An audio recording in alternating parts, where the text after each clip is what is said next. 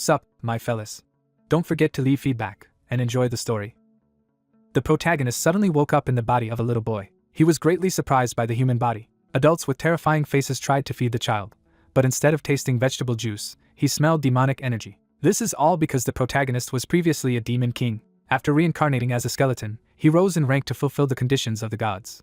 These great beings promised to return the lich to human life. After all, in the past, Isak was a simple worker who was once diagnosed with a terrible disease. The disease left him with only 6 months to live, so the protagonist prayed to the heavens for a second life. When he fulfilled all the gods' instructions in the body of the demon king, they simply decided to deceive him, believing the skeleton to be their slave. Isaac was filled with rage and decided to kill them all, but the great beings took all his strength and tried to seal him into a caterpillar. The protagonist saw no other way out but to kill himself.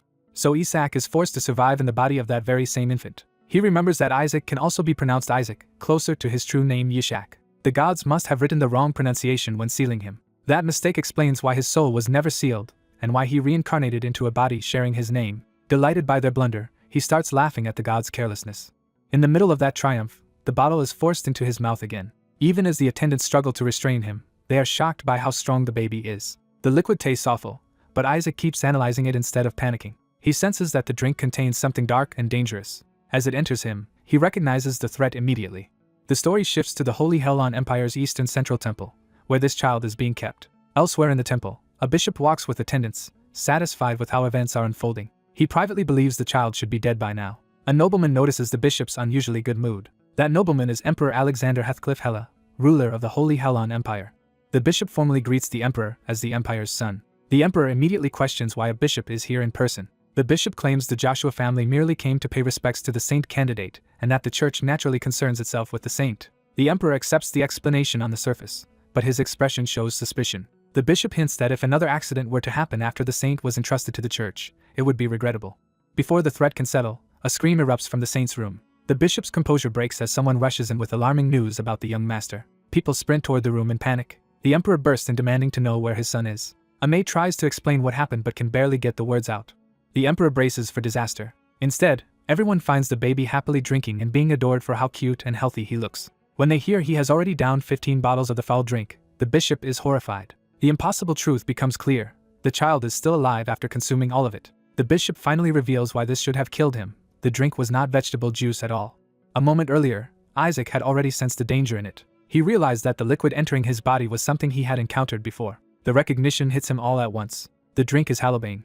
Hallowbane is a lethal poison that destroys the holy power of clerics and kills if enough is consumed.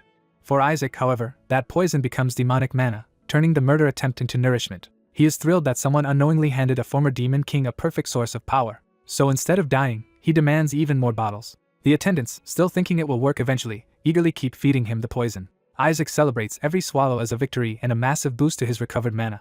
With his immediate survival secured, he turns his thoughts to what comes next. He deliberately relaxes and slips inward. Isaac leaves the waking world and dives into the subconscious. He pushes deeper still, heading toward the deepest layer he can reach. There, he arrives at the world of origin. Hidden in the place where mana cores are formed, the reborn infant believes he has finally found a safe place to strengthen himself. He calms himself and begins concentrating on condensing the mana he has absorbed. Determined to gain the ability to use magic in the future, he starts forging that gathered power into a mana core. The process suddenly destabilizes, and what should have been a careful formation turns into a magical eruption. As the light settles, he realizes something is wrong because the core is not forming in the normal tricolored way. The newborn core emerges pure white, shocking him. He quickly understands the color is not the real problem, because the tiny core is overflowing with an abnormal energy he never intended to release. Faced with that impossible power, he can only stare in disbelief. He concludes that this body's potential far surpasses anything he expected. The revelation hits him with the force of a life-changing truth. He realizes this child carries an absurd number of blessings, and if he develops them properly, his future power will be monstrous. Instead of fear, that discovery excites him because it promises a far greater existence than he had imagined. One memory rises above the rest as the key to what he has become. That key is the instinct and power named Isaac, born from a desperate will to survive. He remembers that his soul once clung to life so fiercely that survival itself became his defining obsession.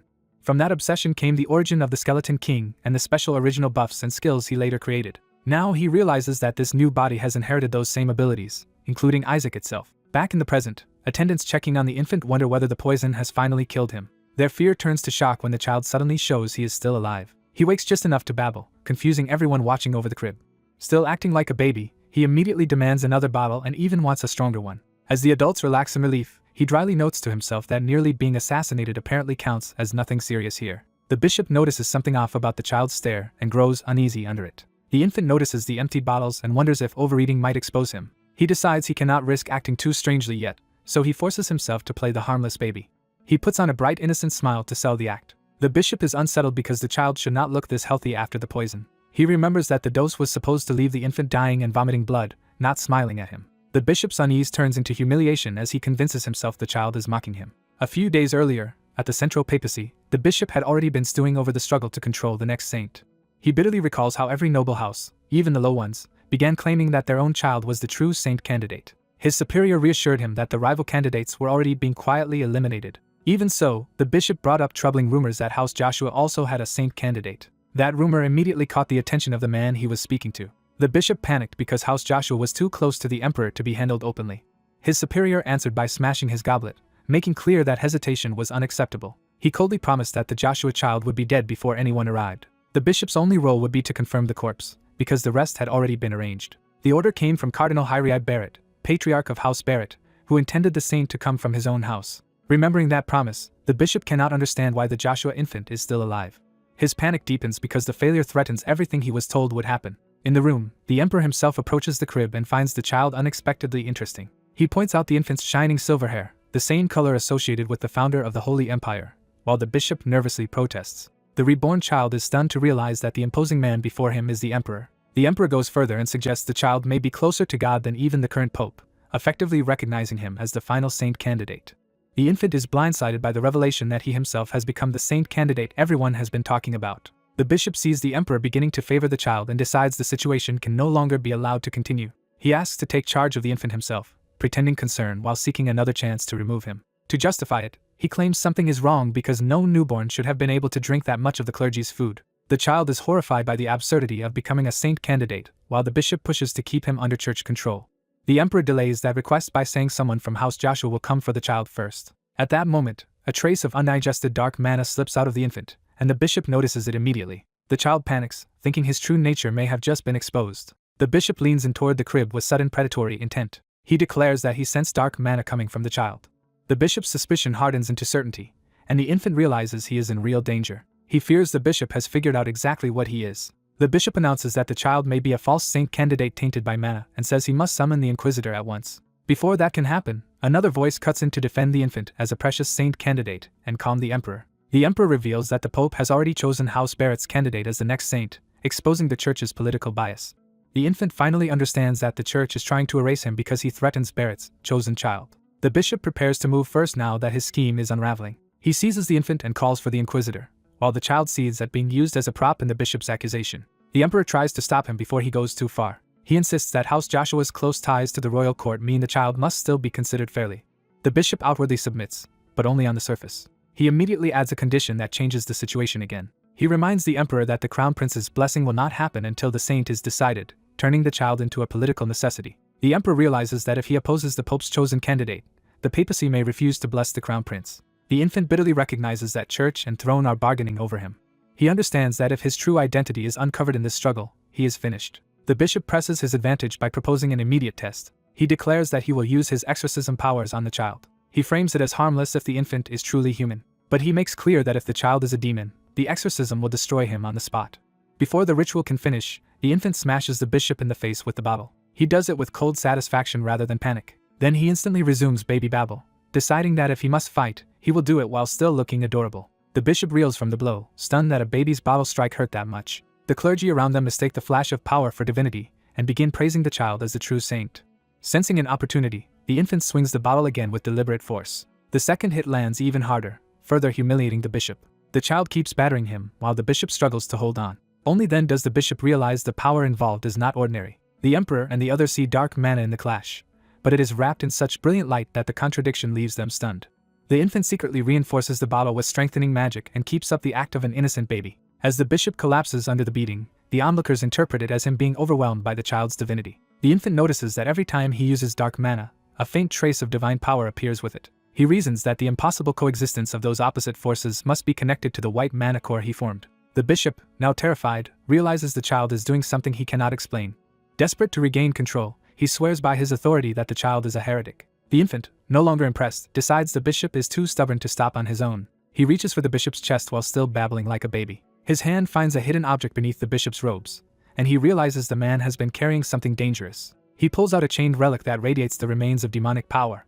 The bishop is horrified that the child has found it. The relic is revealed to be a totem made from the banished remains of a high-ranking demon. It was designed to absorb demonic power and kept as a safeguard against demons. The bishop cannot comprehend how an infant could know what it was or how to use it. He lunges to stop the child before anything worse happens. But the infant has already torn the totem free from him. He coldly decides that since the bishop kept attacking him, he will return the favor. Dark power begins pouring from the totem as he activates it. With a snap of his fingers, he triggers the release. A high demon erupts into the room, and the adults recoil in horror as the child challenges them to stop it. The infant openly revels in turning the bishop's own weapon against him. The emperor demands an explanation from Bishop Masa Barrett for unleashing a demon inside the temple. The bishop tries to deny responsibility, insisting the child merely pulled out a totem and that such an item should not be able to revive a demon on its own. The emperor immediately orders his men to protect the child from both the demon and the bishop. A royal knight snatches the infant away from the bishop's grasp. The child smugly enjoys the bishop's confusion now that the tables have turned. He watches to see how strong the bishop really is, only to find the summoned demon turning on everyone instead of obeying. The demon fixates on one target above all others, the saint. It roars that the saint must die, revealing a hatred deeper than the bishop's scheme. The infant is briefly confused by the demon's obsession. The demon lunges past the others and attacks the knight carrying the child. The royal knights form up and shout to protect the young master. The infant is baffled that the monster he awakened is now trying to kill him first. Even so, he quickly regains his composure. He tells himself the holy knights should be able to shield him, only to watch one of them get thrown aside instantly. That failure makes him doubt whether these so-called holy knights are any help at all. The demon cuts through the room screaming not only to kill the saint but also to save an imprisoned king. As the knight carrying him stumbles back, the infant realizes he cannot rely on anyone else and must stop the demon himself. He decides that in the chaos no one will notice if he uses his own mana. The demon dives straight at him with killing intent. The infant bitterly notes that even the creature he accidentally freed is trying to murder him. At the last moment, his power surges in response. The presence of the skeleton king manifests through him and addresses the attacking demon as an inferior fool. The demon freezes in shock as it recognizes that terrifying authority. The child himself is startled by what has just awakened inside him. Golden holy power bursts from his body and fills the room. The emperor and the others stare in disbelief as the infant becomes the center of a radiant barrier. The demon crashes into that holy light and begins to burn away. It recoils in pain, unable to withstand the radiance. The surviving clergy realize the demon is fleeing from the child's power. They immediately proclaim that the infant has used true holy power to defeat a high demon. The royal knights begin praising Lord Isaac as an extraordinary young master. The infant looks at the holy flames in his own hands and finally accepts that they are real. He is left wondering where exactly he stands now that his power has changed again. Then he realizes the truth. This strange body is converting his mana into holy power. That revelation creates a new problem, because in the Holy Empire dark mana is already scarce, and now even his own power may no longer stay dark. Meanwhile, the battered bishop keeps screaming that the child is a heretic who uses demonic power and should never have been allowed into the Holy Empire. When he tries to push for another exorcism, the emperor finally cuts him off. He condemns the bishop for falsely accusing an innocent saint candidate, and for releasing a high demon in front of the royal holy knights. The emperor warns that even a man of the Sanctus Seds is not above the consequences of such crimes. He makes it clear that this scandal will end badly for the bishop. The bishop realizes he has lost the room, but consoles himself that he has at least planted suspicion and that the emperor may soon discover the church's spy. Even bound and cornered, he resolves to protect his own faction and family no matter the cost. So he makes one final desperate choice. Calling forth a blazing beast of holy power, the bishop decides that if he cannot save himself, he will at least kill the saint candidate before he falls. A bishop unleashes a blazing beast to kill the infant, while Isaac stands powerless with the child in House Joshua's care. Watching the attack, the baby realizes the bishop has finally dropped all pretense and is openly trying to murder him. At first he dismisses the strike as too weak to threaten him. Then he notices something is wrong with the bishop's condition. He realizes the bishop has exhausted his mana and cannot sustain the attack. A new surge of blue power suddenly cuts across the room. The summoned beast is intercepted before it can reach the child. A silver-haired knight arrives and demands to know who dared attack a child of Joshua. His entrance alone shifts the room's balance of power. The onlookers recognize him with alarm as the devout Azure.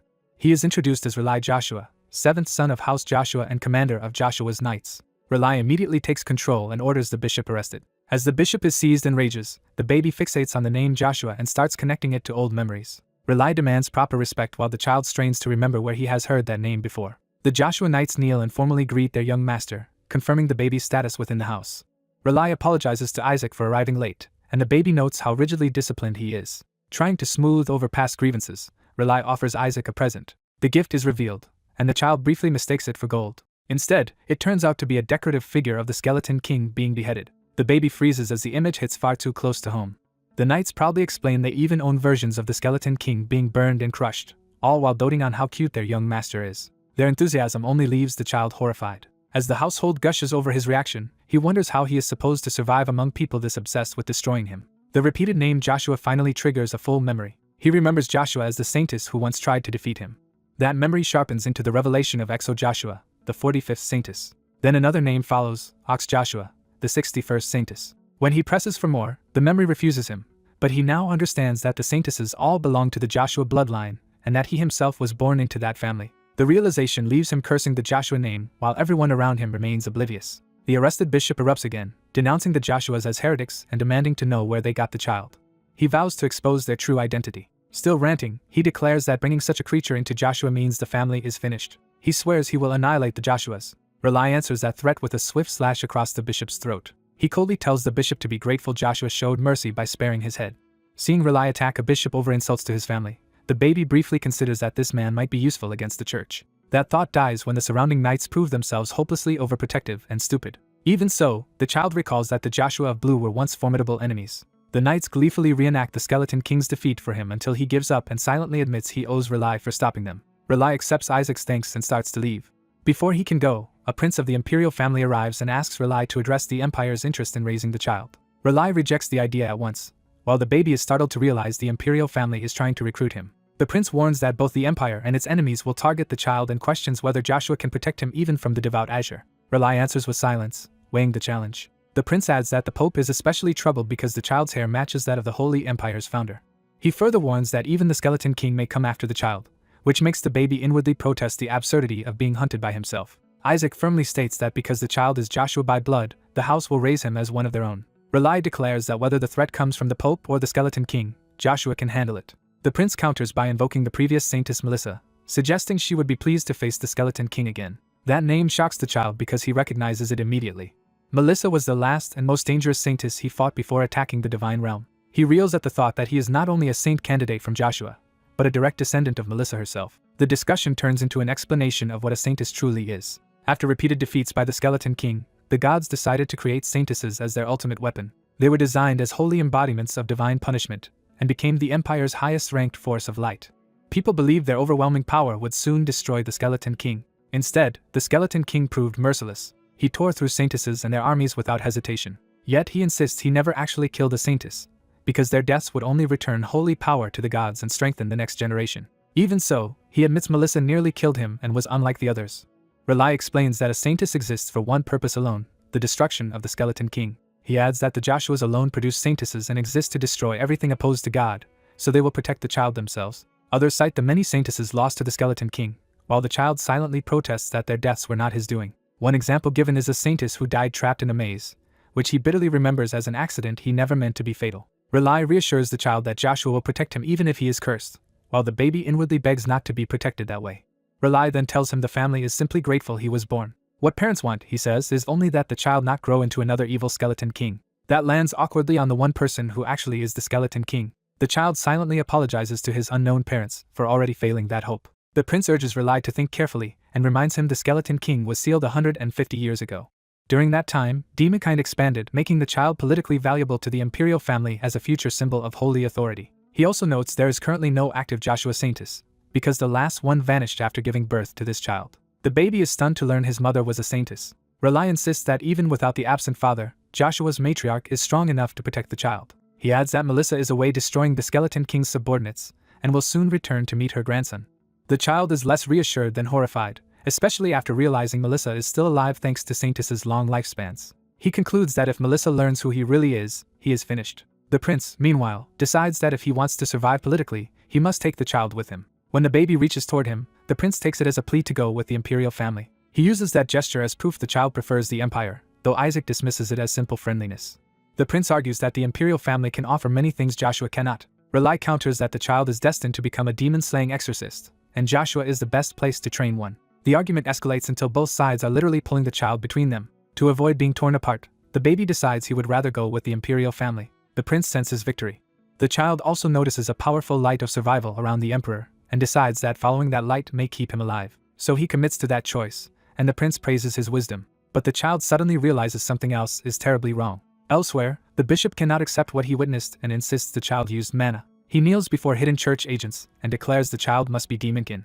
One of them points out that holy power comes from God, so if the child used it, then the bishop is accusing demonkin of wielding divine power. The bishop panics at the contradiction but still clings to his claim. The church's higher authority responds to his statement. The bishop is struck down before he can say more. His accusation is condemned as blasphemy.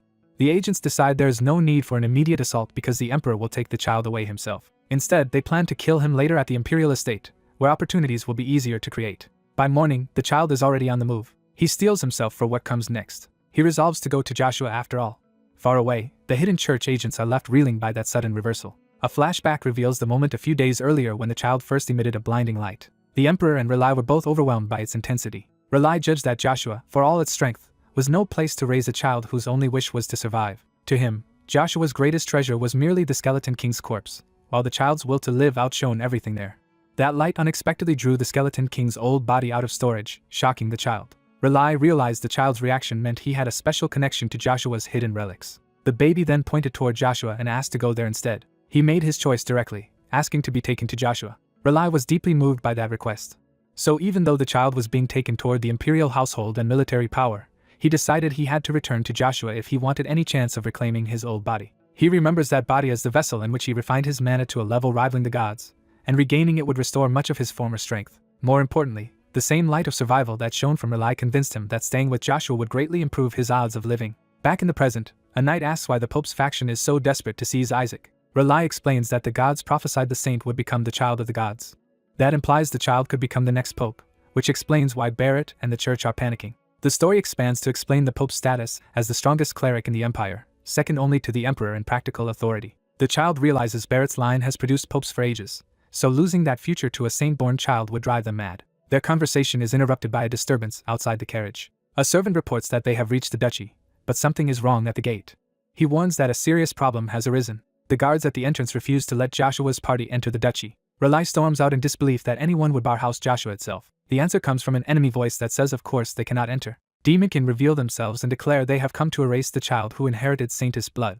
The baby is stunned, because he had forbidden demonkind from attacking human lands when he was king and cannot understand why this is happening. The attackers announce that a new demon king has ordered all saints and saintesses killed on sight. Worse, they invoke the name Isaac as their skeleton king, proving someone is using his identity. The child furiously denies ever giving such an order, but the demons offer to spare the humans if the child is surrendered. A Joshua Holy Knight answers with a burst of blue lightning that tears through the attackers.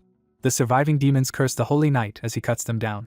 Relai coldly warns them that insulting a Joshua exorcist will only make their deaths worse. He formally declares Joshua's purpose. For the sake of protecting the weak, he vows that House Joshua will annihilate all evil. Joshua's knights surge forward behind him, ready to hunt the demons to the ends of hell.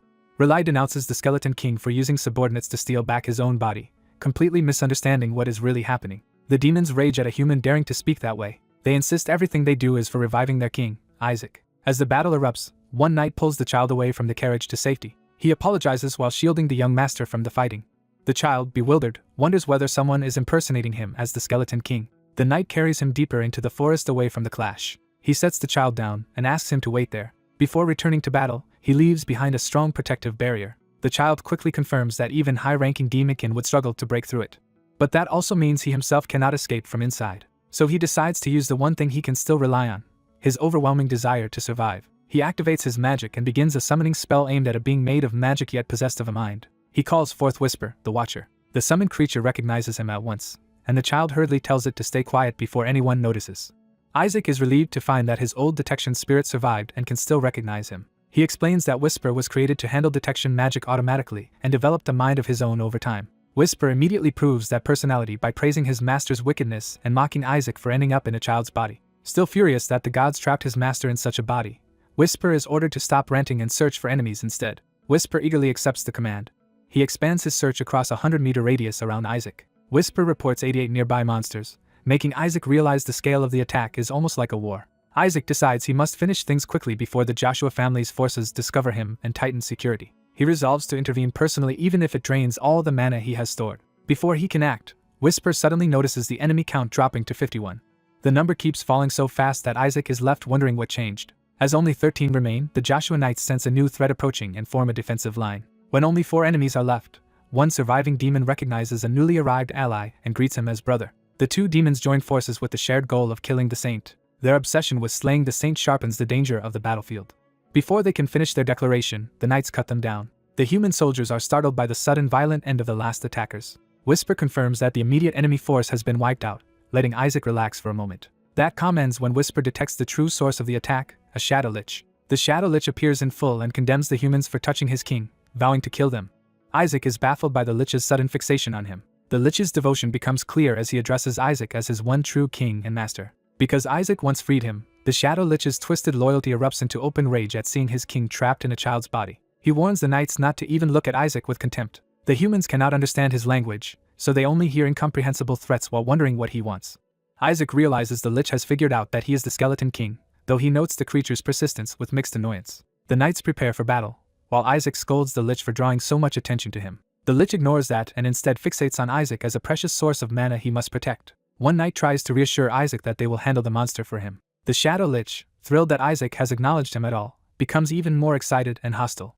He immediately charges toward Isaac to obey what he thinks is his master's call. The knights realize too late that the monster is heading straight for the child. The Lich tears toward Isaac while cursing the holy knights for sealing his master in such a miserable state, and Isaac is pleased that he has the monster's full attention. Isaac decides he cannot let his precious mana core be exorcised and orders the Lich to break the barrier around him. The Shadow Lich accepts the order without hesitation. He smashes through the protective barrier in a single blow. The knights panic, convinced Isaac is about to die. Instead, Isaac casually praises the Lich for following orders. He then tells the Lich to stop showing off and get some rest, which completely confuses the creature. The Shadow Lich is stunned that his master is dismissing him.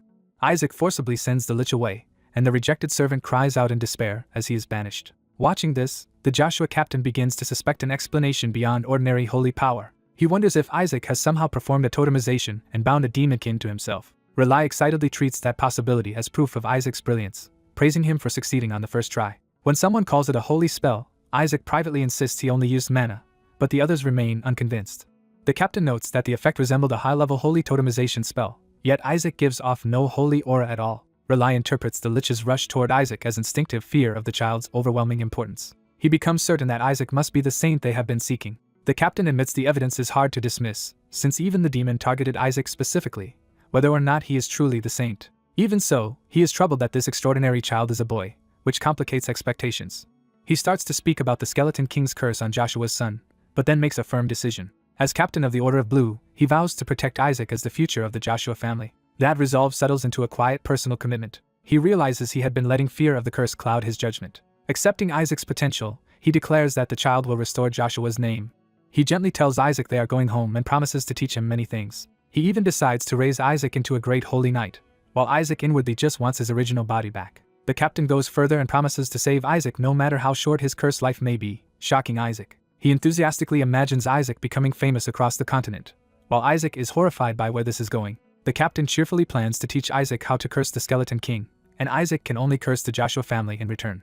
They return to the Grand Joshua Duchy estate. Its wealth and prestige immediately make clear how powerful the family is. Isaac is impressed despite himself by the scale of the residence. At the same time, he bitterly resents how luxuriously these people live while he has suffered. His resentment deepens as he remembers the hardship he endured just to survive. Whisper is equally amazed by the estate and compares it favorably even to their old palace, which only irritates Isaac more. Inside, the captain presents the Joshua residence as the birthplace of exorcism and monsters slaying on the continent. He proudly invites Isaac to look at the family's legacy. He shows Isaac children training to fight monsters and says Isaac will one day be like them. Those children are already being taught to hate and kill the Skeleton King. Their training is full of violent curses and zealotry directed at Isaac's true identity. Hearing that, Isaac concludes this family is full of fanatics. Even so, he decides that enduring them is worth it for now. As long as he has infiltrated the Holy Empire, he still intends to seize power and take revenge on the gods. Whisper readily agrees to help with that ambition. As they move deeper into the estate, Isaac notices a large concentration of mana. He is thrilled to realize the family has gathered dozens of mana cores in one place. Their escort announces that they have arrived. The captain orders his room prepared because he intends to keep Isaac with him. A servant apologetically reveals that orders have already come down to send Isaac to the annex instead. The order specifically came from the fifth young master, who forbade Isaac from entering the main building. The captain is outraged that someone wants to send Isaac to a place associated with death and misfortune, while Isaac dryly notes how badly this family is already falling apart. The captain dismisses the order as pointless interference from his brother. Whisper quietly informs Isaac that the annex is where the mana cores are stored, instantly changing Isaac's priorities. The captain refuses to let Isaac stay in such a haunted place, while Isaac desperately wants the opposite. Instead, the captain insists on taking Isaac to his own room and reading him stories about saintesses defeating the Skeleton King, which Isaac experiences as torture. That plan is interrupted when the fifth young master arrives and contemptuously asks why anyone is fussing over a homeless child. He coldly repeats that the child belongs in the annex. The newcomer is introduced as Gawel Joshua, the fifth son, and he openly challenges his brother for defying him. Isaac takes one look at him and immediately judges him to be trouble. The tension between the brothers confirms that first impression. Gawel orders Isaac handed over and sent to the annex at once. Relai refuses, arguing that Isaac is a Joshua descendant and should not be treated like an exile. He even threatens to keep Isaac with him and fill the child's nights with anti-Skeleton King scripture if necessary. Gawel mocks Isaac's frail appearance and questions where Relai even found such a child. Isaac dismisses the claim of noble descent in his own mind and starts wondering what kind of degenerate Gawel really is. For Isaac, the only thing that matters is reaching the annex and its mana cores, so he tries to ignore the insult. When Relai accuses Gawel of trying to brand Isaac as cursed to remove him from succession, Isaac suddenly realizes there is a struggle over inheritance. That revelation excites him, because he had already planned to drain this household, rise to sainthood, and use that power for revenge. Gawel argues that since a demon came for Isaac, the child may as well already be considered cursed, but the knights protest that Isaac helped banish it. Relai counters that the demon's interest proves Isaac's importance, and even suggests he carries the power of a saint. Gawel laughs at the idea and demands proof instead of empty praise. Whisper mischievously urges Isaac to show off with overwhelming magic, but Isaac refuses the absurd suggestion. Relai accepts the challenge and asks what kind of proof would satisfy Gawel. Gawel points toward a dead tree on the grounds.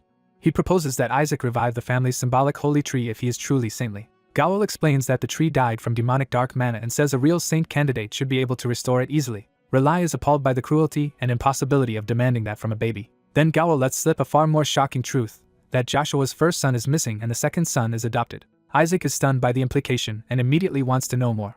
He grabs Whisper for answers, desperate to understand what he just heard. In his agitation, he nearly hurls Whisper away, and the spirit scrambles to stop him. Gawel keeps pressing the test, insisting that even a tree dead for 70 years should be revived if Isaac is truly special. But before the argument can continue, something changes. Relai realizes the dead holy tree is reacting. Fresh life begins to spread through its branches. The holy tree fully returns to life before everyone's eyes. Gawel is left speechless because even healing and purification magic had failed to save it before. When asked what happened, Isaac casually pretends it was nothing. He privately admits that he simply absorbed the dark mana around the roots, which restored the tree and left him pleasantly full. A knight asks Relai what he did, unable to believe the miracle. Relai honestly says he did nothing, then begins to suspect the truth. Isaac bluntly confirms that he consumed the mana involved and sees no reason to hide it from Whisper. The knights immediately declare that Isaac must have performed the miracle. Gawel calls them insane and insists a baby could not possibly have done what none of them could. The others ignore him and celebrate Isaac as someone who has now shown both exorcism and purification. Gawel turns on Relai and accuses him of staging everything. He claims Relai used the missing saintess to fake the miracle and pin the credit on Isaac. Relai denies ever meeting the missing saintess and fires back that Gawel should worry more about his own collapsing household. Isaac notices that Gawel looks nothing like the saintess Melissa and starts doubting the family story. Whisper voices the same suspicion, noting that Gawel resembles the Pope more than Melissa. Gawel explodes and accuses Relai of trying to install Isaac as the next saint candidate even though the family already has another one. Isaac is intrigued to learn there is another candidate in the house and decides that defeating a rival might even be entertaining. Relai insists Isaac still has the right to lead the family as the son of their missing eldest brother. Gawel rejects that claim, saying the eldest brother abandoned the family when it was in danger. He then reveals that the man who recently resurfaced and announced he had a child is supposedly that missing first brother, making Isaac realize why he is treated as illegitimate. Gawel sneers that even if the man is the saintess's son, Isaac is only a half-blood outsider brought in from elsewhere. He goes further and says they cannot even be sure Isaac is truly their brother's child, reducing him to a tool for the family line. When Gawel suggests selling Isaac off for the family's benefit, Relai finally punches him. Relai refuses to let such filth pass, while Isaac quietly appreciates how much useful information this fight is exposing. The knights rush in to stop the brothers as Relai keeps beating Gawel and Gawel rants that a fractured house will be easier for him to seize. Isaac, amused and disgusted, privately wishes the whole rotten family would just collapse. Whisper points out that Isaac would be dragged down with it, and Isaac irritably tells him to be quiet. The scene shifts deeper into the Joshua estate as the family moves to formal judgment. Isaac waits in sullen frustration for the decision about his fate. He grows increasingly annoyed at being treated like an object in other people's schemes. At the family council, the adults complain that another boy is useless to them, confirming Isaac's view that no one in this house is sane. Their contempt turns especially vicious toward Isaac's mother, the saintess they had taken in, as they blame her for bearing another unwanted son. The acting matriarch silences the room and takes control of the matter. Hannah Joshua, the second wife acting as matriarch, rules that Isaac will be raised quietly in a minor branch house far from the spotlight. At a family council, the acting matriarch openly challenges why a troublesome child was ever allowed into Joshua territory, and Isaac realizes she is likely behind the push to banish him to the annex. When Lilai is pressed to answer her accusation, Isaac recognizes the hostility as part of the same faction tied to his abusive uncle's side of the family. Isaac notices his father is absent, leaving him without his strongest protector in the room. The acting matriarch explains the patriarch is away dealing with the chaos surrounding the saint candidate matter. Isaac coldly notes that his father is missing the moment on purpose or by bad timing, and the opposition takes advantage of it. An elder suddenly reveals that Isaac, the house's eldest grandson, has revived the holy tree, shocking the entire meeting. Lilai immediately tries to dismiss the miracle as coincidence, and claims the family's prayers, not the baby, must have caused it. Others support that excuse at first, arguing even the patriarch struggled with the problem, so a child could not possibly have solved it. The acting matriarch leans on the lack of evidence, trying to keep Isaac's achievement from becoming accepted fact. Some elders start praising the tree's recovery while Isaac fumes at how quickly they are trying to erase his role in it. Fed up, Isaac decides to produce proof instead of letting the adults talk over him. The room falls silent as power gathers around him and the elders realize something undeniable is about to happen. Isaac manifests a crystal of holy energy in front of everyone, forcing them to witness his power directly. The elders stare in disbelief as they recognize the energy as something sacred and familiar. They identify the crystal as the holy tree's own energy, confirming Isaac can draw out and shape what was corrupting it. A senior elder concludes that Isaac removed the mana that had been eating away at the holy tree. Though stunned that a newborn could do such a thing, the elders reason that the crystal itself is proof he turned the tainted mana into physical form. They explain that such an exorcism is extremely dangerous, and could easily have killed the tree if done incorrectly. As the experts discuss how advanced the feat was, Lilai can only panic because the conversation is moving beyond his ability to deny it. Isaac's uncle finally states the obvious conclusion: the baby instinctively exorcised the corruption. He goes further, declaring that this infant has accomplished what the Central Church failed to do for 70 years. Lilai lashes out at the elders for entertaining what he calls absurd nonsense. He argues that an infant cannot exorcise anything and warns that the family will be ridiculed if this story spreads. Desperate to discredit Isaac, he even attacks the child's bloodline and implies he may not truly belong to the Joshua family. Isaac's uncle counters by asking the elders to see the child for what he is and predicts Isaac will become a saint. He escalates the claim further, saying Isaac could even rise to become the next pope. Then he ruins his own momentum by blurting out that Isaac will also kill the Skeleton King, exposing how wildly far his praise goes. The mention of the Skeleton King horrifies the elders, while the acting matriarch quietly enjoys watching Lilai dig himself deeper. Sensing an opening, she proposes that if they are truly so confident in Isaac, they should test him. She formally requests access to the divine relic storage, turning the debate into a dangerous trial.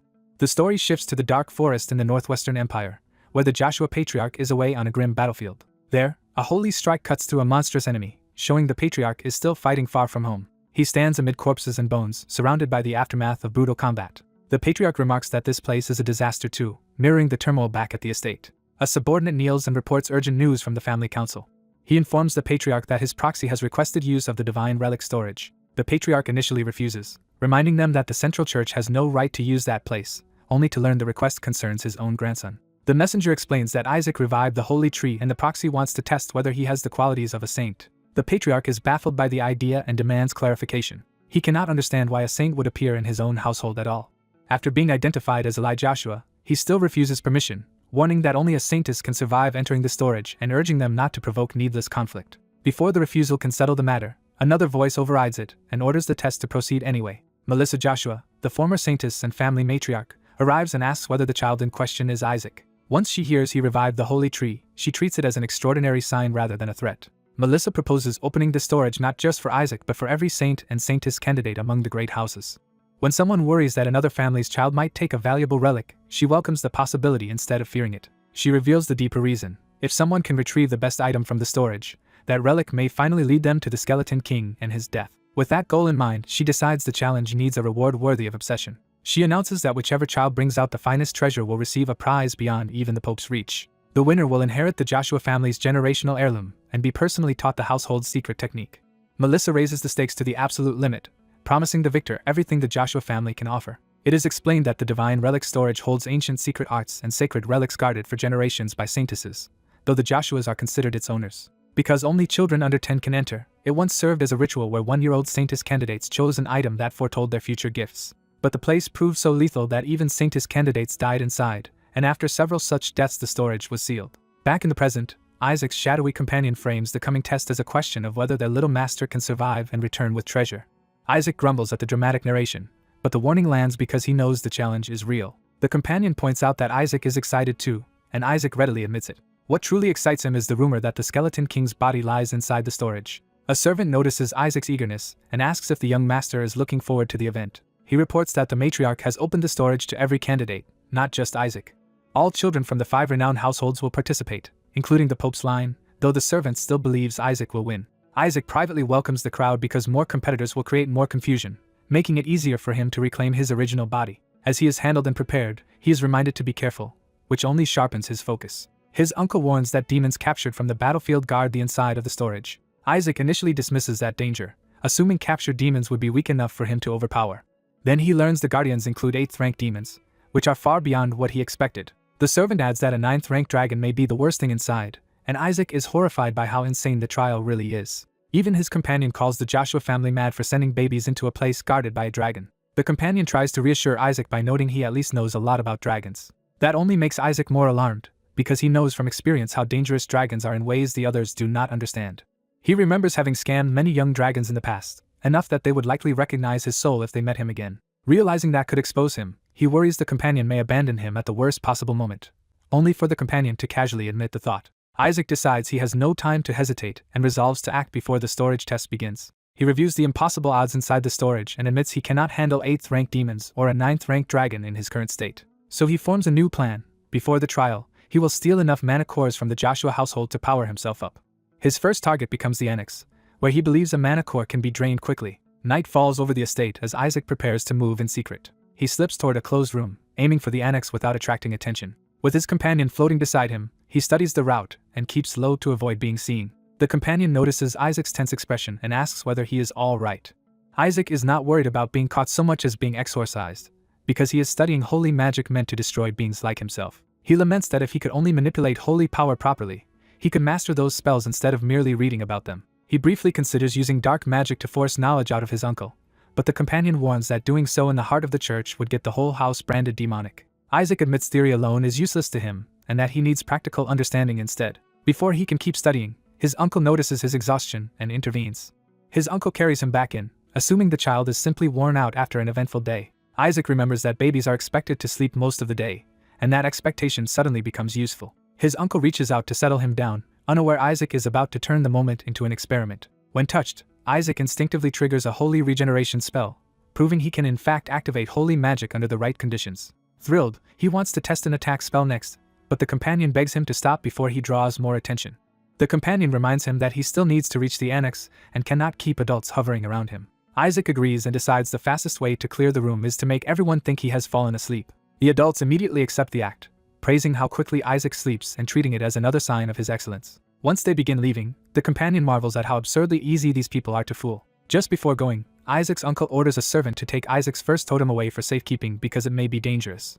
That panics Isaac, since the totem is something he needs for his own resurrection plans. As the adults discuss displaying it prominently, Isaac realizes he may lose access to a vital source of mana. So he changes priorities and decides to drain the annex's mana core immediately before the totem is taken too far. He starts crawling toward the annex, determined to move on his own if he must. The companion offers to open the door for him, though not without mocking how slow this escape is. But when the door is tried, the companion discovers it cannot simply carry Isaac out as planned. Relai has locked the room from outside and even placed a holy spell on the mechanism, trapping Isaac inside. Isaac rejects the idea of breaking the door because that would bring everyone running and ruin his escape. Instead, he pounds on it in frustration, trying to think of another way out. He realizes he cannot use obvious magic without making his situation even worse, and the pressure starts to overwhelm him. As he struggles to think of an escape, a sudden cry interrupts him from the other side of the door. Someone outside reacts in pain and confusion, and Isaac senses an unexpected opportunity. The door opens to reveal Shuri Joshua, a 15-year-old saint candidate and son of Gawel Joshua, standing there injured and startled. Shuri looks down on Isaac as a helpless baby who cannot even walk yet. Isaac instantly recognizes him as a rival and notices blood on him, while the companion bristles at the threat. Shuri is shaken by Isaac's totem, realizing it is something even he could not have created and that the baby may be more dangerous than he thought. He gathers holy mana in his hand, preparing to strike before Isaac can become a bigger problem. Driven by jealousy, Shuri declares that he is the one destined to become the saint. He accuses Isaac of trying to steal what should belong to him and raises his power to attack. Isaac immediately turns the situation to his advantage, deciding this older boy will be his way out of the room. He gleefully realizes he has found the perfect ride. Shuri demands respect and tries to assert his status, but Isaac dismisses him as just another son of the same rotten branch of the family. Isaac openly calls out Shuri's attempted holy attack, making clear he saw the hostility for what it was. Then Isaac starts beating him with the totem, punishing him before the older boy can recover his composure. The companion praises the hit while Isaac keeps battering Shuri and declares that the boy is going to carry him whether he likes it or not. Shuri finally retaliates by throwing up a defensive barrier around himself. He sneers that Isaac is nothing special and blocks the totem strike with holy magic. Proud of himself, Shuri boasts that no one else his age can use 3rd rank defensive holy magic. He immediately follows with a 3rd rank holy attack spell, eager to crush the baby before him. Radiant holiness floods the room, and Shuri unleashes the spell at full force. He fires again, trying to overwhelm Isaac with repeated castings and prove the gap between them.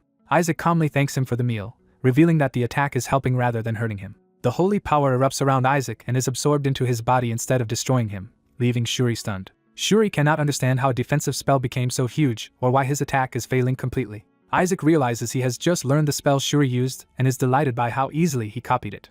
He reproduces the same defensive magic himself, surrounding the room with multiple barriers and thanking Shuri for the lesson. Shuri panics as he sees the baby instantly imitate a spell that took him years to master. Isaac lunges again, pressing the attack while Shuri is still reeling. Shuri tries to retreat, but the copied barriers and Isaac's pressure leave him nowhere to run. The room fills with crashing holy force as Isaac's control of the situation becomes overwhelming.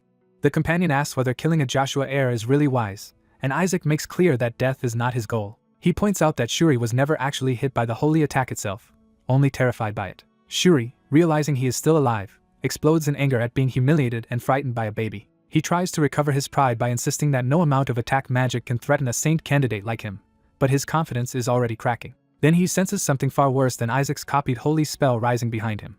The companion abandons its harmless disguise and manifests as a towering demonic form, enraged that Shuri dared attack its master. Faced with that monstrous presence, Shuri's bravado collapses into pure terror. He can only stammer and cry as the demon looms over him. Isaac casually climbs onto the demon's shoulder, treating the terrifying transformation as nothing more than a convenient mount. The companion asks what exactly Isaac intends to do now that Shuri is completely broken. Isaac gives the answer plainly. Shuri is going to carry him, whether he wants to or not. Elsewhere in the dark, Shuri's own ambition is revealed as he identifies himself and clings to his dream. He had sworn that he would become the future saint. He had also vowed to escape the cursed Joshua house and rise all the way to the papacy. But before that dream can continue, someone arrives with enough force to shake the ground, threatening to change the situation again. A panicked boy runs through the night with a vicious toddler clinging to his back and cursing him as dead weight. The toddler orders him toward the annex while the older boy, terrified and confused, demands to know why he is being dragged into this. A shadowy familiar erupts beside them and threatens the boy with death, making it clear the toddler is no ordinary child. Under that pressure, the boy has no choice but to keep carrying the toddler as the sinister spirit looms over them. The boy gives up on arguing and focuses on surviving, even as he inwardly begs for someone to save him. Their desperate flight leads them across the estate toward a forbidden building under the moonlight. The toddler keeps directing the route like a commander, barking out turns while the boy obeys on instinct. Still running, the boy protests that no one should be out here at night, and cannot understand the toddler's purpose. He suddenly breaks as something ahead makes him realize where they are. Recognition hits him, and dread replaces confusion. He realizes they have reached the Joshua residence's second annex, a place feared as a haunted house. The boy blurts out that people have died there, and that the patriarch has forbidden anyone from entering. The toddler, however, senses an enormous concentration of mana inside and becomes even more interested. Blue lights drifting around the annex confirm that the place is saturated with power far beyond what ordinary training could produce. The toddler orders them inside, and the boy desperately objects that entering is impossible. The familiar silences him and forces him onward, reducing him to helpless compliance. The annex door opens with an eerie creak, as if inviting them in. They step into a decayed interior that feels even more ominous than the outside. The toddler notes the ruin with detached interest, while the boy only grows more alarmed. Then the toddler notices something important deeper inside. He spots a clue that makes him pause and reconsider the place. The familiar explains that the entire building and every door within it are sealed by protective barriers. Hearing that everything is locked down, the boy pleads to leave before things get worse. The toddler answers by yanking his hair and demanding attention instead of retreat. As the boy protests, he suddenly realizes the toddler has shifted focus to something else in the room. The toddler approaches a wall of portraits and identifies the figures as former patriarchs of the family. The boy assumes the toddler is after the patriarch's authority, but he mocks that idea as short-sighted. He reveals he has no interest in the title itself and dismisses the future patriarch as someone else's problem. Without warning, he attacks the portrait's barrier. The boy is horrified as glass and magic begin to shatter around them. The toddler smashes through the protected portraits while the boy screams that he is desecrating the family ancestors. The toddler points out that barriers on portraits make no sense unless the paintings are hiding something more valuable. When the barrier breaks, the familiar confirms the seal is gone, and the toddler is pleased that his guess was right. He immediately abandons the boy and rushes deeper into the annex, leaving chaos behind him. The boy stares in disbelief as multiple toddler-like figures scatter away, making the scene even more incomprehensible. The toddler calls out excitedly as he darts through another doorway. He enters a storeroom packed with crates and floating mana, thrilled to have found the real treasure room. The boy chases after him and orders the familiar to shut the door before things spiral further. But the toddler ignores him and keeps moving deeper into the room. He refuses to explain himself, treating the older boy as too insignificant to understand. For a moment he settles down, as if preparing to begin something deliberate. Then he activates a ritual-like process and calmly signals that the real work is starting. The boy panics, shouts for him to get out, and threatens to report everything to the adults. He runs to the door to expose the toddler and have him expelled from the household. Before he can escape, several adults arrive, led by a silver-haired man who addresses him by name, Shuri. The man demands an explanation for why Shuri is here. Shuri tries to accuse Isaac and the monster, but the elder cuts him off and reminds him that entering the annex was forbidden in the first place. Shuri falters as the blame begins shifting onto him instead. The adults point out that many witnesses saw Shuri carrying Isaac here and that traces of holy attack magic were found in Isaac's room. They conclude that Shuri is responsible for the entire incident, and he can only stammer that some of the evidence is his but the rest is not. The silver-haired man declares that Shuri has gone too far, especially since he has been tormenting a child who is barely more than a baby. He demands to know where Isaac has been hidden, and Shuri insists he never locked him up. Shuri finally admits the truth that Isaac entered the annex on his own, shocking everyone. The adults call for Isaac and discover that the inner door has been locked from the inside. The silver-haired man realizes Isaac really is beyond the sealed door. When the door opens, Isaac appears crying, making the adults rush to him at once. They check him over and are relieved to find only fear, not injury. The silver-haired man comforts Isaac and confirms that nothing seems to have physically harmed him. Even so, he remains deeply unsettled by what this means. Holding Isaac protectively, he condemns Shuri and tells him he should be ashamed. Isaac quietly thanks the man, playing the role of a rescued innocent. Privately, however, Isaac grins with satisfaction because he has just finished feeding on the annex's power. Shuri notices Isaac's strange expression and is thrown into fresh confusion. Isaac reflects that the annex contained far more mana than expected, enough to equal a century of training in a single night. Now armed with that stolen power, he realizes a long-delayed plan has finally become possible. While the adults misread Isaac's silence as trauma, he inwardly celebrates that his preparations can now move forward. By morning, the estate returns to calm as if the night's chaos never happened. Later, Isaac is told that someone new is being assigned to him. The silver-haired man introduces Asura as Isaac's personal assistant from now on. Asura formally identifies herself as a holy knight of the Joshua household. She kneels and swears lifelong service to Isaac. Isaac immediately suspects she has really been placed there to monitor him after the annex incident. He tests her authority by brusquely calling her over. Then he bluntly dismisses her, making it clear he has no intention of accepting her easily. Asura and the silver-haired man are left awkwardly stunned by the baby's open hostility. Isaac addresses the man directly, showing he knows exactly who holds real authority here. Asura, despite herself, is charmed by how adorable he is and asks if she can pinch his cheek, while Isaac internally despairs at the household's insanity. The silver-haired man changes the subject and announces that Isaac has also received a gift from his uncle. He presents a ring in a case as a birthday present. Isaac and his familiar initially dismiss it as cheap trash and take it as proof the family must be in financial trouble.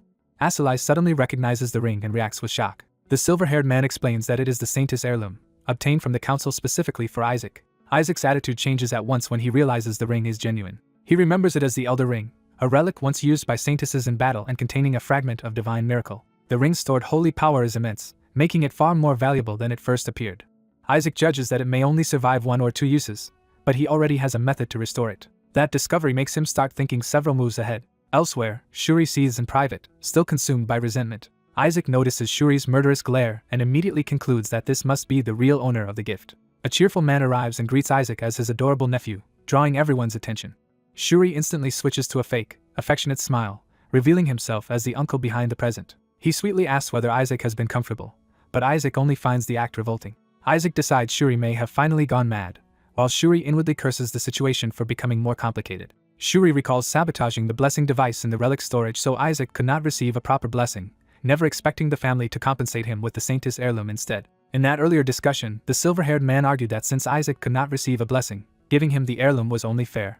Shuri had tried to divert it to his own son, Relai, instead. But the elder refused, reminding him that Relai had already received a blessing and should not be greedy. Shuri had planned to reclaim the heirloom later under the pretense of donating it to the church, convinced Isaac would never understand its true worth. Back in the present, he pretends the heirloom is useless and scolds the family for giving Isaac such a worthless gift. He insists that because Isaac is precious to him, he would never burden the child with something so useless. Then he reveals the real gift he brought instead, a ring supposedly blessed directly by the Sanctus. He claims his ring would help Isaac more in the relic storage and boasts that it is something Relai could never obtain. Feigning agreement, Isaac reaches toward the offer and lures Shuri closer. At the last second, Isaac rejects him violently, striking Shuri and refusing to hand over the heirloom. He also decides the church-tainted replacement reeks of the Pope and is not worth touching. With another sudden blow, Isaac sends Shuri and his fake gift flying away from him. The ring splashes into the water, and the servants panic as Shuri screams in despair. While Shuri orders everyone to recover it immediately, the silver-haired man realizes Isaac must have sensed the heirloom's greater value. Seeing Isaac still clutching the true relic, he is stunned that the child chose correctly. Shuri reaches for Isaac again, trying to recover control of the exchange. Instead, the silver-haired man and Asura joyfully celebrate Isaac, while the servants are ordered to search the water for the lost decoy ring. Isaac privately reveals that he cast weight magic on the throne ring so no one will ever find it. When the familiar is told to retrieve it later, it realizes Isaac intends to profit from the scheme. Isaac confirms he plans to sell the recovered ring because it will be worth a fortune. Shuri can only rage helplessly at being outplayed by a baby. Later, he vents in his office that Isaac has no idea how expensive that lost ring was. He tries to console himself by claiming Isaac probably cannot use the Elder Ring anyway. One of his men agrees, explaining that the relic is useless to someone who cannot cast holy spells and would require the holy power of at least 20 people to activate. Shuri takes comfort in that, and sneers that Isaac's first birthday may not even draw enough guests to make such a thing possible. The next day arrives, bringing the long-awaited birthday gathering. To everyone's surprise, crowds pour into the Joshua estate from every direction. Asura reports that more than 148 saint candidates are present, and that roughly 4,000 people, nobles and servants included, have gathered. She adds that all the ducal houses, many marquis families, foreign saint candidates, and even the emperor have come. Isaac is baffled by the absurd number of saint candidates, while his familiar dryly suggests the gods are exactly petty enough to allow this chaos. The silver-haired man admits he expected no one to come because the event looked like an obvious trap. A new arrival explains that people came precisely because they no longer believed it was a trap. That speaker is Count Simon Age, one of the empire's top merchant leaders and Relai's close friend. Simon says the rumors have spread across the empire, making attendance unavoidable. He bluntly states that everyone came because the weak sons of the Joshua household would all be present, turning the event into irresistible entertainment. He adds that the head of the Joshua family has staked something important on the occasion, making the spectacle even more attractive. He further claims that even the Pope's family will attend, making Isaac wonder what exactly has been wagered. The silver-haired man dismisses that as impossible, arguing the royal side despises Joshua territory because it is full of commoners. From behind a door, another voice warns Simon to mind his tongue. The warning carries enough force to silence the room at once. The silver-haired man recognizes too late that Simon's vulgarity has invited real danger. Bishop Barrett enters and remarks that the old saying about dangerous vulgar friends has proven true again. The silver-haired man immediately identifies him with alarm. Barrett's smile makes it clear he has arrived with hostile intent. He mocks the Joshua family for daring to host such an event, and says their infant had better bring back something from the relic storage if they hope to save face. He explains that he came because he wanted to see the child who dared call himself a saint candidate. When he notices Isaac is not even visible, the insult deepens. Barrett turns that absence into an opportunity to needle the family further. With false piety, he says he sincerely prays the saint candidate can restore the family's reputation. The silver-haired man begins to suspect that the church may have engineered this entire humiliating situation. He reasons that the sudden explosion in saint candidates from 25 to 148 makes sense only if the Sancta Seds is deliberately allowing false or dubious candidates to proliferate. In that case, every family would push its child into the relic storage, and the weakest candidates would be targeted first. He realizes the chaos could easily become deadly for Isaac. As he starts to voice that fear, he turns back toward Isaac and Asura. The thought lands with full force. If the competition turns violent, Isaac will be in real danger. The story closes by framing Isaac as a boy of the Joshua family whose extraordinary appearance hides far more than anyone around him understands. Joshua's child was dismissed as a useless burden who could only disgrace his family. Yet to those craving Joshua blood or trying to please the Pope family by ruining the Saintess's line, that helpless boy looked like an ideal target. Because of that, the child became perfect prey for schemes meant to cripple him and stain his future. A hooded conspirator handed over a bottle with orders to slip it to the Joshua boy as a cruel prank. The plan was not to kill him outright, but to leave him alive and incapable of doing anything. They were told to lace his water with medicine and even holy poison so the world would learn how cruel it could be. The conspirators also meant to humiliate him publicly and turn him into a laughingstock. Their goal was to prove before everyone that a child of Joshua could never become a saint. But when the baby drank the tainted bottle, he only found it tasty. As he kept downing bottle after bottle, the children around him stopped mocking him and started getting scared. Instead of collapsing, he demanded more poison as if it were a treat, leaving the others stunned. His bizarre enthusiasm sent the other candidates into panic, and some just wanted to flee the scene. The plotters realized something had gone wrong and wondered whether he had grabbed the wrong bottle. Even as they called him weird and embarrassing, they could not understand why he kept choosing the drugged bottles. Their contempt only grew as they accused him of disgracing Joshua's name while he kept drinking. One older boy finally snapped and tried to stop the baby by force. The baby only stared back, unimpressed, as another bottle was shoved toward him. When the older boy tried to offer a safe bottle instead, the baby rejected it the moment he learned it was not poisoned. He chased after the truly dangerous bottle with absurd energy, making everyone wonder what kind of monster he was. The moment someone admitted one bottle contained holy poison, The baby became even more interested while others panicked that he might die. He lunged at anyone holding the poison, turning the whole scene into chaos. As the dust settled, some children concluded he must have extraordinary poison resistance, perhaps from overwhelming holy power. Others tried to reinterpret his actions as self-sacrifice, wondering if he was swallowing the poison to keep others safe. That possibility finally caught the attention of the Joshua boy who had been watching from the side. A white-haired child named Kina Barrett stepped in and mockingly asked whether they were really calling the baby selfless. Shuri Joshua was shocked to see Kina there at all. Kina revealed himself as a direct descendant of the Pope family, making his presence instantly intimidating. The others were baffled that someone from the Pope family had appeared inside the Saintess's relic storage. Seeing Kina's status and the baby's absurd display, some already assumed the contest's outcome had been decided. Kina smugly suggested the Joshua baby was practically guaranteed sainthood, then cast doubt on his appearance by noting his hair did not resemble the Pope line. He even sneered that the rest of the Pope family had muddy brown hair, unlike his own pale color. When questioned, Kina coolly insisted there was nothing strange about his being in the relic storage. He explained that because the Pope family ruled the clergy, the Saintess's relic storage was effectively their family property as well. From his perspective, he was only taking what already belonged to him and saw no reason to justify himself. The baby silently judged that arrogance alone proved Kina really was from the Pope family. Kina then unleashed enough holy power to dwarf even a bishop's, confirming he was no ordinary child. With that power behind him, he condemned the other saint candidates for using petty tricks to humiliate a baby host. He called their behavior pathetic and worthless, openly shaming them. Kina dismissed the idea that a baby could naturally possess poison resistance. Instead, he claimed the Saintess's power must be protecting the child, while the baby privately decided stupidity ran in Kina's bloodline. Pretending pity, Kina offered to detoxify the poisoned baby himself. The onlookers were amazed that Kina could already cast a holy detoxification spell and judged his holy power to be at least 5th rank. But the baby saw through the performance, and realized Kina was trying to use him as a prop to show off. So the baby answered with a slap straight across Kina's face. The blow stunned everyone, and Kina's carefully displayed holy power vanished at once.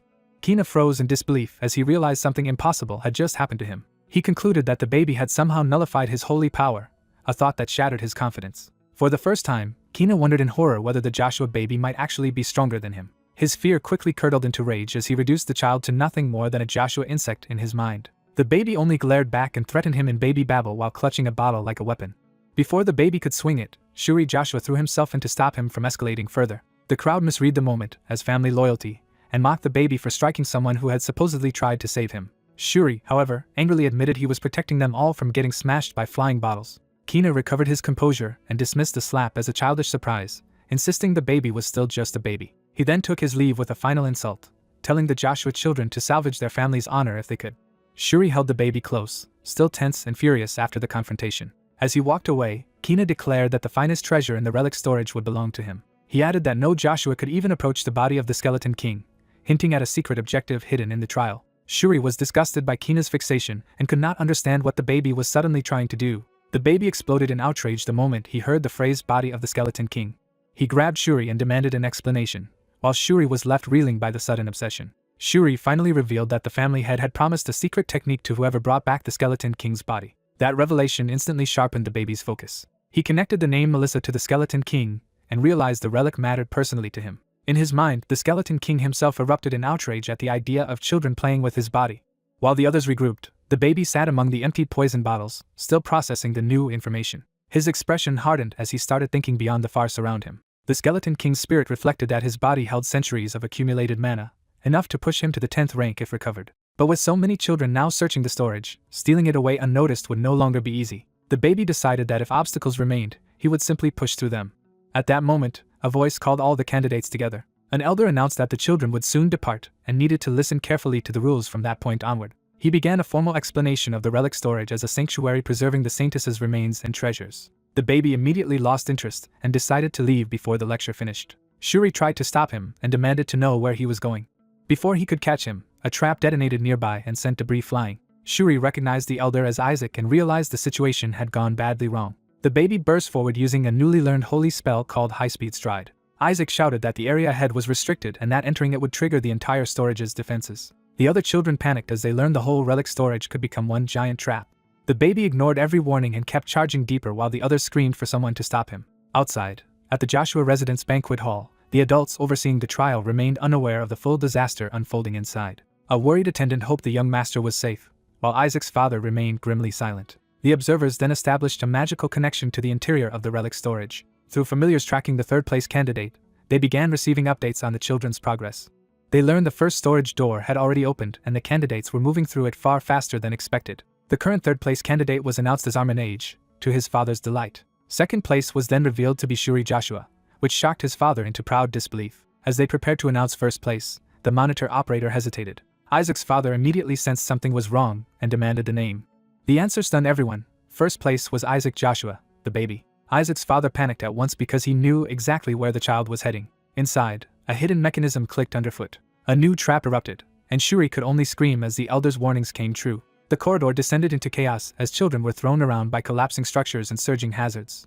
Shuri cursed the baby for causing a catastrophe by barging into the forbidden zone. Even while being swept along, he shouted that the normal trial was already deadly enough without adding anti-intruder traps. The baby, however, calmly identified the side entrance to the second storage as if he had found exactly what he wanted. His shadow familiar celebrated a promotion after feeding on mana from the annex, and the baby immediately decided to work it even harder. He ordered the familiar to gather every useful target it could find. The familiar surged through the corridor toward the scattered candidates. Among the children, one boy tried to explain that the Saintess's strength was the reason the trial was so overwhelming. At the same time, Shuri was still being flung through the air, and other children barely recognized him in the chaos. They complained that Shuri seemed to be cheating somehow, unable to understand how he was moving like that. Shuri bitterly knew it was not family training at all, just the baby dragging him into madness. The familiar then wrapped around him and lifted him against his will. Proud of itself, the familiar delivered Shuri to the baby as a captured informant. Shuri begged the baby to stop and warned that surviving the first storage meant nothing if he kept acting recklessly. Before he could finish explaining the second storage's lesson about fear and choosing the harder path, another trap exploded nearby and the baby dismissed it as noise. The baby demanded a direct explanation of what was inside the second storage. Shuri shouted the most important rule first. Once inside, they must never attack the enemies they encountered. When the baby called that nonsense, Shuri clarified that the only way to pass was to endure for 3 minutes until the enemies vanished on their own. He stressed that if the baby refused to listen, both of them would die. The baby accepted the rule only after Shuri insisted someone had actually died in this trial before. He reluctantly agreed that not attacking for 3 minutes sounded simple enough. As soon as he crossed the threshold, the second storage welcomed him to the floor of equanimity. The trial instructed him that patience and cold reason were virtues, and that he must remain calm and unwavering. It promised that patience would lead him to the light. A new presence stepped forward to embody that promise. Elsewhere in the storage, Kina advanced with a small group of followers. One of them worried that staying in last place was dangerous. Kina answered that there was no reason for them to take the front when other children could serve as expendable shields. He was content to let those ahead get stuck at the second storage's entrance, where an 8th-ranked demonkin was waiting. Confident in his cruelty, he pointed ahead as if the outcome were obvious. Then a brilliant light flared in the distance, interrupting his smug certainty. Kina immediately recognized that the second trial had begun. The sealed door opened further, confirming the test was now active. A command echoed through the chamber, warning the challenger not to falter. The baby then saw the radiant figure the trial had prepared for him. A godlike being repeated that patience would lead him to the light and offered itself as the answer to the trial. But the moment the figure threatened consequences for failure, the baby lost patience almost instantly and attacked after barely 3 seconds. Shuri could only watch in horror as the baby ignored the one instruction that mattered. He remembered the baby's earlier confidence, and realized too late how hopelessly reckless that confidence had been. As the floor split and danger surged upward, Shuri screamed at him for being insane. The baby answered that no one could expect patience from him after showing him a god's face, and decided 3 seconds was more than enough.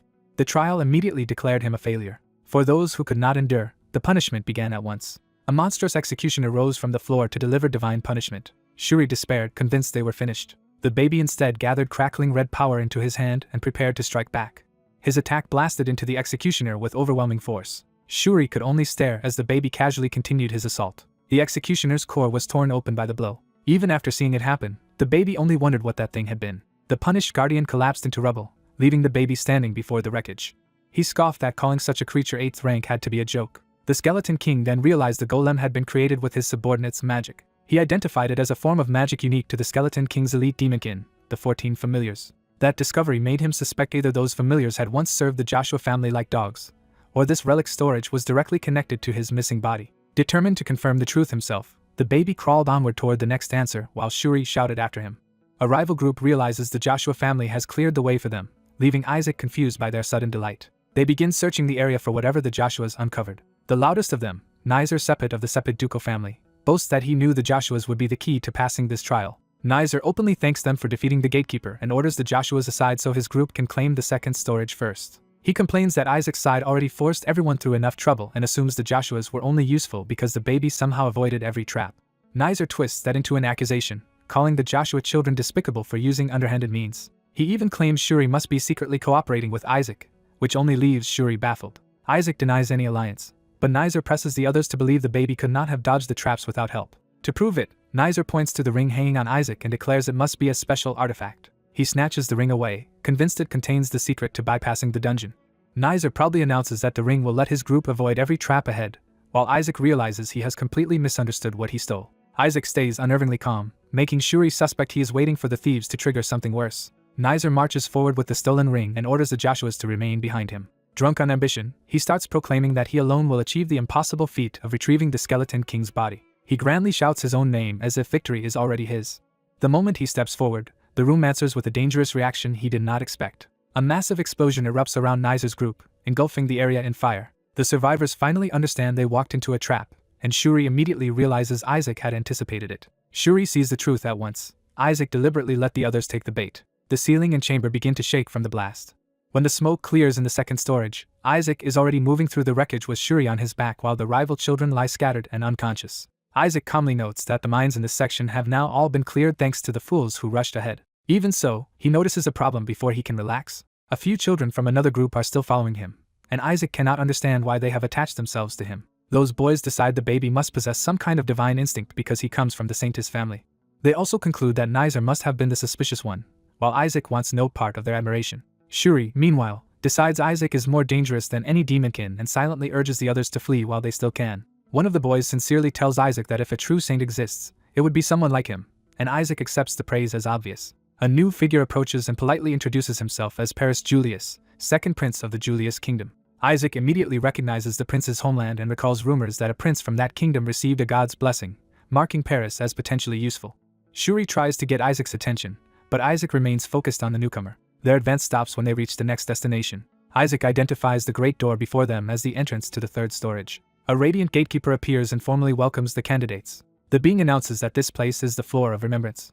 More winged gatekeepers descend and demand that the candidates show courage and determination. Some of the children cheer, thinking they can simply move on now and praising themselves for following Isaac instead of Nizer. The gatekeepers clarify the trial with brutal simplicity, defeat them and claim the glory. The others assume that means a straightforward fight, but Isaac starts connecting this trial to the earlier ones. He quickly realizes the gatekeepers are exactly what he suspected. Instead of fear, Isaac looks entertained by what is about to happen. His confidence shocks the boys who have been relying on him. Shuri decides to trust Isaac completely, and concludes the gatekeepers must be lying if they contradict his judgment. He reasons that the first storage tested choice, yet he passed it by ignoring the obvious setup and charging through. He remembers the second storage was supposed to test equanimity, even though he himself was anything but calm. So he concludes the third storage's keyword, remembrance, must mean the answer lies in recalling how the earlier trials actually worked. From that pattern, Isaac declares that attacking the gatekeepers would be the wrong move. He orders everyone to back away, and even Shuri is startled that Isaac has somehow chosen correctly again. Shuri starts wondering if Isaac's saintess blood is finally making him act kindly. That hopeful thought dies immediately when Isaac begins gathering power for something violent.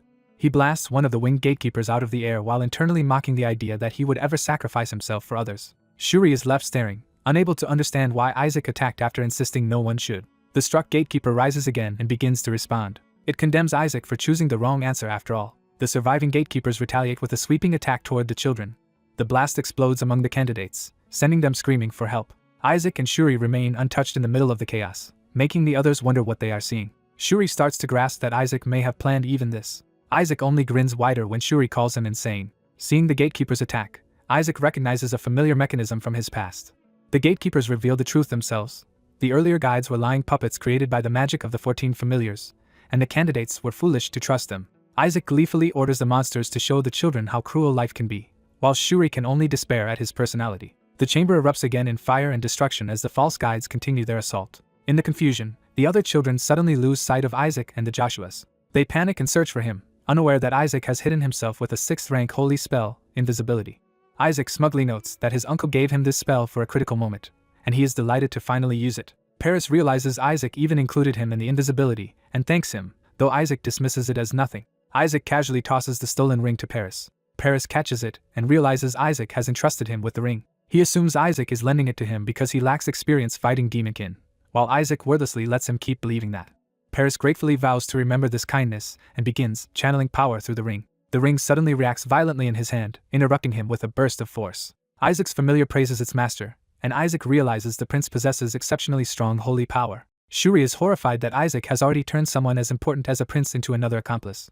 As the battle worsens, one child demands to know whether anyone can use defensive holy power. A black-haired boy steps up, raises a barrier, and tells the others to stay behind him. One of the Demon gatekeepers hurls a punishment attack straight at the shield. The defender calls for the others to act while the attack is incoming. Another boy tries to launch a holy attack in response. He is struck down before he can finish, and the counterattack fails. As he collapses, the ring Isaac gave away begins floating and burning with gathered power. The children stare at the ring in terror, unable to understand what it is doing. The ring starts draining holy power from the nearby children, leaving them weakened and helpless before the Demonkin. Even the Demonkin pause in confusion at the strange phenomenon. One of them mockingly asks whether anyone else was fooled by their lies while the ring continues to harvest power. Isaac's familiar explains that the ring is absorbing the children's holy power, and Isaac immediately orders it redirected elsewhere. The familiar obeys and sends the stolen power toward the Demonkin instead of the hidden Joshuas. The redirected drain knocks more children down, and the Demonkin coldly tell them not to feel wronged. They explain that the lying puppets spare those already neutralized, so losing holy power and fainting is preferable to being killed outright. Isaac's familiar reports that the transfer is nearly complete just as a new surge of energy begins to form. A massive concentration of holy power gathers, startling even the familiar. That power erupts into the form of a blazing holy spirit, shocking everyone present. The familiar is blasted back by the spirit's sudden appearance. The spirit immediately locates Isaac's hidden position despite the invisibility. It appears before him and calls him by name, revealing itself as Isaac Joshua. Isaac is annoyed that the one person he had been waiting for has finally shown up at this moment. Shuri can only marvel that Isaac somehow anticipated even this arrival. The Holy Spirit spreads its wings and fills the chamber with overwhelming pressure. Its very existence is absurd, and the onlookers realize that summoning a Holy Spirit at such a young age is monstrously abnormal. The spirit admits Isaac has surprised him, because he did not expect anyone else here to be capable of defeating a Demonkin. He then needles Isaac by asking whether Isaac trapped the other children just as ruthlessly as he did in the first trial. Before Isaac can answer, the surviving children protest that Isaac did not betray them at all. They insist the baby passed the trial on their behalf and even guided them to safety. They go so far as to call Isaac their benefactor, leaving Isaac and his familiar equally disturbed by their devotion. The Holy Spirit mocks them for calling themselves saint candidates when they needed a baby to save them. One of the boys fires back that the spirit has no right to boast after hiding in the rear and doing nothing while they search for traps. The others pile on, declaring Isaac more saintly than the spirit and promising to report this disgrace once they escape. They keep praising Isaac and talking about following the Joshua family, while Isaac internally complains that the demonic baby on his head is the real parasite here. One of the boys starts to explain that without Isaac they would have been doomed. Then everyone notices a new threat descending from above. A blazing orb streaks down toward the group. The children look up and realize the door to the third storage has appeared, meaning the second trial is over. The final gatekeeper announces their success in passing the second trial and introduces itself as the guardian of the relic storage. It immediately presents them with a new decision. They may either take a treasure now and end the trial, or continue onward and face the trial for the third storage. One child tries to choose the harder path at once, but the gatekeeper cuts him off and warns them to choose carefully. The choice is repeated so no one can pretend they misunderstood the stakes. The gatekeeper promises the treasures of the third storage to anyone who passes the next trial, but leaves the consequence of failure hanging ominously. Then it states the consequence plainly: failure means death, terrifying the children. Isaac's familiar senses the source of the voice and identifies it as a dragon, which Isaac recognizes from long experience. That confirms for Isaac that the warning about death is no bluff. Even so, some of the boys still want to continue, convinced the third storage is their chance to become saints after everything they endured. Others quickly agree and ask to proceed. The gatekeeper confirms that they truly wish to face the next trial despite the danger. When they insist, it accepts their decision. The final trial begins at once. A new presence manifests, and the children recoil in confusion. Isaac, by contrast, immediately recognizes the pattern and finds the setup laughably simple. A giant statue appears and declares the final trial: praise your God. The children stare up at the statue and realize it depicts their deity. The statue explains that only those who show proper respect and prove their faith may enter the third storage. Some children think the answer must simply be kneeling and praying, but others hesitate because a trial this late should not be that easy. Isaac instantly rejects the obvious solution. Inwardly, he refuses to kneel before the God who toyed with him for centuries and cheated him in the end. One boy decides not to overthink it and reasons that praying to their Lord should be enough. He kneels before the statue and begins the ritual. Reciting the formal prayer he learned, he offers worship to the Supreme Lord. The statue approves his conduct. It declares that he has passed, proving the prayer itself is accepted. The others are stunned, while Isaac remains deeply suspicious. When someone urges Isaac to pray too, he flatly refuses and kicks Shuri away from trying to drag him into it. He stays on the ground, glaring at the statue instead of bowing. The Holy Spirit then steps forward, saying he also learned the proper prayer at the Sancta Seds. He tells the others to watch closely. Rather than merely kneeling, he demonstrates the exact ceremonial posture required for worship. The children immediately want to imitate him. Another boy begins reciting the prayer as he prepares to copy the ritual. The statue pressures him to hurry, warning that hesitation means forfeiting the trial and accepting death. Terrified, more children rush to kneel and pray as well. The statue reacts with sudden interest, as if something about the unfolding scene is not going exactly as expected. A baby candidate refuses to kneel before the sacred statue, deciding he would rather defy the ritual than submit to it. The other children are baffled and begin to suspect his family has lost its faith. As the whispers turn into slander against the Joshua family, the baby is ordered to stop disgracing them and pray. One of the candidates coldly concludes that his defiance will be recorded and cost him any chance of becoming a saint. She dismisses his talent as meaningless without faith and regrets ever taking him seriously. Even the statue rebukes his disrespect, but the baby remains openly contemptuous. He hardens his resolve, deciding he would rather die than bow to an idol. When the statue seems ready to kill him, he still refuses to back down. Dark power surges from the statue, confirming that the threat is real. The statue condemns him as blasphemous and sentences him to perish. Pinned under the pressure, the baby answers the death sentence with even fiercer defiance. He unleashes his own power and tries to destroy the statue instead, despite his familiar warning that it is dangerous. He throws a killing blow with full intent to shatter the idol. Instead of retaliating, the statue praises him, leaving everyone stunned. The baby himself is momentarily thrown off by the sudden reversal.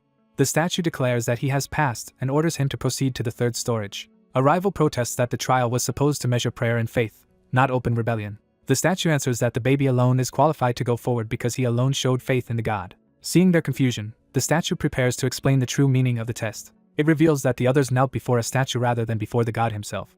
The statue exposes their worship as idolatry and forces them to confront the difference between symbol and divinity. That realization shakes the candidates, who finally understand the trap in the trial. They admit they were misled, and even their own doctrine supports the ban on worshipping images. The statue points to the baby as the one child who kept his faith even under threat of death. It confirms that only he has earned the right to enter the third storage.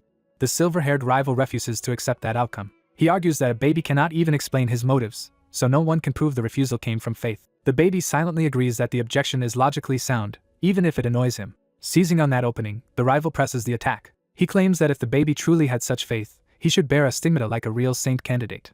The baby is caught off guard when the others point out that he alone lacks one. The rival gathers support from the crowd as doubt spreads around the baby. He openly tells the baby to give up, insisting that someone without a stigmata does not deserve sainthood. The statue considers the objection instead of rejecting it outright. Then it excuses the missing stigmata by saying the baby is simply too young.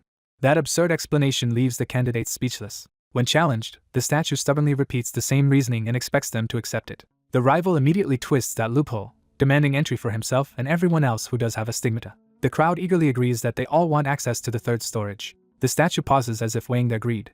It abruptly grants their request and says it will let all of them in. The candidates rejoice, though some are suspicious that the permission came too easily. The statue reveals the catch, comparing them to moths rushing into fire. With a smile, it opens the way anyway. The sealed entrance begins to part.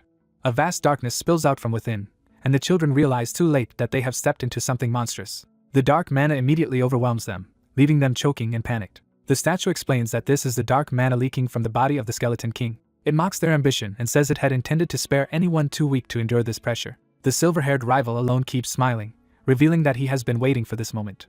He recognizes the place at once and realizes the remains he seeks are finally within reach. Inwardly, he rejoices that the body of the skeleton king lies inside the third storage. He reflects that after being separated by destruction in the divine realm, he is finally about to reunite with his old body. His familiar notices the dark mana pouring out, while he can barely contain his excitement. The statue mistakes his manic grin for courage and praises him as the one child who truly proved his faith. The other children stare in disbelief at the baby smiling through unbearable dark mana. The statue offers one last mercy, conjuring a blazing orb and saying it is not too late to turn back. It tells them that anyone who cannot smile in the face of death may retreat now. Those who give up are promised a lesser reward from the second storage instead. Most of the candidates immediately consider retreat, deciding survival matters more than pride. The silver-haired rival rejects the consolation prize outright. He declares that they will all continue into the third storage. Then he shocks everyone by ordering that every trap in the third storage be activated. The others denounce him as insane, but he only asks whether he is being taken seriously at last. He reminds them that no saint in history, not even Saintess Melissa, ever retrieved the skeleton king's body. He reveals that he knows the third storage was designed to protect children, and that the statue itself is only a safeguard. Because he wants a greater evaluation than the saintess ever received, he refuses an easy victory. He demands that the third storage be restored to its original, most dangerous state. The baby's ambition sounds deranged even to the others, who can only stare at him. The statue accepts his demand. It intensifies the trial so the true saint can be decided more clearly. Terrified candidates beg him to face the danger alone instead of dragging them with him. As the pressure lifts them helplessly, they realize he has no intention of letting anyone escape the ordeal. They are pulled deeper into the trial against their will. A barrier and hidden mechanisms flare to life, and the children are thrown into chaos as the traps reactivate. The baby watches the confusion with delight until his familiar spots something important ahead. A relic rises from the center of the chamber. The familiar recognizes it as the baby's original body. The baby is overjoyed to find that his body has been absorbing the energy of the third storage all this time. The others realize that even a fragment of the Skeleton King's remains is radiating terrifying dark mana. The baby notices that only a thumb bone is genuine and that the rest is merely a replica built around it. The relic reacts as if awakened by his recognition. Dark energy swells violently around the false hand. That surge tears open a seal and releases a horned demon guardian. The children panic as they recognize one of the 14 familiars, a demon that should not have appeared after the earlier trial. The baby realizes too late that removing every safety measure has unleashed something far worse than expected. The demon descends in fury and addresses the intruders as vermin. It accuses them of daring to covet the Skeleton King's body. One of the boys blames the silver-haired rival for causing the disaster and demands he answer for it. Instead of apologizing, the rival calmly promises that everyone will still leave with the treasure. He identifies the demon as one of the 14 familiars once trained by the Skeleton King and later captured by the Pope family. Confident he prepared a holy spell for exactly this situation, he claims the treasure for himself. He begins casting with complete confidence. A massive holy command forces the demon to kneel. The other children recognize the power as the light of the Pope family. The rival is pleased that his spell worked. Before he can claim victory, the demon asks whether he is the one seeking the king's body. It lunges toward him, singling him out as the true offender. The demon declares that it will punish the one who covets its king's remains. Outside the relic storage, the scene shifts to the waiting adults at the entrance. They realize communication with the inside has been cut and grow uneasy. A messenger rushes in with catastrophic news that the seal on the demon in the third storage has been broken. The report shocks the observers, especially the silver-haired man waiting outside. They identify the released monster as one of the 14 familiars. The silver-haired man understands at once that everyone inside is now in mortal danger. The supervisors admit they entered to disable the traps and then vanished, which means the children were left exposed. The staff conclude that no child could possibly survive such a monster and urge the trial to be stopped. Before they can act, a blinding light erupts from the entrance. The adults shield their eyes as the sealed gate begins to open on its own. The silver-haired man realizes the relic storage itself is opening. The light intensifies until no one can see what is emerging. The attendants try to push everyone back, fearing dark mana will spill out with the opening. Then someone notices that the demon's presence is gone. Hope surges as they wonder if the monster has been defeated. They reason that one of the children inside must have overcome the familiar guarding the Skeleton King's remains. The silver-haired man outside is immediately credited, and others assume the Pope family's heir must have done it. A cardinal congratulates the long-haired church leader, calling it a fitting result for the strongest saint candidate. The cardinal smugly accepts the praise and says Kina has done well. But behind the smile, he is already calculating his next move. He turns his thoughts toward Joshua, deciding that once the Skeleton King's body is secured, the Joshua family will be forced to submit to the Pope family.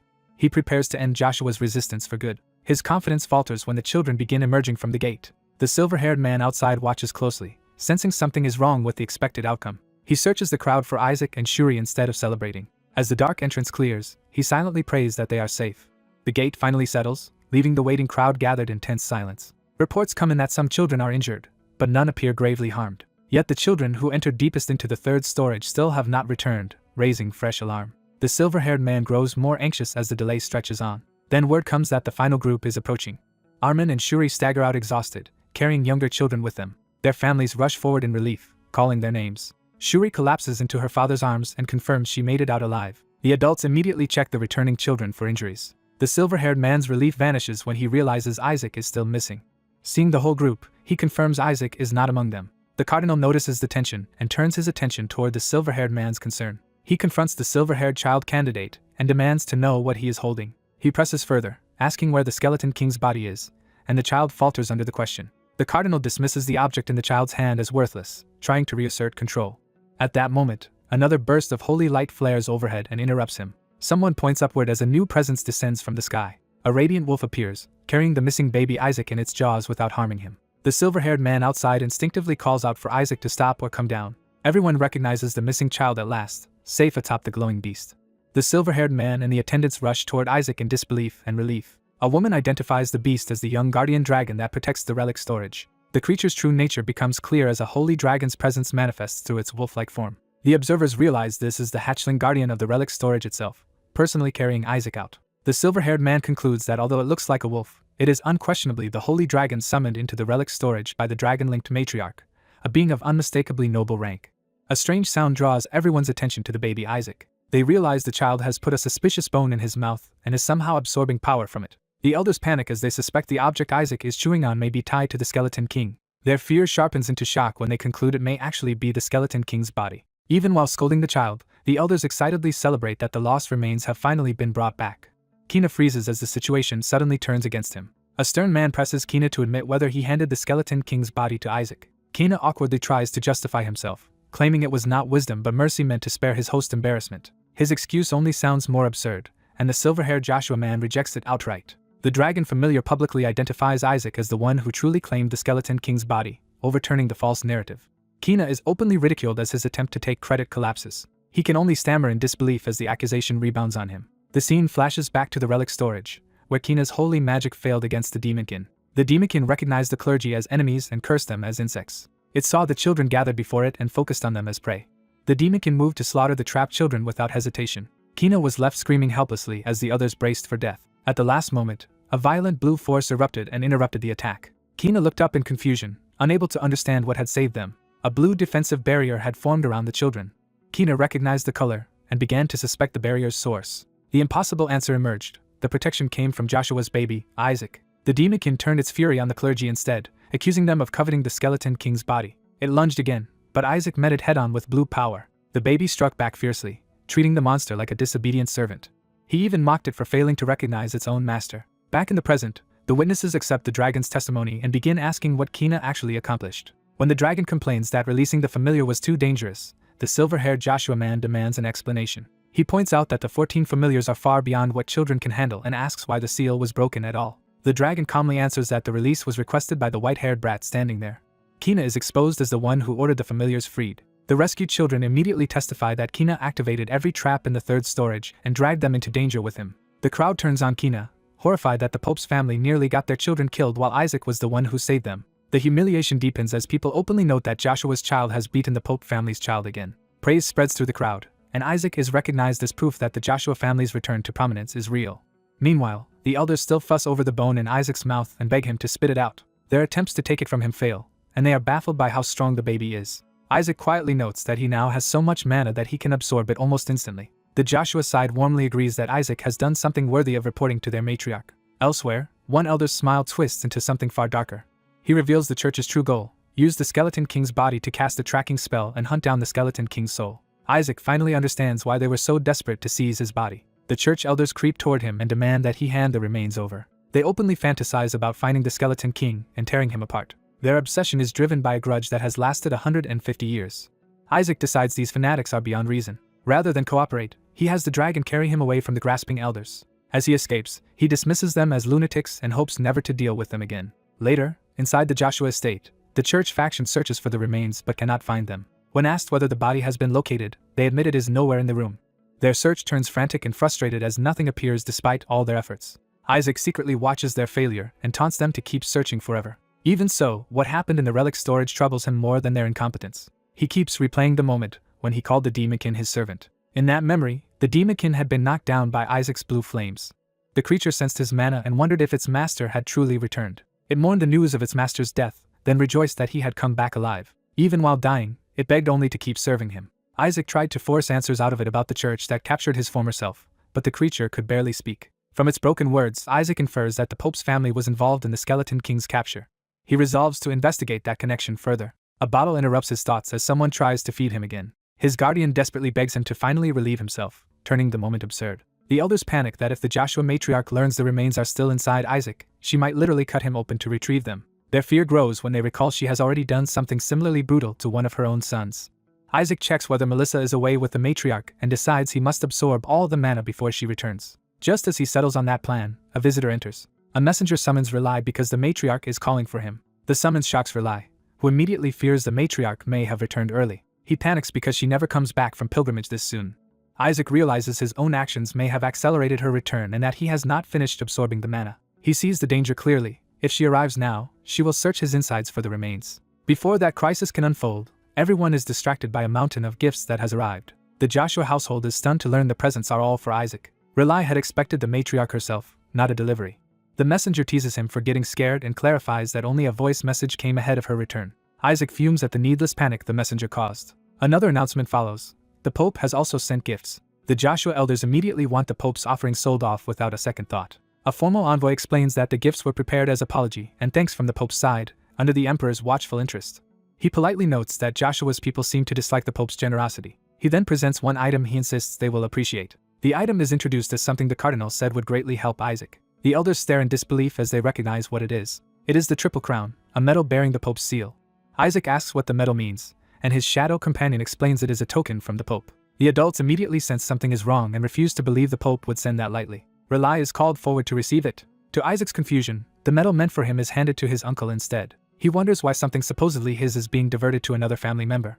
Relai confirms with the envoy that the order was to give it to him, not directly to Isaac. The envoy calmly says he was specifically instructed to ensure Relai received it. An elder explodes, because giving such a medal to another relative carries a terrible implication. He reveals that transferring a medal this way signifies the intended recipient is dead. Isaac is stunned to realize the Pope is effectively wishing for his death. The envoy tries to smooth it over by claiming there is no malicious intent. He argues that the arrangement was only because Isaac is too young to accept it himself. The elders reject that excuse and point out the sunflower ribbon marks it unmistakably as a deceased recipient's medal. They condemn the Pope's house for mocking the Joshua family's curse yet again. Gao urges restraint, warning that an open clash with the Pope's house would damage the entire Joshua family. He recognizes the insult for what it is, a demand that Joshua know its place. Privately, he suspects the Cardinal arranged this humiliation and is relieved that it weakens both Relai and Isaac. Relai is ordered to stop resisting and accept the medal anyway. Isaac decides that letting this stand would be unacceptable. As the envoy opens the case, blue fire begins to stir inside it. He notices the strange reaction but does not understand it in time. The medal erupts in blue flames and flies from the case. Everyone recoils as the holy fire swells overhead. They realize the medal itself is burning with holy flame. The envoy is left trembling, unable to explain who cast such power.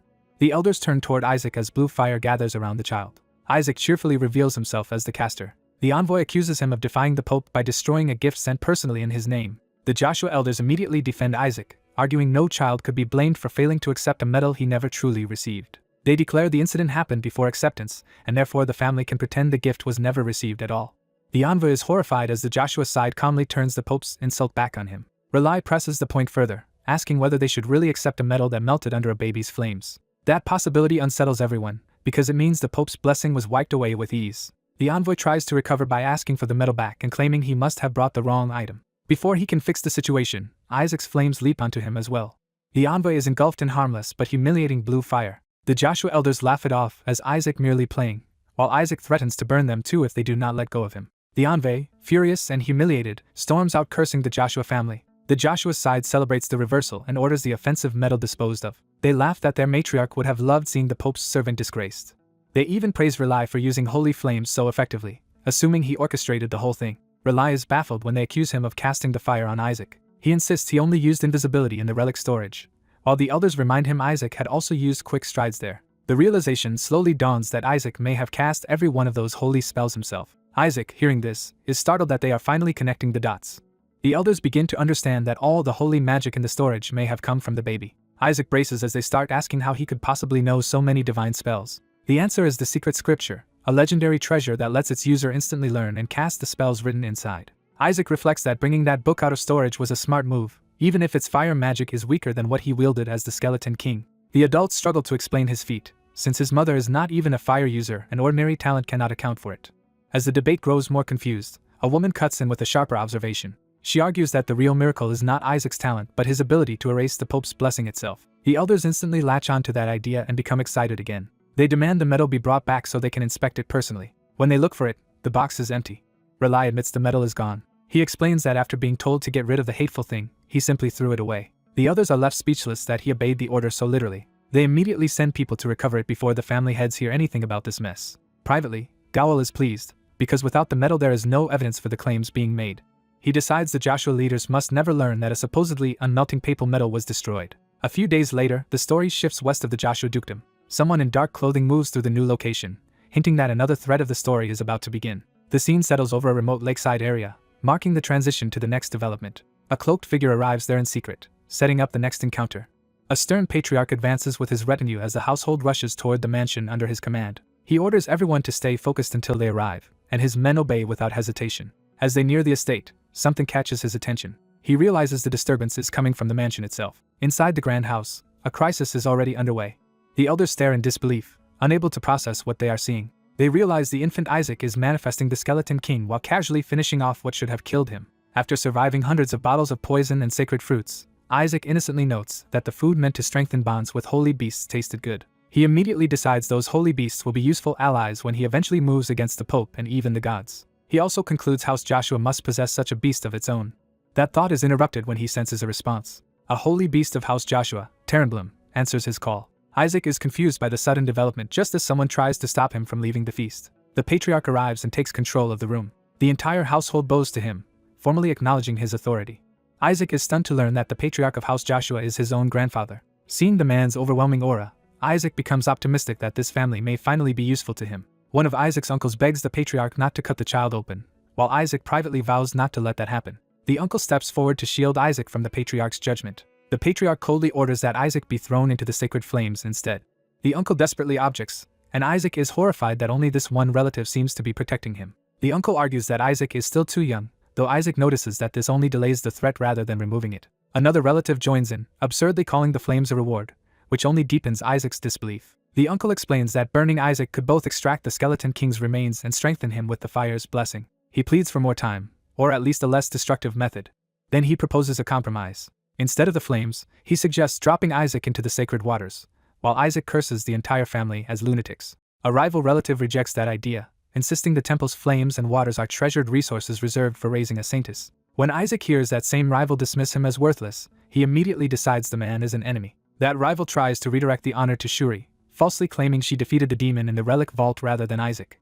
Isaac's defending uncle counters that even the holy dragon recognized Isaac's achievement, but the rival refuses to accept it. He reminds everyone that Isaac even burned the Pope's medal with holy flames, only for the rival to accuse the elders of staging the whole thing. The rival keeps denying the evidence until the patriarch interrupts. The patriarch produces the melted metal itself, silencing the denial. He recalls that the Pope is the one human directly connected to heaven. Anything carrying the Pope's blessing should be protected by blessed gold. Isaac reflects that even as the skeleton king he should not have been able to melt such an object so easily. He begins to suspect this new body may possess far greater power than expected. When asked where the metal came from, the patriarch calmly says he found it at the bottom of Lake Elisiva on his way here. Isaac's uncle seizes on that proof, arguing that a child who can melt the Pope's symbol proves House Joshua surpasses the Pope. The elders eagerly add that such a child could even endure the skeleton king's flames and become an ideal hunter of that threat. They frame the matter as urgent, warning that if the skeleton king problem is ignored, disaster will spread again. Isaac's shadowy servant notes that someone has been impersonating the skeleton king, but Isaac decides the confusion only benefits him. The servant then points out that this deception may connect to an incident from 70 years earlier. Isaac's uncle reveals that House Joshua was once cursed by a skeleton king. That revelation catches Isaac completely off guard. The uncle claims the skeleton king came to destroy the saintess's bloodline and left a curse on the family. Isaac's servant reasons that curse could not have come from his former master, who died long before that event, and Isaac realizes the family's shortened lives may stem from another demon entirely. He dismisses an ordinary demon's curse as manageable, but his servant explains the curse suppresses vitality in humiliating ways, including stunted growth and impotence, leaving Isaac momentarily speechless.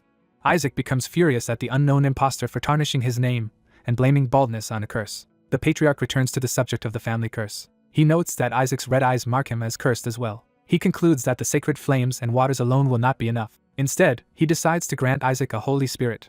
Isaac is startled because a Holy Spirit is far more valuable than the other options. He knows Holy Spirits can only be bestowed by higher powers, and he immediately covets one as a path to transcendence beyond the reach of gods. In his excitement, he imagines using that power to eventually strike back at the divine beings who oppose him. A rival relative protests that giving a Holy Spirit to Isaac is excessive. He argues such gifts should go only to those who have brought great honor to the house, not to Isaac. He further warns that melting the Pope's medal was an act of hostility that could provoke retaliation from the church. The patriarch turns that accusation back on him. He demands to know what the rival was doing when the Pope's so-called gift was delivered. He condemns him for safely sending the insult away and then defending the offenders instead of protecting the family's dignity. The patriarch asks what the man has accomplished besides belittling his own nephew and trying to hold him back. He reminds everyone that House Joshua exists to protect the weak. By that standard, Isaac has already honored the family name by restoring its pride when the adults failed. The rival is left shaken as the patriarch calls everyone to the main building. There, the patriarch formally declares that he will bestow a blessing upon Isaac. A few days later, the family gathers again for the test. The patriarch's sons still question whether he truly intends to hand such a gift to Isaac. He explains that using the flames or waters to remove the skeleton king would injure the child. Worse, those anti-demonic forces would cripple Isaac's future by preventing him from learning proper exorcism rites. He warns that Isaac would be permanently limited to a low clerical rank. So he offers Isaac a choice between the flames, the waters, and the Holy Spirit, using marbles to represent them. The rival relative is pleased, assuming the patriarch has no intention of giving away the Holy Spirit easily. The patriarch places the three choices before Isaac and tells him to decide for himself. Isaac's uncle urgently tries to steer him toward the white marble, believing it to be the safest option. He keeps pleading with Isaac to choose that one. Isaac ignores the pressure and reaches for the red marble instead. He proudly lifts the marble that represents the flames. The rival relative mocks the choice, assuming Isaac has doomed himself to mediocrity. Before he can finish, the red marble reacts violently. It cracks open and releases a torrent of fire. The room erupts as everyone realizes this is not the temple's controlled flame at all. A female spirit begins to emerge from the blaze. The family can only stare as the truth dawns on them. A royal rank holy spirit fully manifests, enraged that she has been summoned into the human realm. Her mere appearance sends the household into panic. The patriarch's son demands an explanation, and the patriarch calmly tells him not to panic. He reveals that there was never only one holy spirit available. Because House Joshua is rooted in water, he deliberately hid a second option for a child whose flames surpassed even the Pope's blessed gold. He admits he set a trap in the test, but Isaac still chose correctly. Even the summoned spirit is caught off guard by the situation. She explodes in anger at being called through a subordination ritual. The elders are horrified to realize the patriarch has summoned a royal rank spirit into their home. The spirit's fury intensifies. Her flames blast through the hall and knock everyone back. The elders scramble to defend themselves as the mansion begins to burn. The patriarch's son accuses him of recklessly endangering the entire estate. The patriarch denies being the one who truly summoned her. He points instead to Isaac as the real caller. Watching the child amid the chaos, the patriarch realizes Isaac may genuinely be extraordinary. Isaac, meanwhile, recognizes that this place could become his grave if things continue. The spirit keeps flooding the room with destructive fire while the family struggles to endure it. Isaac's servant is baffled that a royal rank spirit appeared when only a much weaker one should have been possible. Isaac wonders what might have happened if he had put real effort into the summoning. As the spirit recoils, Isaac notices that her flames are anti-demonic. He immediately realizes those flames can convert mana into holy power, making them extremely valuable to him. His servant agrees that such an ability would be a tremendous asset. Isaac then starts thinking about how to force a royal rank spirit like this into submission. His servant warns that royal spirits are too close to the gods, which makes them dangerous for Isaac to approach directly. The servant urges the patriarch to dismiss the spirit before the gods take notice. An elder identifies her as the notorious mad spirit that even the gods abandoned. The patriarch dryly remarks that if the gods rejected her over something as trivial as black hair, he can understand her resentment. The spirit silences the humans with another violent burst of flame. She rages that summoning someone of her rank through a subordination ritual is an unforgivable insult, but the patriarch repeats that he was not the one who called her. When she insists only the patriarch could have done it, he points again to Isaac. The spirit finally looks at the baby and falls silent in disbelief. She accuses the patriarch of sacrificing a newborn to summon her, and he flatly denies it. Still furious, she demands to know what kind of abuse could have turned an infant into this. Isaac only laughs, which makes her even more unsettled. Realizing the child is both capable and openly hostile to the gods, she decides she wants him for herself as a tool to refine her power. She resolves to test him directly by attacking, convinced that if he truly summoned her he will survive. She hurls a massive fire attack straight at Isaac. The family cries out as the blast engulfs him. The spirit assumes death would at least be merciful for the child. Instead, Isaac crawls out of the smoke laughing, leaving her stunned. The patriarch presses the point that this infant truly is the one who summoned her. He orders her to either form a contract with Isaac or face punishment. She bristles at the threat. Mocking the idea that punishment could matter to someone of her rank, she decides she would rather burn House Joshua down and enjoy her freedom. She openly declares her intent to destroy their lands. Before she can finish boasting, the situation changes again. The elders suddenly notice Isaac has grabbed hold of the spirit's tiny manifested body. They panic when they realize he is trying to put her in his mouth. The spirit screams in horror, recognizing this is not the first time he has swallowed something impossible. Even as the adults shout, Isaac keeps chewing on her while she rages that the entire family is insane. She tries to retreat and vows revenge, but Isaac refuses to let her escape. When she attempts teleportation, Isaac immediately notices. She lunges for the exit, trying to flee. The family can only watch in exhausted disbelief as Isaac keeps hold of her. Isaac's servant is amused by the absurdity of the scene. The spirit cannot understand why she is unable to break free. Dark power begins binding and suppressing her. An elder realizes Isaac is overpowering her with dark mana. The patriarch matter-of-factly explains that Isaac once swallowed the skeleton king's thumb, leaving everyone aghast at what this child has been fed. Isaac recalls that holy spirits are beings made almost entirely of holy energy, which makes them especially vulnerable to dark mana. The spirit weakens rapidly, losing strength and breaking out in a reaction as the dark mana overwhelms her. As the adults shout for someone to stop Isaac, he just keeps chewing with a grin while the patriarch dryly notes that the spirit's situation is unfortunate. A trapped spirit rages that everyone panics at the skeleton king's name yet refuses to face the danger directly because his power is overwhelming. The Joshua patriarch coldly offers a bargain.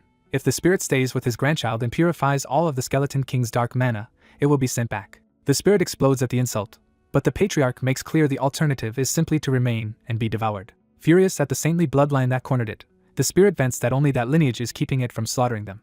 Driven into a corner, the spirit decides to use the child as a weapon against the cursed situation. Before it can finish the threat, the baby abruptly grabs control of the exchange and shocks the spirit into silence. The baby demands only 4 days alone with the spirit, turning the negotiation completely around. The patriarch dismisses the demand as trivial, while the spirit is offended that the child thinks so little of it. The patriarch orders the east castle opened and seals the area off until the purification is complete, taking the child and spirit inside. When his sons try to object, he cuts them off before they can challenge the decision. He refuses to hear any protest and commits fully to the plan. Left with the child, the baby immediately tests the adults by making the spirit cry out in pain. The baby realizes the east wing sits beside the annex where the family's mana cores are stored. The story shifts to the Joshua family's eastern castle, where the isolation begins. Soon after, the east wing erupts in another violent explosion. Servants dryly note that the blast is really the Skeleton King's mana going off again, and that the patriarch seems to have accepted this chaos. Outside, gossip spreads that Isaac has fallen out of succession because of the supposed curse on him.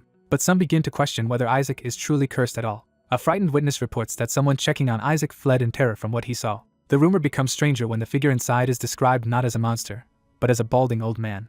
That detail makes someone realize Isaac has been shut away with the Holy Spirit for 10 years. The burning East Wing underscores the shocking implication that this has been going on for a decade. Inside the East Wing, the disturbance continues behind closed doors. A maid screams as the chaos inside suddenly intensifies again. One attendant steals herself at the sealed room, trying to do her duty despite the danger.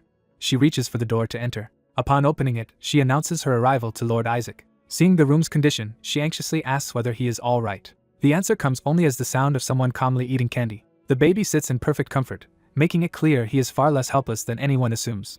The maid mistakes his small form for proof that the Skeleton King's curse is still severe, while he privately notes he is staying small on purpose. He reflects that babies absorb power better than anyone else, and that there is a level of growth possible only in infancy. Nearby, the exhausted spirit wakes in pain, and the maid politely greets it as Lord Shalak. Shalak, battered but stubborn, vows to keep purifying the baby no matter what. The baby smugly reminds him he had nearly finished the job the day before.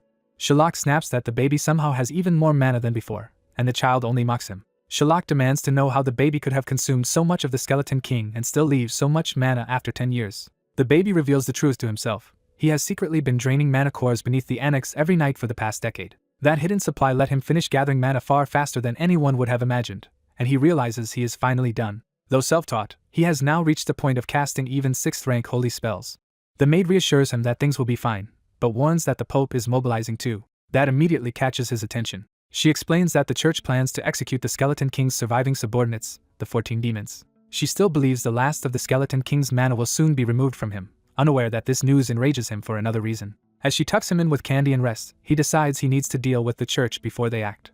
A familiar voice praises Kim Shuri's success, making the baby realize his old accomplice is nearby.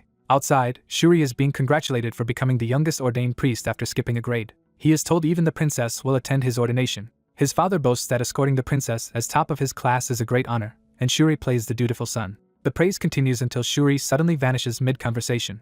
His father is left staring at the empty space where he stood. A moment later, Shuri is violently yanked through space and slammed into Isaac's room. He crashes hard at the baby's feet, instantly losing all dignity. The baby addresses him by name, making clear this was no accident. When Shuri looks up, the baby threatens him with death if he lies.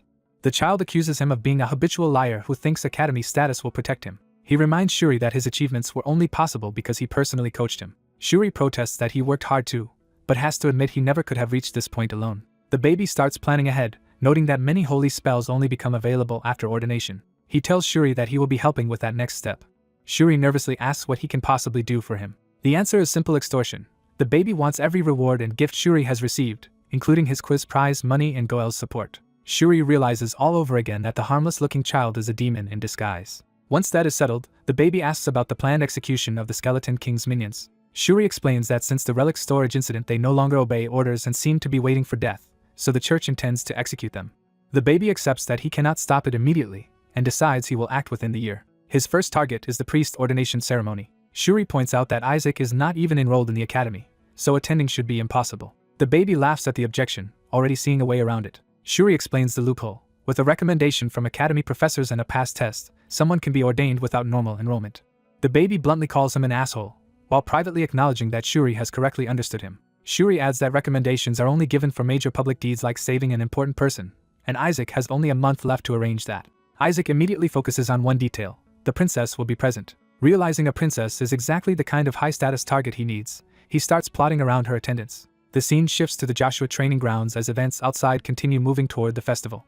Isaac's father orders messengers to turn back. He declares that Isaac will not be going to the capital. The family protests that this year is different because all saint candidates are being ordained at the Foundation Festival. That argument finally makes him pause. They press the point that Isaac has remained hidden for 10 years while the other candidates built reputations, and that his relic storage feat should count for something.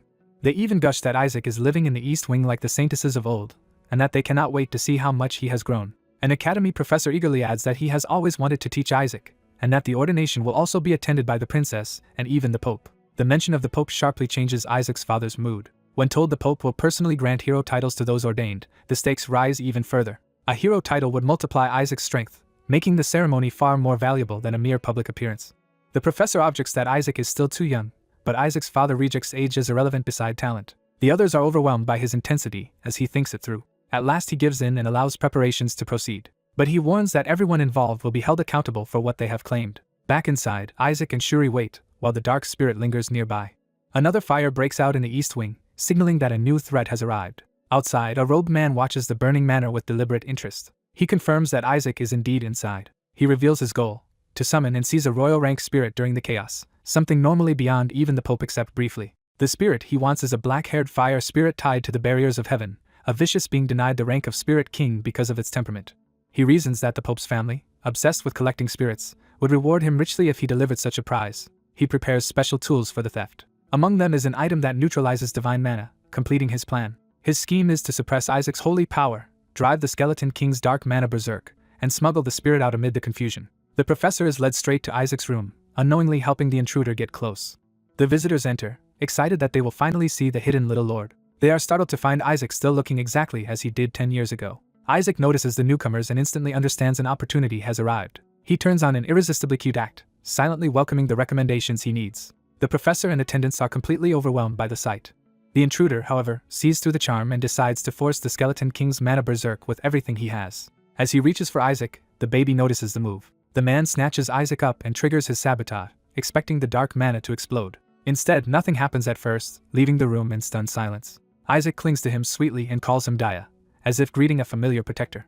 The man is baffled because he released enough holy mana to send the dark power rogue, yet Isaac remains stable. Shalak realizes what Isaac is doing and screams for the priest to kill the intruder instead, while also demanding to know why so much divine mana is being released. The intruder spots the royal rank spirit and thinks this confusion is finally his chance to steal it. He reaches for the hidden device in his clothes to complete the theft. Trying to hide his panic, he awkwardly claims his sweating is just from the weather, but Isaac catches the suspicious scent. Isaac immediately recognizes the culprit for what he is and prepares to expose him. At the same time, Shalak suddenly convulses as the sabotage begins affecting him instead. The spirit erupts in pain and power, shocking everyone who expected Isaac to be the one destabilized. A violent surge of red energy tears through the room as the situation flips out of the intruder's control. Shalak fully goes berserk and unleashes a destructive scream. The onlookers assume the Skeleton King's mana has driven the spirit mad and panic at the danger. The intruder, seeing the chaos he wanted, decides he only needs to smuggle the crazed spirit out now. He crushes his prepared item and commits to the theft. With the trap sprung, he forms a blazing attack in his hand. He fires a brutal flaming strike straight at the berserk spirit. The blow lands hard and hurls Shalak away. The intruder thinks he has the upper hand as the spirit is blasted back. But the backlash of power surges again, and the room descends deeper into chaos. Through it all, Isaac sits calmly, already certain the man has miscalculated. Isaac's attendants rush in, horrified by the scene and calling for their lord. Isaac decides the moment is perfect because there are now enough witnesses. He begins drawing the raging mana into himself with deliberate control. Dark currents spread through the room as everyone watches the impossible happen around the crib. The professor realizes Isaac is absorbing the mana and actually calming the frenzy. Isaac confirms it with a composed smile. Satisfied, he concludes that the mana problem is handled. He then orders the other source of trouble to stop as well. A blue divine force descends and binds Shalak, abruptly suppressing the berserk state. The witnesses recognize the miracle as Joshua's azure divinity. Under that power, Shalak is suspended and pacified in midair. Even Shalak is stunned by the sudden restraint. The professor and attendants instantly turn the event into praise, proclaiming that Isaac controlled the Skeleton King's dark mana and subdued the berserk spirit with azure divinity. Isaac's father arrives and is told that what happened is nothing short of a miracle. Overjoyed, he celebrates that Isaac has finally spoken aloud. Isaac is exasperated that this is what impressed his father most. The family erupts into delighted celebration anyway, lifting Isaac up in triumph. Meanwhile, the intruder, battered and confused, can only wonder how his plan collapsed so completely. Shalak, now conscious and furious, turns on him and identifies him as a servant of the Church of Gold. Demanding answers, Shalak asks who is really behind the attack. The priest desperately denies any conspiracy and claims he only came to meet Lord Isaac, a lie no one is likely to believe. A fire spirit calls out the priest's hypocrisy, pointing out that he came prepared against flames while pretending innocence. She immediately punishes him by ordering all fire spirits to cut off every priest tied to the Pope. She makes clear this is not mercy or alliance, only revenge born from anger. As she turns to leave, the terrified priest begs her to stop. He insists spirits should not be able to sever bonds from priests contracted to God, especially the Pope's clergy. She crushes that belief, revealing she already broke with the gods long ago and no longer obeys their rules. Nearby, Isaac and his attendants watch the collapse of the priest's authority with satisfaction. The spirit dismisses the priest completely, leaving him shaken and powerless. With the threat gone, attention returns to Isaac and what he has accomplished. The fire spirit acknowledges that Isaac saved her with divine manna and even purified the skeleton king's mana. Because that corruption is gone, her contract with Isaac is over, though she chooses to remain beside him out of debt. The church officials decide to return to the Sancta Seds and report everything that happened. Isaac's extraordinary feat earns an immediate recommendation for ordination. Later, the report reaches a stern silver-haired elder in his office. He confirms that the Sancta Seds has approved Isaac's ordination. The approval is so fast that his subordinate wonders if Isaac was fast-tracked for saving Joshua and the academy. The elder explains the real reason is even stronger. Isaac saved a royal rank spirit, leaving no room for opposition. Still, before ordination, he had Isaac tested to confirm he possessed the required knowledge. Isaac answered all 1,600 questions perfectly. The subordinate is stunned by a score that flawless. The elder admits Isaac lacks nothing in ability except a tolerable personality. So the only remaining hurdle was a character test, one most people pass unless they are deeply immoral or criminal. The subordinate remembers that this exam uses holy magic to force honest answers and asks to see Isaac's results. One answer reveals Isaac views his own household as something to conquer and claim. Another answer says that after ordination he intends to destroy the gods themselves. His stated ambition as a priest is to destroy the Holy Hellon Empire, leaving both examiners horrified. Realizing only the two of them know these results, they understand how dangerous the truth is. If Isaac ever took such a test officially, he would be executed for heresy instead of ordained. To avoid that outcome, the elder orders his subordinate to be ordained in Isaac's place and keep Isaac confined at home. He decides Isaac needs harsh education before he can be allowed near ordination. Elsewhere, a window is quietly opened. A dark familiar asks its master whether he has made his decision. Isaac answers that he has. He ties up his belongings with determination. Then he climbs out with a sack and declares he is running away. The story shifts to the capital's academy, Roman. Students in the Holy Spell Division gossip that a 10-year-old is being ordained. The news spreads as something outrageous and certain to make the graduation ceremony memorable. One red-haired student reacts with mocking disbelief. He ridicules the idea that a toddler could possibly deserve ordination. Pressed for details, he explains that Isaac never grew after being cursed by the Skeleton King. He turns to Shuri Joshua to back up the insult. The group laughs off Isaac's ordination as probably just an honorary title. Another student recognizes that the mockery is about to stir trouble again. The red-haired boy sneers that belonging to the Saintess's household lets even useless brats get ordained. Shuri is enraged by the insult to Isaac and their house. Before she can answer, a silver-haired girl cuts in and demands whether Nizer Sepet thinks the Sancta Seds is a joke. She reminds him that Isaac's recommendation was accepted by his own father, Duke Leon Sepet. Then she twists the knife by saying he has just insulted his own father. Nizer lashes out, asking why an outsider is even present. She calmly reveals she was invited to mentor the graduates, as a holy spell instructor. She turns to Shuri and says Shuri worries her too. Her warning is political. If Isaac cannot become a priest, House Joshua must survive long enough for Shuri to inherit it. She even offers Shuri a lowly job under the Pope if House Joshua collapses. Shuri swallows her anger, knowing this is not the moment to explode. She rejects the offer anyway and refuses to rely on that girl. The silver-haired girl brushes past her without concern. Shuri leaves the room telling her to worry about herself instead. The scene moves to the dormitories. Inside, something crashes to the floor. Nizer vents in private, cursing the people who put him in this situation. He rages that his family will skip his ordination because Isaac ran away. He spirals further, blaming Isaac for ruining everything at the worst possible time. In his fury, he wishes Isaac would lose all his hair like the Skeleton King. That insult summons Isaac through a dark portal, and Isaac immediately demands to know what he just said. Isaac fixates on the hair comment as an unforgivable offense and threatens Nizer's life over it. When Nizer asks how Isaac even got there, Isaac bluntly says he came to be ordained and ran away because his family kept stopping him.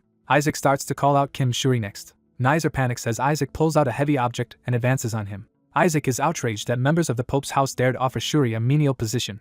Nizer tries to deny involvement, but Isaac cuts him off with violence.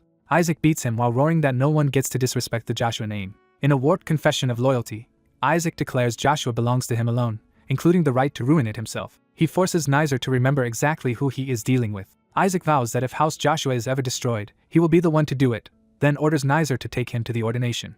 He tells the battered boy to stop whining, get up, and lead the way. Isaac explains his rampage as payback against anyone who messed with Shuri. At the academy banquet hall, students gather before the ceremony. The crowd notices the tiny silver-haired child and starts whispering about him.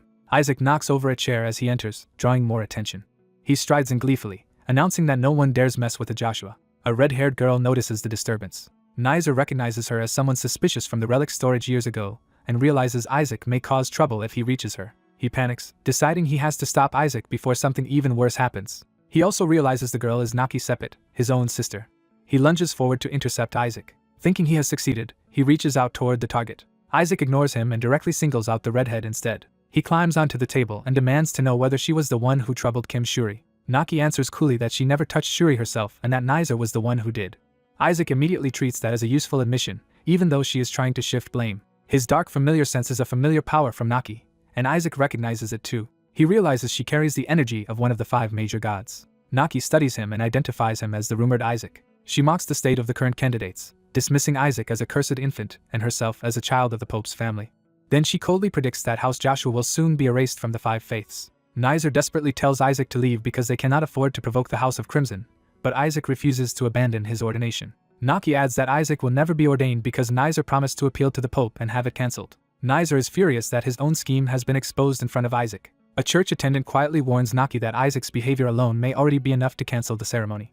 When the attendant suggests calling an inquisitor, Naki refuses because most inquisitors belong to her own House of Crimson and that would complicate matters. Nizer grabs Isaac and tries to drag him away before things get worse. A sudden roar interrupts everyone. A monstrous paw slams into the hall. A huge purple beast erupts into the room, sending the students into panic. As everyone screams and runs, Isaac grins because the chaos gives him cover. Naki tries to frame the creature as an escaped practice room monster and urges others to stand back. The beast swats aside the nearby attendant before anyone can control the scene. It turns on Naki and lunges straight for her. Naki is caught off guard that the monster ignored the script she was trying to impose. At the last second, Isaac casually calls out to it. The beast halts mid-attack when Isaac's command reaches it. Isaac complains that he had been calling for it, and it arrived far too late. The creature obeys and pulls back. It stands down, whining instead of attacking. Naki still tries to denounce it as a monster, and prepares a fire spell. Isaac's expression hardens as he raises his own power. He shuts her down with a brutal command that forces the beast into submission. The once terrifying creature is reduced to a frightened whimper. Students stare as the monster cowers under Isaac's control. Isaac's familiar mockingly explains that its master only dragged out a resting monster, beat it, and chased it around as part of his act. Holy enforcers finally rush in asking where the monster is. Naki immediately points them in the wrong direction and orders them to pursue it elsewhere, protecting Isaac from scrutiny. One of the newcomers is an inquisitor, and his presence shocks everyone. Nizer tries to slip away with Isaac before the investigation starts. The inquisitor stops him, declaring no one may leave until the matter is resolved, and Nizer realizes he is trapped. In desperation, Nizer pretends ignorance and laughs nervously while clutching Isaac. Naki stops the inquisitor from pressing further. She openly states that Isaac saved her life, forcing the room to reinterpret what just happened. Nizer is left speechless by how completely the situation has flipped. Naki addresses Isaac directly and confirms his name. She awkwardly apologizes for what she said earlier. Even while apologizing, she insists she is not actually grateful, revealing her pride and embarrassment. The onlookers are baffled by her sudden change in attitude and connect Isaac to the rumors about a child who saved people. A blonde girl realizes the stories were true. She is revealed to be Princess Charlotte Alecfrakella, and she recognizes Isaac as the child her brother once mentioned. Back at Joshua Manor, the family office becomes the site of another argument over Isaac. Someone keeps pressing Cardinal Eli to let Isaac attend the ordination, arguing it should be a blessing for the family. Eli cuts the plea off completely. He declares that the Pope's anger is irrelevant, and that Isaac will remain confined and educated inside the manor until he is fully grown. When warned that locking Isaac up will damage him, Eli snaps that the damage is already done. A magical communication then brings urgent news from the capital. Eli hears that a silver-haired baby is roaming the academy and instantly realizes Isaac has escaped there. A higher authority summons Eli at once. Eli bursts out and orders immediate departure for the capital.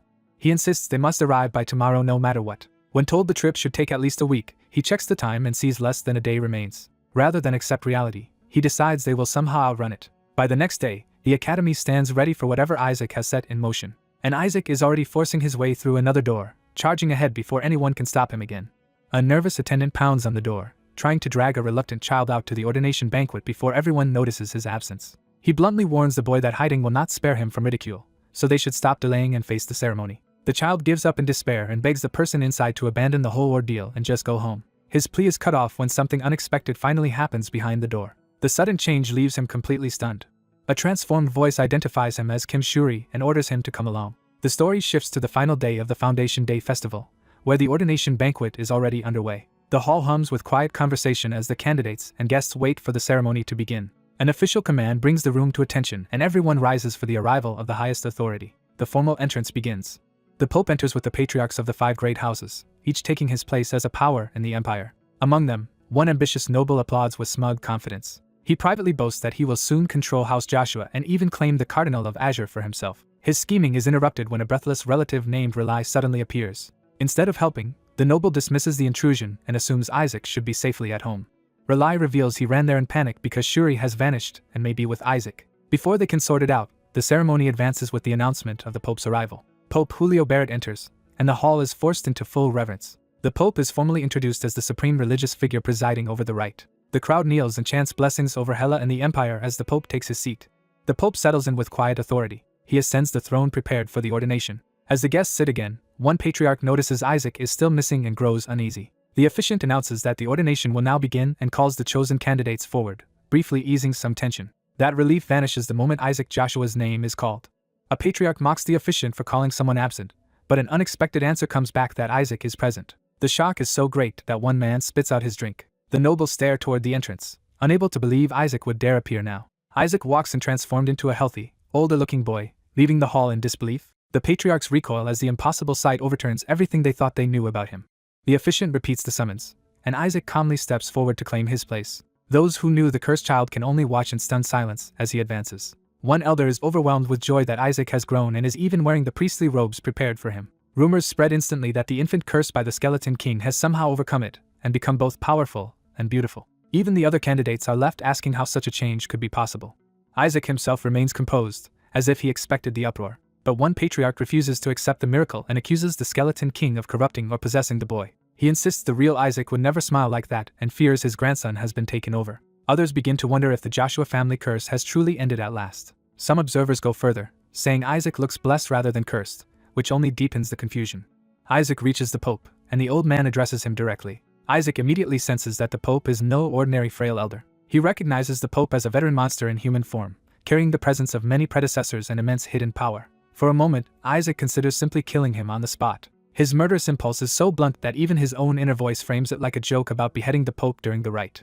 Meanwhile, Isaac's grandfather realizes the boy is dangerous and must be stopped before he acts. He lunges in panic, but his attack goes wildly off course and crashes into the floor instead. Trying to save face, he screams that he only slipped because of a cockroach. His brother can only stare at the absurd excuse in disbelief. The officiant hurriedly forces the ceremony onward by calling Shuri Joshua next, while Isaac realizes his enemies are trying to derail him.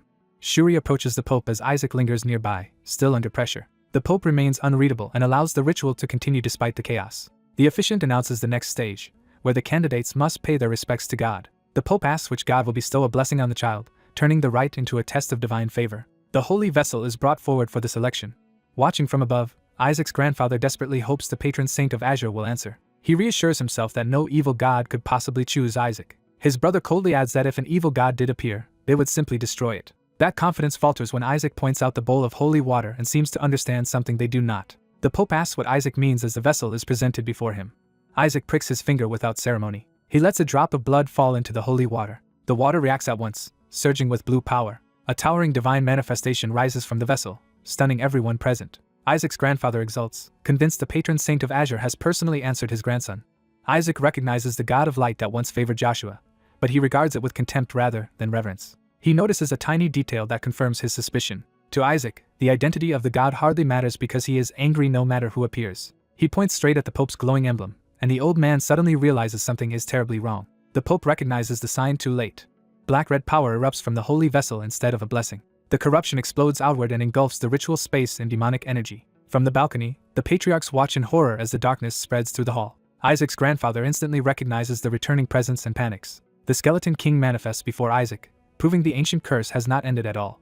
The Patriarch of Azure attacks at once, but the Skeleton King's return is already underway. Isaac braces himself as the red chains and curse energy coil around him again. The Patriarch gathers blue mana for a decisive strike. He unleashes a cutting wave of power toward the Skeleton King. The Skeleton King evades while keeping Isaac bound as a hostage, forcing the Patriarch to hold back. The Undead King reveals that he has been waiting specifically for this holy child to appear. He declares his true aim is to tear down the Holy Empire piece by piece, beginning with the Pope himself. Isaac, still chained, is baffled by how personal and dramatic the Skeleton King is being. The king's familiar appearance disgusts Isaac, who realizes the creature resembles his own former self. Even Isaac's shadow companion rejects the imitation and insults the Skeleton King as a fake version of its master. The shadow goes further, loudly declaring that the real master is a much bigger fool than this imposter. The red-haired patriarch and the Pope prepare counterattacks while the shadow openly picks a fight with the undead king. Their powers collide in midair as the hall becomes a battlefield. The Patriarch of Azure shields himself from the blast and keeps pressing the attack. He orders the civilians to flee while the fight escalates around them. Drawing on his mana, he forms a concentrated blue sphere and begins a far stronger spell. That spell expands into the shape of a colossal whale made of Azure's power. The divine beast descends over the Skeleton King with crushing force. A massive vortex of blue energy engulfs the undead king. Even while under attack, the Skeleton King taunts the Patriarch of Azure for being weakened by the old curse. He claims the Patriarch's power is limited and advises him to stay still if he wants to survive. The Patriarch admits he hesitated only because he feared collapsing the building. Now fully committed, he sharpens his killing intent. He silences the Skeleton King with overwhelming force, driving the whale down on both king and hostage. The Skeleton King laughs even as the attack closes in. He tightens his hold on Isaac and asks whether the Patriarch is willing to let the little saint die with him. Isaac screams that this is exactly the problem with the Patriarch's plan. From within the whale's jaws, Isaac shouts that his own grandfather has endangered him by summoning something so destructive while he is still being held hostage. The Patriarch, maddened by fear and obsession, insists a saint will survive this and calls the boy insane for doubting it. Inside the crushing spell, Isaac realizes the attack really might kill him. The whale slams down and tears through the hall in a catastrophic explosion. Isaac curls up under the impact as debris rains around him. The Skeleton King is struck head-on by the blue onslaught. His body is shredded apart by the attack. The blast rips through the cathedral and blows open the structure. When the dust settles, the survivors scramble to see whether Isaac was caught in it. Panic spreads as people realize the Skeleton King has truly returned after 70 years of silence. Some fear the monster had been gathering strength all this time, but Isaac rejects that conclusion. He reveals that the thing they fought was only an imposter. His grandfather rushes to him in alarm, desperate to know if he is hurt. Others whisper that Isaac endured an impossible attack and that even the Skeleton King called him a saint. They assume the monster must be dead because the Patriarch's whale tore it apart. Isaac coldly corrects them and says the king was never truly killed because it was only an illusion. The nearby nobles turn toward him, startled by the certainty in his voice. Isaac's shadow confirms it was a flawed shadow clone, and Isaac notes that it felt wrong from the start. He explains the clone was powered by his own mana. That leads him to suspect his missing mana core may have been recovered and used to create the fake king, especially since the Empire had already stored one of the king's bones as a relic. Realizing the imposter may contain his stolen mana core, Isaac decides that killing it and reclaiming what is his would be even better. His grandfather falls silent, sensing the danger in Isaac's reaction. The Patriarch of Azure reflects that, in the moment of crisis, he had no real choice. He concludes that if he had hesitated, the Pope would have died and Isaac might have been killed as well. In the aftermath, the Pope personally tends to the injured child while the Patriarch watches from a distance. The Pope is shaken that Isaac was harmed at all and struggles to understand what just happened. He cannot accept what the sign on his chest implied. His mind returns to the moment Isaac's blood reacted to the emblem. He realizes the response came from the supreme god long sought by the House of Gold. It was the god above the 5 major gods, and that revelation nearly chose Isaac instead of him. The Pope resents how close that Joshua child came to being acknowledged by the highest divinity. He watches Isaac and the Patriarch of Azure with concealed hostility. The Patriarch approaches Isaac and calls to him directly. He gently asks the boy to come with him and return home. Trying to be affectionate, he proudly praises Isaac for overcoming the curse and growing into a handsome grandson, but his forced smile only makes the moment awkward. He even offers candy like a doting grandfather, which only convinces Isaac he looks more like a kidnapper than family. At that moment, Duke-like authority interrupts the reunion. A silver-haired figure declares that Isaac should not be taken back yet.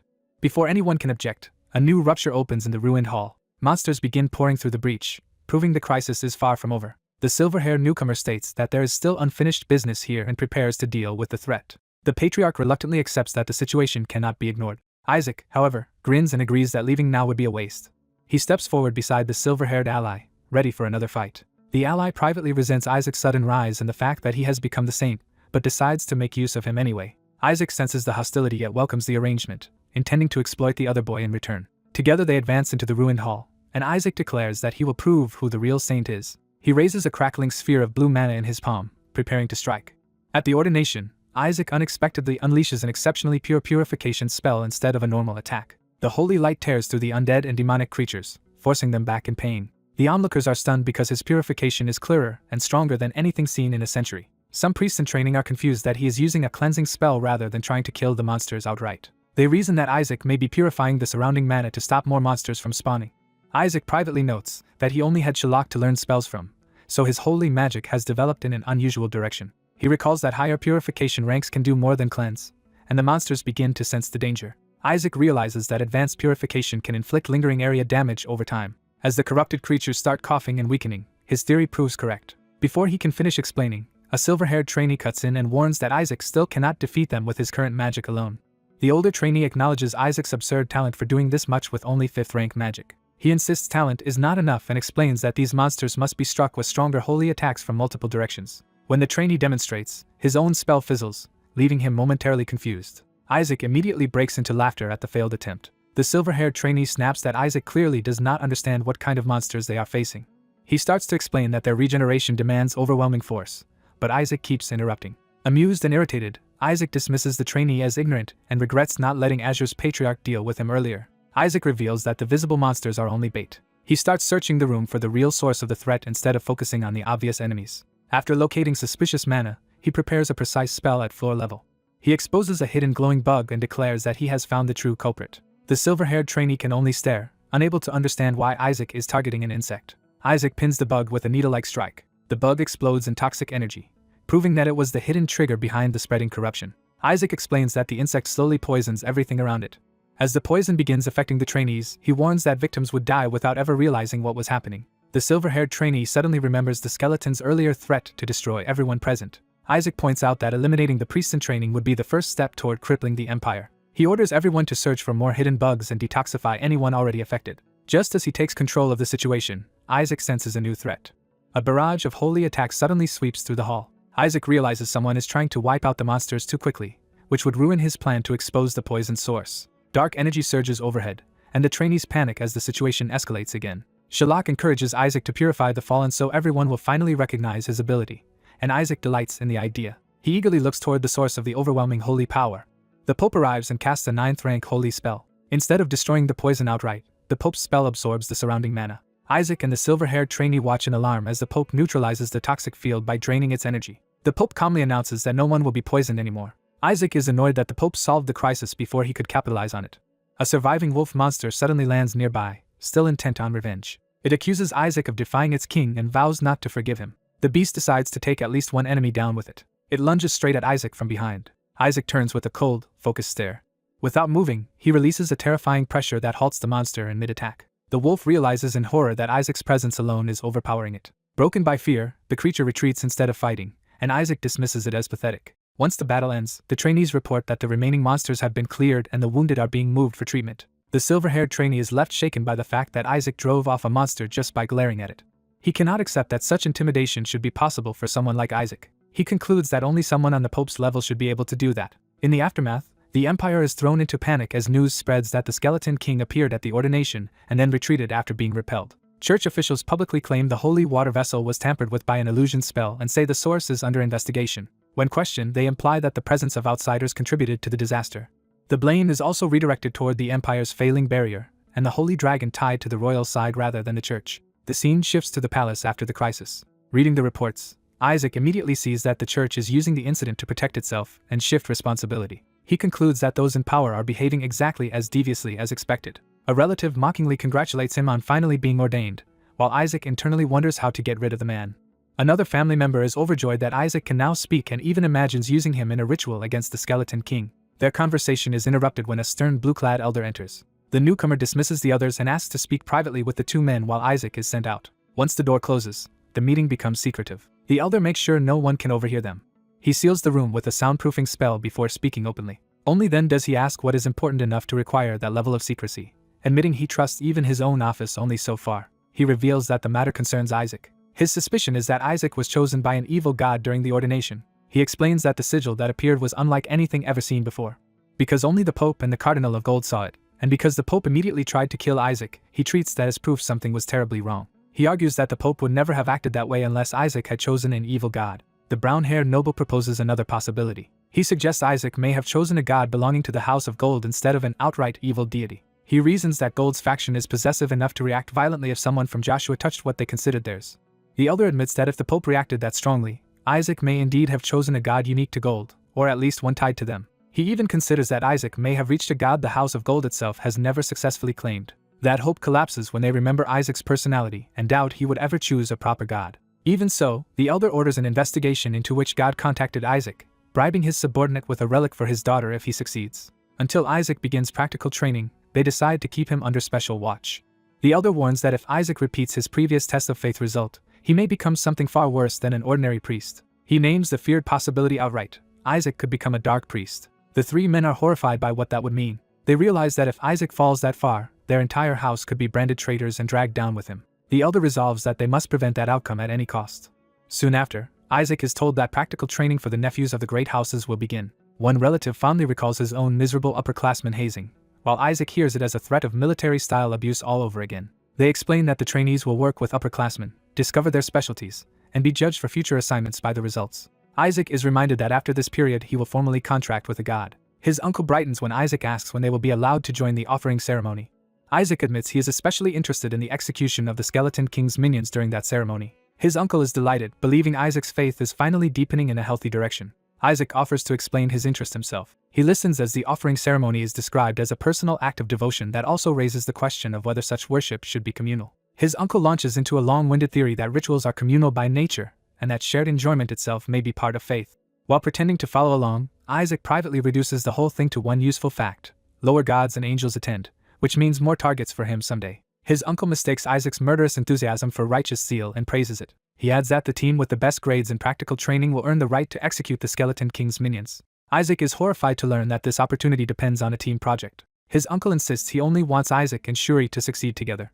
Shuri obediently accepts the arrangement on the surface. Isaac also agrees outwardly, while privately deciding he will sacrifice some teammates and save the rest if that is what it takes to rescue his own minions. His uncle reassures himself that such a sweet child could never become a dark priest, completely missing Isaac's real intentions. Still uneasy, the brown-haired noble asks Isaac directly which god chose him at the ordination. Isaac hesitates, clearly remembering something unpleasant. He recalls a grotesque sigil and the evil god Absolute Ruin, whose very presence made him sick. Pressed for an answer, he bluntly says it was an evil god. The adults scramble to downplay that confession, insisting that ominous sigils do not necessarily mean anything and that faith matters most. They abruptly change the subject by telling Isaac that the Cardinal of Gold wants to see him. Before Isaac can react, someone calls his full name from outside.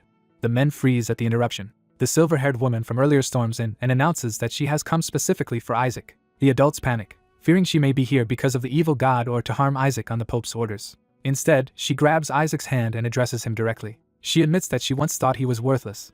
Then she insists she is only being honest, leaving Isaac baffled while Sherlock laughs at the chaos. She explains that Isaac's isolation was not weakness but proof that he refused to let the Academy's mediocrity taint his talent. Having recognized his excellence at the ordination, she declares that practical training with ordinary students would be a waste of his time. She invites Isaac to train directly under her grandfather and skip straight to real combat. In her mind, Isaac should join her, defeat the Skeleton King, and help lead the Empire.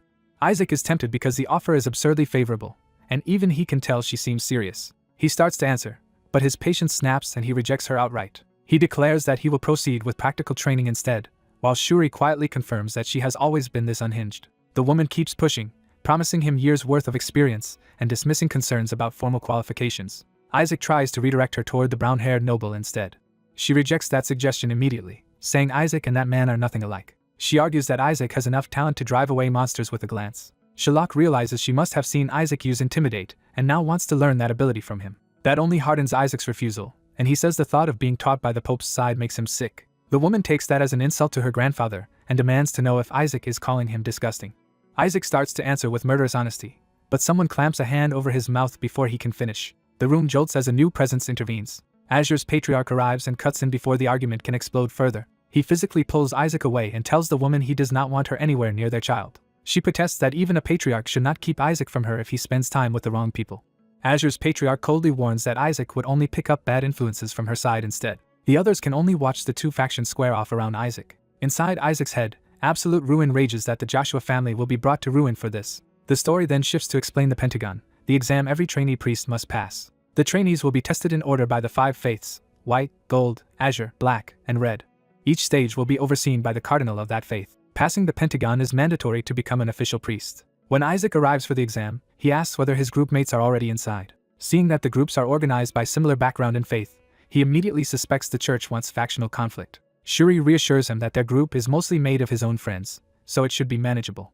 Isaac decides to use those teammates to clear the Pentagon and save his minions from execution. He prepares to make a good first impression as he enters. Instead, he walks into a room full of hostile upperclassmen already talking about taking him down. Before they can act, Another trainee calls out the one who bullied Shuri for years and turns the room's attention onto him. The upperclassmen close in with predatory smiles, treating the coming retaliation as harmless fun while warning Isaac not to tell Shuri. Isaac immediately decides his assigned teammates are useless to him. One of them tries to smooth things over, but Isaac has already found a better use for them. When he produces a strange relic, the others realize the rumors about his childish mind may have been true after all. Isaac answers their mockery by smashing one of them in the face with the relic. The victim drops instantly, leaving the rest too stunned to react.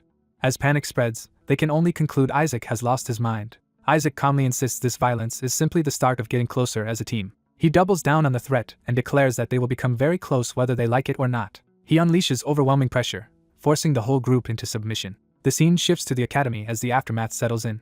Shuri can barely process Isaac's claim that this was supposed to be team building. He finds Isaac literally sitting atop a human pyramid of crushed teammates, proving how warped Isaac's idea of harmony is. The trapped students beg Shuri to save them and insist Isaac is not really his family. Shuri awkwardly thanks them for entertaining his cousin while they desperately plead for rescue. He reminds Isaac that their first exam depends on group harmony, and demands to know what he is trying to accomplish.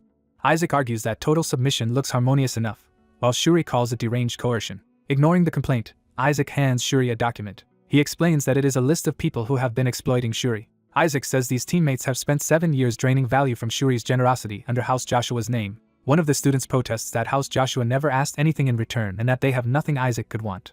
Isaac's answer turns chilling as he points out that their healthy bodies alone are valuable enough. He frames extortion as a fair relationship in which he finally receives as much as he gives. He orders the group to carry out this new activity diligently and with pure hearts. His smile makes it clear the order is a threat, not a joke. Under pressure, the students finally surrender and agree to cooperate.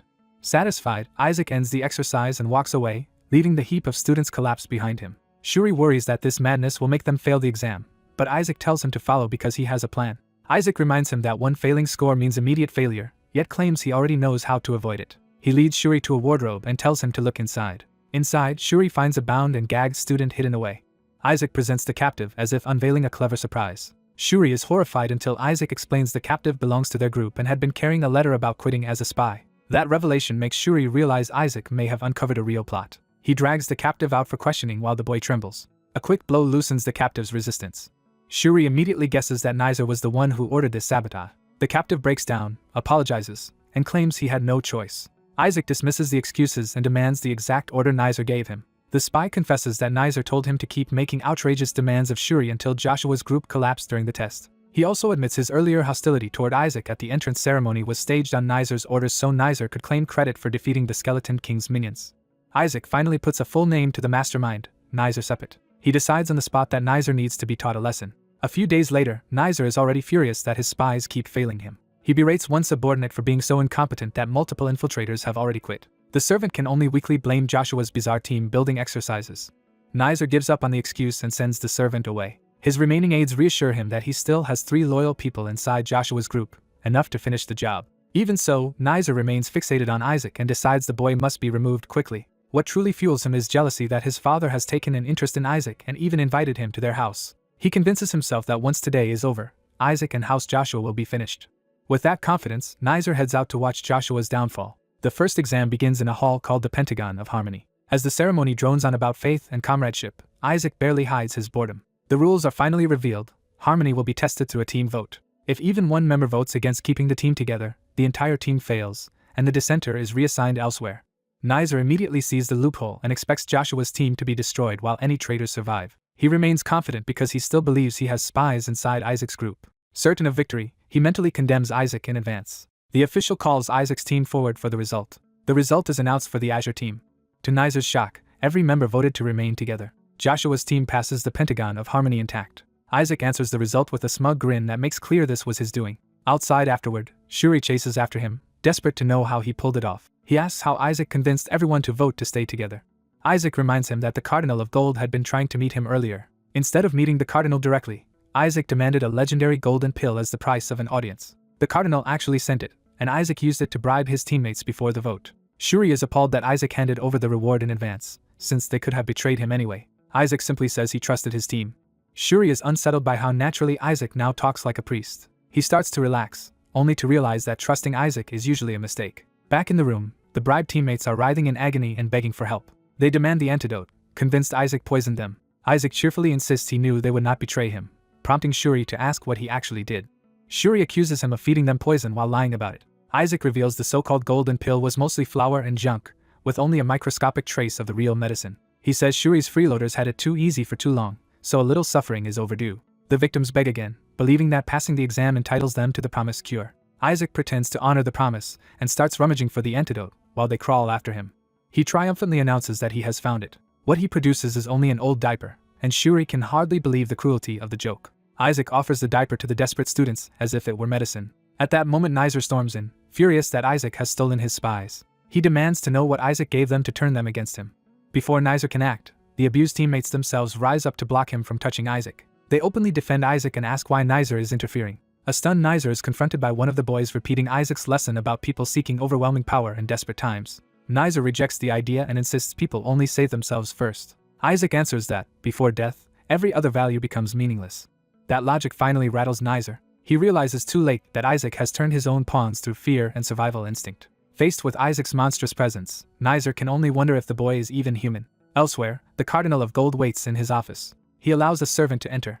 The Cardinal complains that he has been kept waiting 7 days just to see an apprentice. The servant apologizes nervously. He reports that Isaac still will not come. Even after receiving the golden pill, Isaac refuses the summons and sends back only a message. The servant hesitates, knowing the message will be offensive. Isaac's reply is a demand that the Cardinal send an even larger piece of gold next time. That insult makes the Cardinal shatter his pen and order his people to use every means available. He commands them to bring Isaac to him by force if necessary. Meanwhile, Dronzer leaves Isaac's room seething over the humiliation. Still, he consoles himself with one useful discovery. Isaac seems unable to openly clash with the Inquisitors. Dronzer vows to investigate that weakness and expose Isaac's secrets. His plotting is interrupted when he notices servants gathered near the dorms. He demands to know why they are loitering there. The servants explain they are waiting for someone inside, and Dronzer curses his luck when he realizes they belong to the House of Red. He tries to drive them off, since it would be troublesome if anyone learned his master wanted to meet someone from Azure. The threat fails because the red-clad heir himself is standing right there. The heir coldly asks why Dronzer is late. Isaac steps out as if he had arranged the whole meeting and reminds Dronzer that he needs something from him for a tea party. The servants eagerly assume Isaac will help because they still owe him an item, while Dronzer realizes Isaac is exploiting that debt. Isaac casually demands the promised item by the end of the day as tea party snacks, and Dronzer is enraged that team building has now cost him his own men. As the servants start to leave with Isaac, Dronzer lashes out from behind with holy fire. He casts Repentance Hell, blasting the servants aside. Then he faces Isaac directly and says he has business with him alone. Dronzer invites Isaac to a test of faith, clearly intending violence. Shuri warns that such a test could scorch Isaac and even drag their whole house down if it goes wrong. Dronzer prepares a device that can be activated by touch, planning to force the confrontation. Before he can finish, a new voice calls Isaac's full name. The Cardinal of Gold appears behind Dronzer and rebukes him for ignoring a summons while fooling around. The Cardinal makes it clear he is not someone Dronzer can manipulate. Dronzer instantly drops his bravado and recognizes Cardinal Barrett.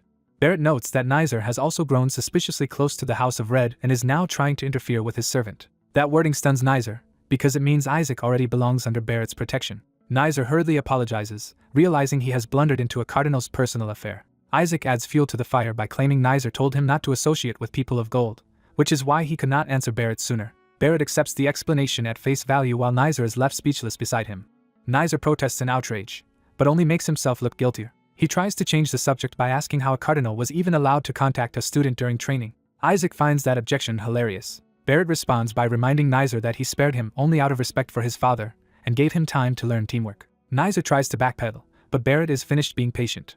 As punishment, Barrett assigns Dronzer's entire team extra work from the Santa Seds. Barrett then tells Isaac to come with him, but Isaac politely says he should see the Cardinal of Red first because that Cardinal also summoned him. That revelation leaves Dronzer reeling again. Isaac blandly claims he already has plans and will meet Barrett later if conditions improve, which makes Barrett realize another Cardinal is now involved. When Isaac cheerfully confirms that the Cardinal of Red called for him too, Dronzer is horrified that Isaac somehow knew about a summons never announced aloud. Dronzer panics that Barrett will now judge him badly and that he needs to escape the situation. He abruptly pretends he came only to summon Isaac and offers to escort him away. Barrett stares at the transparent lie in disbelief. Since Dronzer insists he has prior business with Isaac, Barrett dryly decides to let him have it. He dismisses them, saying prior engagements cannot be helped. But as he leaves, Barrett reminds Dronzer that he has inconvenienced the House of Gold. The punishment is expanded into even more work starting the next day, crushing Dronzer's hopes. Dronzer tries to console himself that at least he can still take Isaac to his father, only to realize Isaac has vanished again. When Dronzer demands to know where Isaac went, Shuri casually says Isaac has already gone to sleep. The final insult is that Isaac supposedly needed an early nap to grow, even though it is only mid-afternoon. Isaac's ordination begins in chaos as he sleeps through it and leaves the red-robed attendants furious. 3 days later, his punishment has become relentless menial labor. While dragging a mop in misery, Isaac swears he will kill Joshua for putting him through this. He finally explodes at the injustice of being worked nearly all day. When he complains to a contact for help, he is mocked for failing even to deliver a child and for dragging his team's grades down. Isaac realizes the only way to get help from Joshua's father is to meet him first. He decides the man should at least appear for prayer, giving Isaac a chance. So he settles on ambushing him in the prayer room. 6 hours later, Isaac is still waiting and wearing himself out. Before he can act, other trainees barge in and drag him back to work. They threaten him over their falling scores, while Isaac desperately insists he has to see Isaac, Joshua's father, first. Then he spots a silver-haired boy watching from nearby. The boy greets him with a bright, innocent smile that completely throws Isaac off. As Isaac is hauled away, the silver-haired child openly enjoys his suffering. Another boy calls the child cruel, but the child admits he is doing it because it is fun. Still, he says meeting the Cardinal of Red would actually help them more. He explains that Cardinal Barrett would never award them the top king grade. He has to spell out the grading system for Isaac, who realizes too late how badly he misunderstood it. The child warns that if Barrett is angered enough to hand them the lowest rank, they will be thrown back to the academy, and Barrett likely wants Isaac dead as well. When Isaac protests that a cardinal should have no grudge against a 10-year-old, the child reveals Isaac's mother had once been engaged to Cardinal Barrett. He adds that Isaac's father stole her away, turning the broken engagement into a feud between both families, which makes Isaac understand why Barrett would hate him. The revelation hits Isaac so hard that even his strange little companion startles him. The child advises that befriending the Cardinal of Red is the best way to keep Barrett in check. He reasons that Red also needs Gold's children to pass its evaluation, so a promise not to sabotage them should be enough leverage. Isaac starts to think the plan might work. Then a sinister red hand suddenly clamps over his mouth and body, cutting him off. His companion notices too late that something is wrong. A voice calls for Isaac. The owner of that voice is Cardinal Barrett himself, reading calmly in the prayer room. He invites Isaac in, and the room erupts as if the trap has already been sprung. Barrett immediately addresses him as the kidnapped child, making clear he knows exactly who Isaac is. Isaac mocks Barrett's gentlemanly act and calls out the hypocrisy of having him abducted. Barrett drops the mask just enough to call him a brat. He says he has something important to tell Isaac, while Isaac assumes this is just retaliation for being ignored. Barrett confirms Isaac's identity. Then he shocks Isaac by saying he wants to adopt him into the House of Gold. Isaac is too stunned to process the words. He can barely comprehend that Barrett wants him as an adopted son of Gold. His first instinct is that this must be mockery or some new scheme against Joshua. Barrett insists the offer is genuine and says Isaac should leave Joshua and join House Barrett. Isaac starts searching for the hidden motive behind such a bizarre proposal. But instead of rejecting it outright, he decides the other side's intentions matter less than what he can gain. So he asks the Cardinal what he would get in return. He treats the adoption like a business deal and demands clear terms. Barrett is taken aback that a child is negotiating with him so coldly. He offers everything Joshua cannot, claiming the papal family can supply whatever the Vatican lacks. Isaac immediately rejects the idea that Joshua lacks anything. Barrett counters that Joshua is trying to confine Isaac and that the Vatican will only burden him with endless restrictions. He paints the faith as a life of suppression and patience that will chain Isaac down. By contrast, he promises that House Gold will not interfere with Isaac's affairs and will support whatever he wants to do. Isaac says that still is not enough and raises the price absurdly high by demanding backing as Barrett's future heir. Barrett realizes Isaac is no longer just aiming for sainthood but maybe aiming for the papacy itself. He argues that if Isaac truly wants to become pope, switching to House Gold would help. Isaac answers that he still belongs to the Vatican. Barrett responds by piling on outrageous incentives, from land and armies to tax privileges, wealth, and direct heir status, and Isaac finally says he will consider it. Satisfied, Barrett moves to begin the affiliation process immediately. Isaac quickly stops him and asks him not to tell Joshua yet. He promises to keep the matter secret for now. That promise alarms someone hidden nearby. Isaac's companion, who has been eavesdropping, panics and crashes into a wall. He tries to recover while Barrett turns toward the noise. Terrified, the spy bolts while insisting he heard nothing. Barrett can only sigh at the obvious lie. He tells Isaac that the spy's report does not matter and that only Isaac's own choice matters. Isaac clarifies that agreeing to think about the offer was not the same as agreeing to defect. He states flatly that he would never join the papal family, even if it killed him. When Barrett presses him, Isaac repeats that answer without hesitation. That answer finally breaks Barrett's restraint. With a dark smile, Barrett says Isaac resembles his mother in both face and speech. He threatens that with a single word he can have Isaac excommunicated and strip him of any future as priest, saint, or pope. He goes further, warning that he can ban Isaac from ever entering the Holy Empire again. Isaac answers that if that happens, he will simply build a country where priests and popes are unnecessary. He even questions why one nation should need 2 rulers when it will be his country anyway, leaving Barrett stunned. Barrett can only ask what kind of being Isaac really is. Isaac brushes it off as the minimum courage needed to defeat the Skeleton King. Then he dismisses the adoption offer entirely, and says forgetting it would be better for Barrett too. Even so, he admits the offer has made him more curious about what happened at the ordination ceremony. He openly wonders what could have happened there to make Gold want to adopt the direct heir of a rival house. That question visibly rattles Barrett, because it cuts too close to the truth. Isaac notices the reaction and realizes the Empire would be just as curious if this became public. Elsewhere at Joshua Mansion, the news arrives that Isaac passed the Unison Pentagon. Joshua's patriarch cannot understand how Isaac could have passed when he expected him to fail. He bitterly blames his own insufficient faith for the result. Then he drops to his knees in prayer. He raises a sacred vessel and praises his God. Calling on divine power, he tries to cast out his grandson as if performing an exorcism. Benjamin Joshua returns and asks what happened to the house while he was away. Riley can only laugh awkwardly at how far things have spiraled. Benjamin is baffled that anyone could call Isaac a problematic child. He insists Isaac is kind and brilliant, and assumes the patriarch is only acting this way because he is worried about his grandson. Riley reflects that as the second son he cannot inherit, so Isaac's appearance as a possible heir should be good news, yet he still feels uneasy. The patriarch complains that the blessing meant to overwhelm ordinary people has not worked on Isaac at all, making it feel more like a curse than a blessing. Even so, he admits Isaac now means a great deal to him.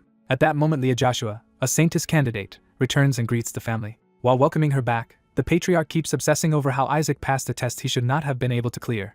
He concludes the papal family is taking far too much interest in Isaac and that if the Vatican truly wants him dead, Isaac should leave the priesthood and come home quickly. Yet he also laments that Isaac is too exceptional for his ordination to be delayed any longer. That contradiction darkens the mood again. Riley notices a luxurious envelope and asks who sent such an extravagant letter. The patriarch hesitates before answering. He reveals it came from Benjamin's fourth brother. That means Noel has written to the family, which immediately raises alarm. The letter turns out to be Noel demanding that the patriarch step down because he is close to death anyway. The patriarch explodes and declares that Isaac must be taught manners because Noel is hopeless. He even says that if Riley doubts Isaac, then Riley can become the next patriarch instead. Riley tries to calm him by pointing out that Isaac at least passed harmony, so there may still be hope. A summoned bird spirit violently rejects that optimism. The fiery familiar Sherlock bursts in to report that Isaac has been beating other children with his rattle. Sherlock furiously adds that Isaac even uses healing magic so he can keep beating them longer. The patriarch accepts this with disturbing calm, as if it is simply typical Isaac behavior, leaving Riley speechless.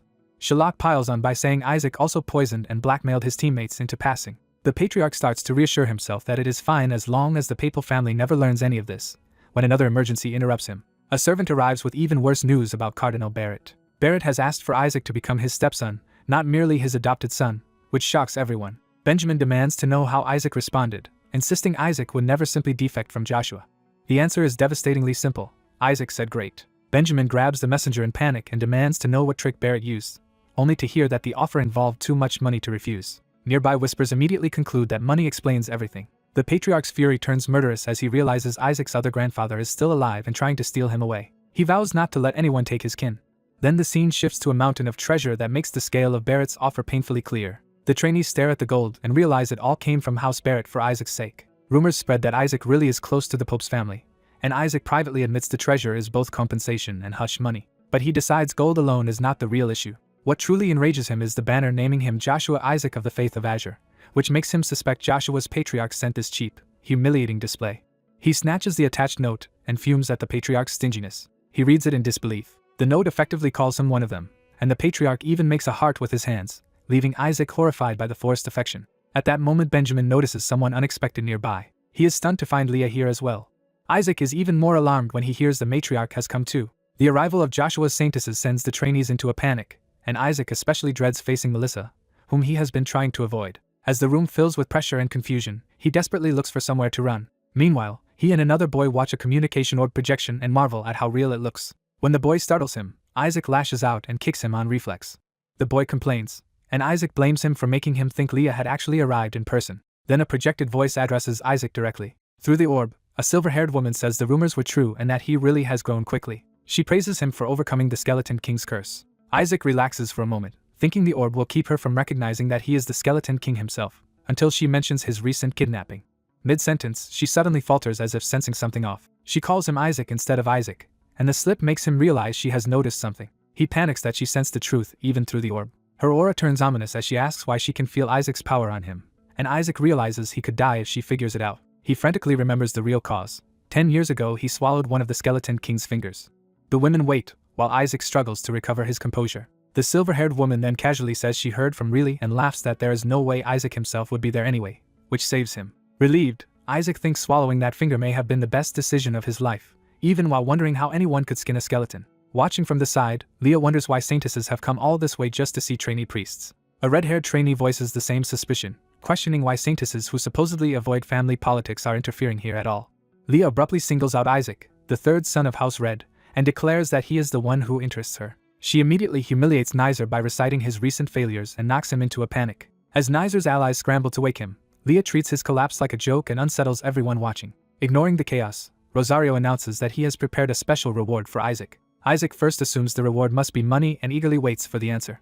His excitement dies when Rosario reveals he is offering his ultimate holy attack power, the same force that once defeated the Skeleton King. The onlookers are stunned because Rosario is handing over God energy, a priceless power beyond ordinary holy magic. Nizer realizes this gift will push Isaac even further ahead and fumes that the Azures are falling behind. One blue-haired candidate decides that letting Isaac gain this advantage cannot be allowed. He moves to expose Isaac by accusing him of poisoning his teammates during the Harmony trial.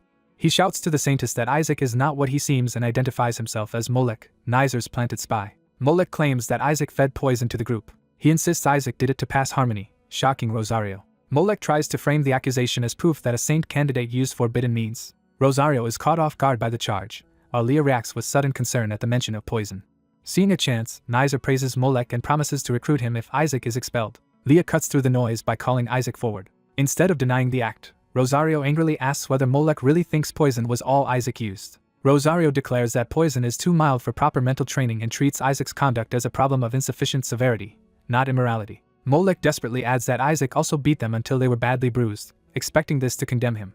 Rosario calmly corrects Isaac's methods, saying flesh wounds are useless for training and that broken bones would have been more effective. He even offers to break the boy's bones himself as an apology, terrifying Molech and forcing Leah to stop him before he kills someone. Leah steps in and asks Molech if he wants help, but her tone only makes him more afraid. She cheerfully offers to break the bones cleanly in one strike, pushing Molech into outright terror. Isaac quickly claims he can handle the matter himself, trying to keep Leah from acting. Leah reminds Molech that he ignored her earlier threats, making clear she has not forgotten him. Isaac seizes the moment to enslave Molech instead, declaring that from now on the spy will serve as his shield and servant, which convinces Molech that the Joshua family is insane. The scene shifts away from the uproar at the ceremony. Later, Leah privately asks Isaac whether he truly wants to become the head of his household, and he admits that he does. She presses him to explain what he would do if he actually gained that position. Isaac answers without hesitation that he would remove the saintesses, horrifying everyone else in the room. When asked why, he says they are unnecessary and begs to be taken seriously. He adds that he would personally kill the Skeleton King. Then he goes even further and suggests Leah herself should give up being a saintess. Leah falls silent, and Rosario watches her reaction closely. Rosario finally admits that he carries a sin no person should have committed. He recalls telling a young Leah that he once had a perfect chance to kill the Skeleton King. He explains that it was a once-in-a-lifetime opening and that the Skeleton King truly could have died then. But when the moment came, he could not strike. Asked why, Rosario can only say that he does not know, though he believes God has never forgiven him for it. Isaac is stunned when Rosario says the Joshua family's curse exists because of him. Rosario explains that killing the Skeleton King is the only way to lift that curse, so the burden of doing it belongs to him. Isaac asks what terrible sin Rosario actually committed. Rosario hesitates, and Leah senses there is more behind his confession than he is willing to say. She decides there must have been some hidden reason Rosario could not kill the Skeleton King. Rosario then reveals why he summoned Isaac in the first place. He presents an item that leaves Isaac and his companion reeling when they recognize whose it is. The gift is a blue pendant preserved in a case. Isaac realizes it is the unique symbol of a saintess. He immediately senses that receiving such an item should be impossible. Rosario notices Isaac's confusion but remains calm. He explains that he stored his own power inside the pendant so Isaac can draw on God energy whenever he needs it. Rosario urges him to rely on that power instead of weak offensive holy spells if he wants to survive the remaining Pentagon trials. He promises to visit the Holy Hellon Empire soon and personally teach Isaac how to kill the Skeleton King. After Rosario departs, Leah prepares to leave as well. Before she goes, she pauses in front of Isaac as if something still needs to be said. Leah leans in and begins asking Isaac a pointed question. She asks whether he possesses a manicore, catching him completely off guard. Isaac panics internally because he secretly created one himself and cannot understand how she suspects it. Leah briefly wonders if she misread him, giving Isaac a narrow chance to recover. She clarifies that the object in the pendant is the manicore that had been stored in the outer building. Isaac hurriedly pretends he knew what she meant all along. He claims he kept the core because he could not absorb it, and had been trying unsuccessfully to break its seal with holy spells. Leah immediately says the seal can be undone with the necklace and starts removing it. Isaac is shaken that she not only knows about the manicore but can also release it, yet he decides to accept the chance. Leah hands him the necklace and says she is not sure he can use it, but she respects his effort to restore his household's lost techniques. Isaac wonders what this has to do with those techniques, and Leah instead asks again what he plans to do after removing the saintesses. He answers with complete sincerity that he wants to live as a rich man with no responsibilities, which makes Leah laugh. Amused, she tells him they will meet again after his apprenticeship and departs in good spirits. Left behind, Isaac concludes that Leah is just as abnormal as Rosario. Outside, Leah's night escort notices her mood shift. He prepares the carriage and asks her to return. Before boarding, he reminds her that the necklace she gave away could lead Isaac to the Joshua household's secret techniques. Leah answers that she already knows exactly what she handed over. She explains that the necklace is an heirloom passed down from the household head, so every direct branch covets it. She coldly adds that if Isaac loses it, then he was never as capable as she thought. But if he keeps it, he will inevitably become the next household head, which she considers preferable to seeing him sent to the Sanctuseds. She repeats Isaac's own goals to herself, remembering that he wants the Sanctuses gone. When she recalls his vow to kill the Skeleton King, she cannot help laughing at how outrageous he is. Yet she quietly decides to support that impossible ambition and entrusts the task to him. Back inside, Isaac is already fantasizing about the wealth and power the heirloom could bring him. Elsewhere, rain falls over another great estate as the story shifts again. A servant welcomes Master Goel after a long absence. Goel exchanges polite greetings but makes clear he has returned with a purpose. He immediately asks about Joshua and is told Isaac is still considered worthless as ever. Goel dismisses the judgment as typical Joshua hypocrisy and admits he fears he might start caring about them if he stays too long. Still, he senses that something unusual happened during Isaac's ordination. He recalls that the clergyman responsible for Isaac's ordination vanished afterward. That priest was later found dead in the monster forest, confirming that someone erased the witnesses. Goel reasons that if the House of Gold now wants to adopt Isaac, then the truth behind the ordination must be extraordinary. The deeper he thinks, the more convinced he becomes that this household is hiding something dangerous. He orders the servants to leave him alone so he can investigate without interruption. Privately, he rejects the idea that he has grown sentimental toward Joshua despite having once surrendered their rights. Even so, he admits there are moments when he wonders whether he got too close to them. But in this house, all affection disappears, replaced by disgust and suspicion. Goel enters Barrett Manor's office to search its records. He finds the classified storage and begins looking specifically for Isaac Joshua's ordination file. At last he locates the record showing the divine mark of the god who chose Isaac. The moment he reads it, he realizes the implications are catastrophic. Isaac was chosen by the greatest god, and Goel understands that everything surrounding him has suddenly changed. He concludes that this is why the Pope's house moved so ruthlessly to cover up the ordination. As he rushes out, he realizes the issue is no longer church politics but the survival of House Barrett itself. Then he corrects himself again and sees the crisis as one that threatens the entire empire. Meanwhile, Isaac has returned to his room and is surrounded by piles of money and gifts. He asks his shadowy familiar whether his new wealth is enough to buy a weapon capable of destroying the binding orb, and learns it might barely be possible. The familiar explains that the real obstacle is the antidemonic stone, a material that destroys mana and resists mana, aura, and holy power alike. Isaac realizes in fury that someone transformed the orb binding the Skeleton King's minions into that stone specifically to kill a ninth circle demon. Since brute force will not work, he decides to try removing the seal from the mana core instead. He prepares the core and necklace, trusting Leah's claim that the pendant can release the seal. As the blue pendant reacts to the red core, Isaac admits he has never seen anything like the process unfolding before him. The seal begins to open exactly as Leah promised. A torrent of dark power bursts free from the core, and Isaac greets it with reckless delight. He orders his familiar to devour the released energy. The familiar surges through the room, swallowing the unleashed power in a frenzy. Isaac is thrilled by the sheer amount of mana pouring out, and realizes it is enough to raise his magical rank.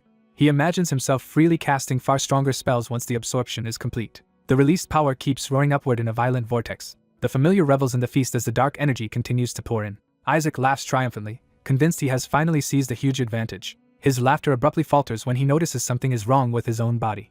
He looks down and finds that one of his hands has turned skeletal. The sight sends him into panic as he realizes the power has triggered something far worse than he expected. The room falls still for a beat as the shock settles in. Isaac curls up in the darkened room, trying to contain the damage while his familiar hovers nearby. He curses the Skeleton King again, recognizing this as the Joshua family curse flaring up. Isaac concludes that the sudden surge of mana must have activated the curse inside him. He recalls that the Skeleton King became the strongest demon lord through a curse called the reversal of the living and dead. The familiar worries that the curse may eventually consume Isaac's body, but Isaac believes his many blessings will keep that from happening for now. He reasons that the curse only exploded because his mana increased too quickly and upset the balance holding it back. Although he could strengthen his holy power to suppress it, he refuses easier but dangerous options like draining holy mana from Rosario because that would expose him and get him executed.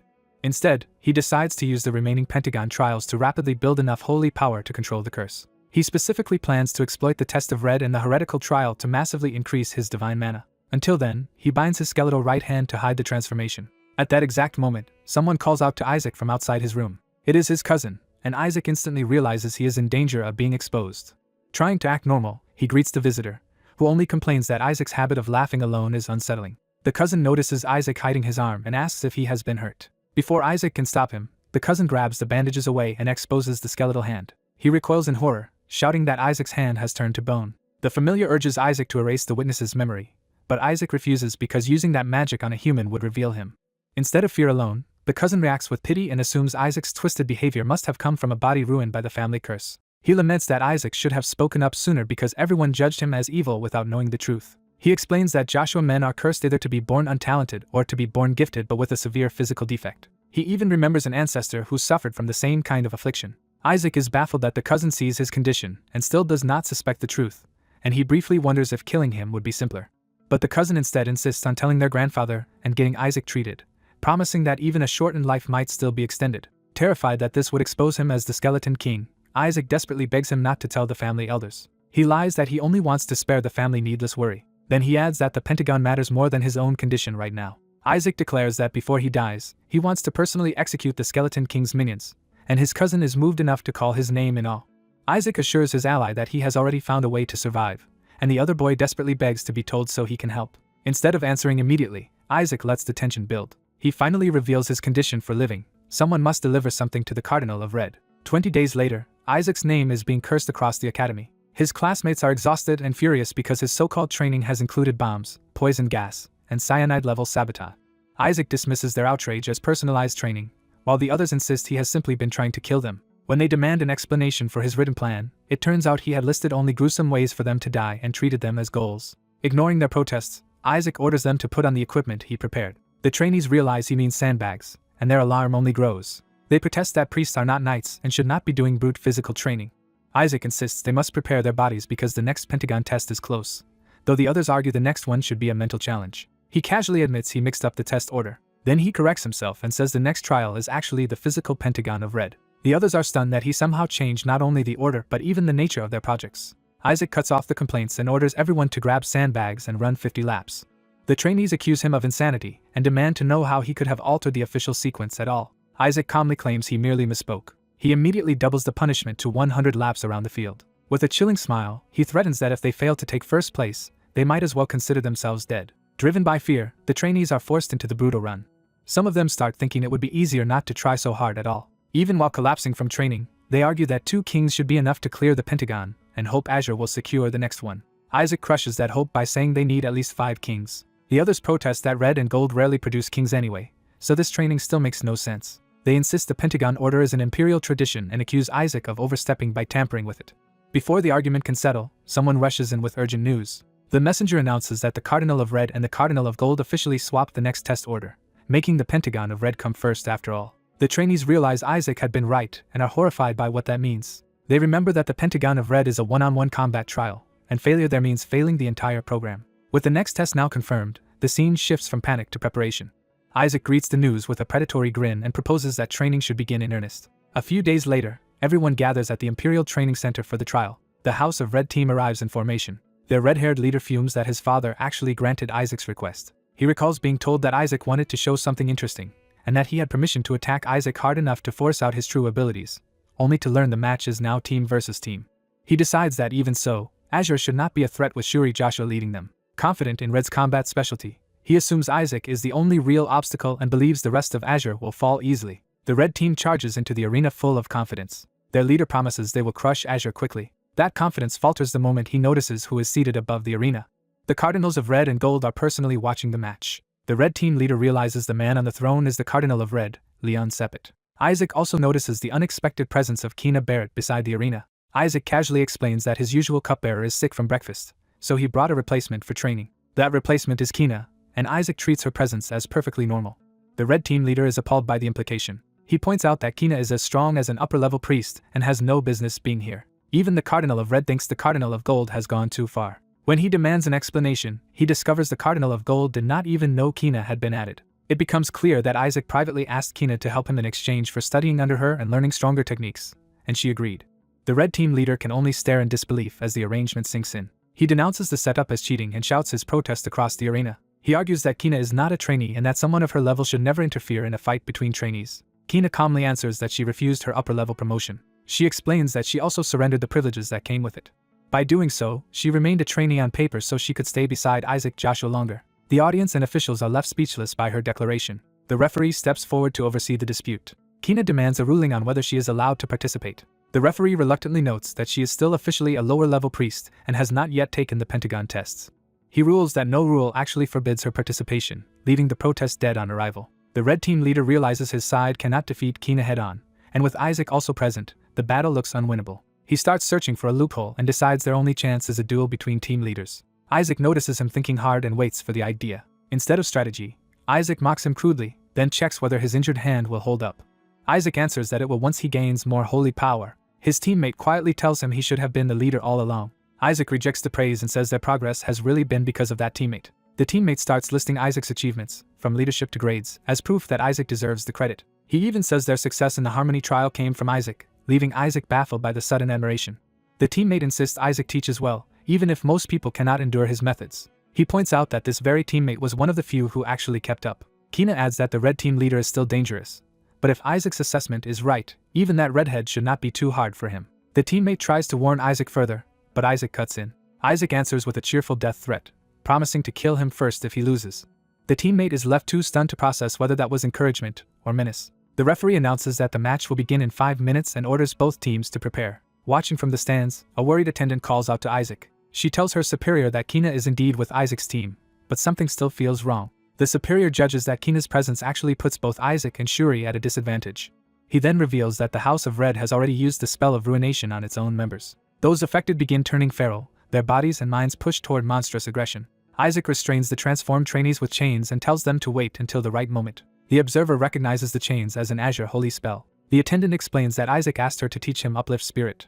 The superior is baffled because the spell should only boost morale, not create the beast-like frenzy now appearing. She insists it should merely make people brave enough to face fear, while the superior points out that Isaac's version has turned them into monsters. Isaac proudly reveals that he combined uplift spirit with herb doping in a secret method unknown to the clergy. He calls the result beastification. Having trained his teammates to withstand it, Isaac decides to unleash the transformed group to maximum effect.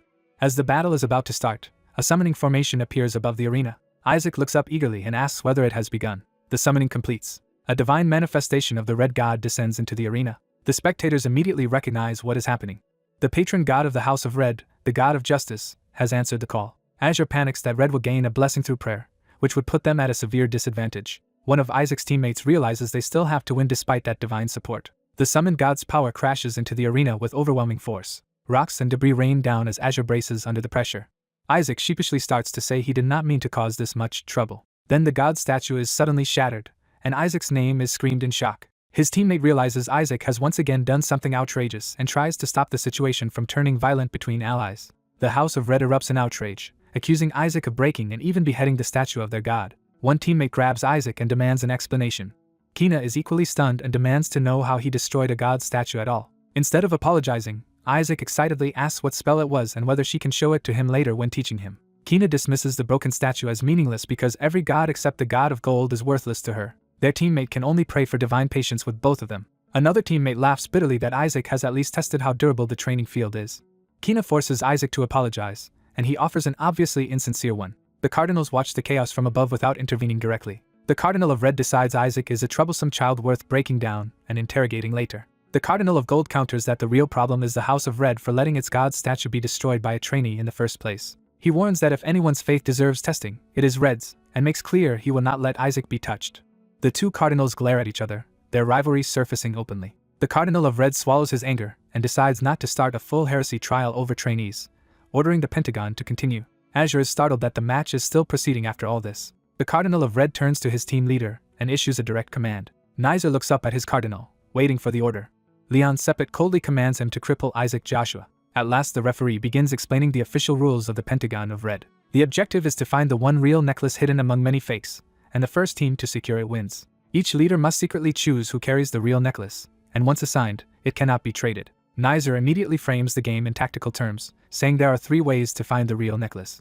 He lists them as forcing a confession from the enemy leader, deducing the carrier, or subduing the entire opposing team and taking every necklace. As the necklaces are distributed, Nizer orders his team to gather tightly. He tries to steady their nerves by mocking Azure as harmless. At the same time, Shuri abruptly says he wants to resign as leader. Isaac furiously demands that Shuri stop stalling and hand out the necklaces.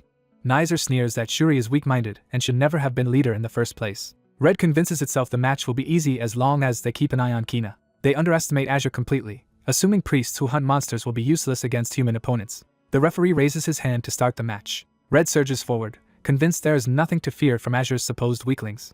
That confidence vanishes the instant something unnatural rushes at them. A beastified Azure trainee launches into the fight with a feral scream, shocking Red. Isaac is delighted that the test now gives him legal cover to beat up the clergy he despises. One of his teammates is horrified by how inhuman Isaac looks when he says it. Red still clings to the idea that Azure's code of honor will keep them defensive, just as Isaac dives straight at them.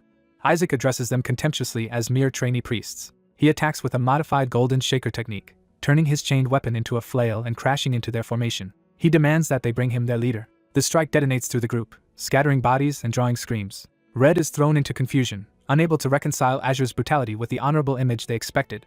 Isaac repeats his demand for their leader while advancing through the wreckage. He promises that if they obey, he will at least let that leader keep living in one piece. A blue counterattack finally erupts elsewhere in the arena, showing Azure is attacking on multiple fronts. Nizer shouts for help as his team is overwhelmed and dragged into chaos. Even while downed, Azure keeps pressing forward under orders to hold formation and never retreat. A silver-haired boy suddenly launches himself into action, forcing the tense standoff into open chaos. The red team is caught off guard as someone realizes the attackers are trying to slip away under cover of confusion. A warning goes out that the assault is fake, and Nizer is told to be careful before the trick succeeds. Nizer is startled when the silver-haired strategist praises Kina for performing exactly as expected. He immediately reveals that he saw through the scheme and dismisses it as far too shallow to fool him. As he moves, the silver-haired boy is shaken by how completely his opponent has read his intentions. He realizes Nizer has identified the technique as a cloning holy spell rather than a real attack. Nizer reacts at once and orders his side to seize the escaping target. The red team surges forward to surround the silver-haired boy and cut off his route. They cast a restrained holy spell, turning the battlefield into a trap meant to pin him down. He clicks his tongue, frustrated that the net has closed around him. Before the trap can settle, something crashes into the arena with overwhelming force. Nizer drops from above like a predator, shocking everyone with his sudden re-entry. Grinning wildly, he orders his allies to grab the intruders at any cost. The red team obeys and charges in to capture the blue side before they can regroup. Nizer boasts that tricks like beastification and cloning only make his opponents slightly stronger, not dangerous enough to threaten him. He spots Shuri and singles him out as his real prey. Power crackles around Nizer's arm as he promises to maim Shuri and keep the injury as a trophy. Observers recognize the spell forming and panic because they know how dangerous it is. Shuri is warned too late as Nizer closes in with the charged strike. Shuri curses, bracing himself for a blow he may not be able to stop. In Shuri's mind, he recalls the silver-haired boy calmly telling him to trust the plan and simply follow instructions if they want to win. That earlier strategy had predicted Nizer would force a duel by underestimating Shuri. The plan depended on that arrogance, and on Shuri being ready when the opening came. Back in the present, Shuri steadies himself and prepares to act instead of panic. Nizer lunges and convinced the fight is already over. At the last instant, Shuri's focus sharpens and his fear gives way to resolve. Their powers collide in a violent burst that shakes the arena. Relai and the others cry out for Shuri, fearing he has been overwhelmed. But through the smoke, Isaac appears calm, as if the outcome is unfolding exactly as he intended. He quietly confirms that this is the moment he was waiting for. Shuri grabs Nizer's attack head-on and throws his own anger back at him, refusing to be treated as weak. Nizer is stunned when his charge is stopped instead of breaking through. Shuri turns the clash into a throw, flipping Nizer completely off balance. He drives Nizer down with brutal force, reversing the duel in a single motion. The impact blasts across the floor and leaves Nizer smashed into the arena tiles. Nizer is left sprawled and dazed, his confidence shattered. Shuri, battered but standing, pushes through the pain to keep control of the fight. As the dust settles, Isaac begins explaining a key truth about Azure techniques that most people misunderstand. Shuri stands over the fallen Nizer, breathing hard after surviving the exchange. Isaac flatly rejects the common belief that Azure techniques are forbidden on humans because they only affect demons. He reveals the real reason: humans are too fragile to endure them. That explanation hangs over the arena as everyone realizes what Shuri just survived. Shuri's expression hardens as he understands the danger of what Nizer tried to use on him. Relai starts to protest in alarm, sensing how far this confrontation has gone.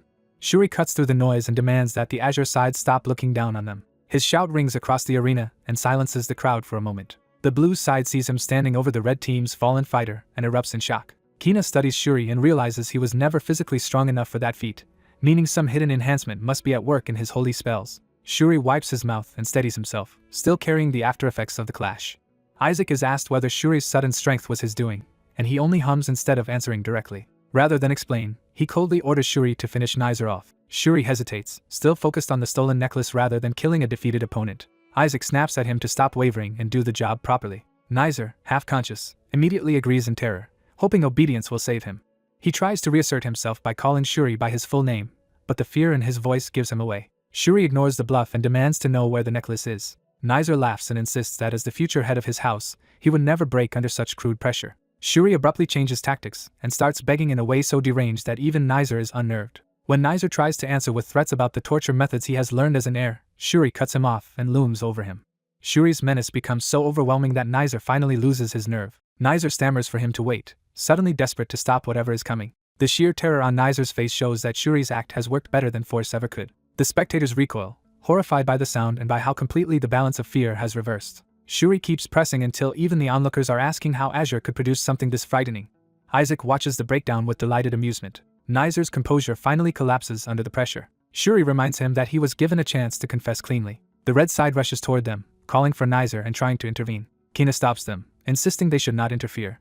Instead, he calmly activates a holy spell of his own. Kina unleashes an area paralysis spell that locks down the battlefield and prevents the red side from helping Nizer. The spell floods the entire arena with blinding holy power. Writhing under the effect, Nizer realizes too late that the blue side intended to be captured from the start. He pieces together that they already knew where the necklace was and begins to understand how thoroughly he was manipulated. Seeing Isaac standing at the center of the chaos, Nizer finally wonders if all of this was planned from the beginning. Isaac answers that suspicion with a smug smile, openly holding the chain weapon that concealed the prize. The red side accuses him of orchestrating everything just to force Nizer into exposing himself, but they also admit Nizer would never have confessed otherwise. Isaac acts as though their outrage only proves his point. He reveals that everyone present already knows where the necklace is, because he has it in his hand. Now that the truth is exposed, he prepares to show exactly how he protected it. The red side panics and offers to confess if only he will stop. Isaac raises the chain with manic delight, ready to continue the lesson anyway. He pulls out the stolen necklace, ending the mystery in front of everyone. With the necklace recovered, the arena declares the Azure team the winners of the Pentagon of Red. The blue side erupts in celebration as the victory becomes official. Relai is praised for helping lead the faith of Azure back into prominence, and Isaac and Shuri are publicly commended. A high-ranking imperial figure remarks that Isaac has lived up to the reputation of the youngest priest ever chosen to represent the empire. He asks that the winners be rewarded with a gift worthy of the performance they gave the stadium. The speaker is revealed to be Shabli Alec Frikella, the crown prince of the Holy Helon Empire. Relai formally greets the crown prince, who responds by praising the quality of his nephews. The prince proposes giving the winners priest uniforms, and Relai immediately agrees that it would be a fitting reward before their next competition. The prince adds that a royal gift would become a treasured heirloom and asks to personally accompany the seamster when the uniforms are delivered. Relai is confused by the unusual request, but the prince makes clear that he wants to meet the boys himself. Relai cannot understand why the crown prince would take such interest in two trainees.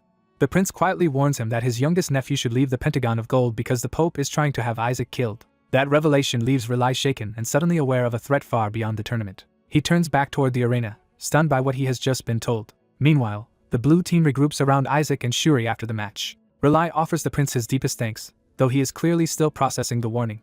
Isaac, however, is already focused on Shuri again. He tells Shuri that despite everything, he will do just fine under his guidance. Elsewhere, the students excitedly spread word that the crown prince is giving the winners clothes. The blue side jokes that they may have overachieved by winning both royal favor and a kingly reward. Isaac cuts through the celebration and addresses someone directly.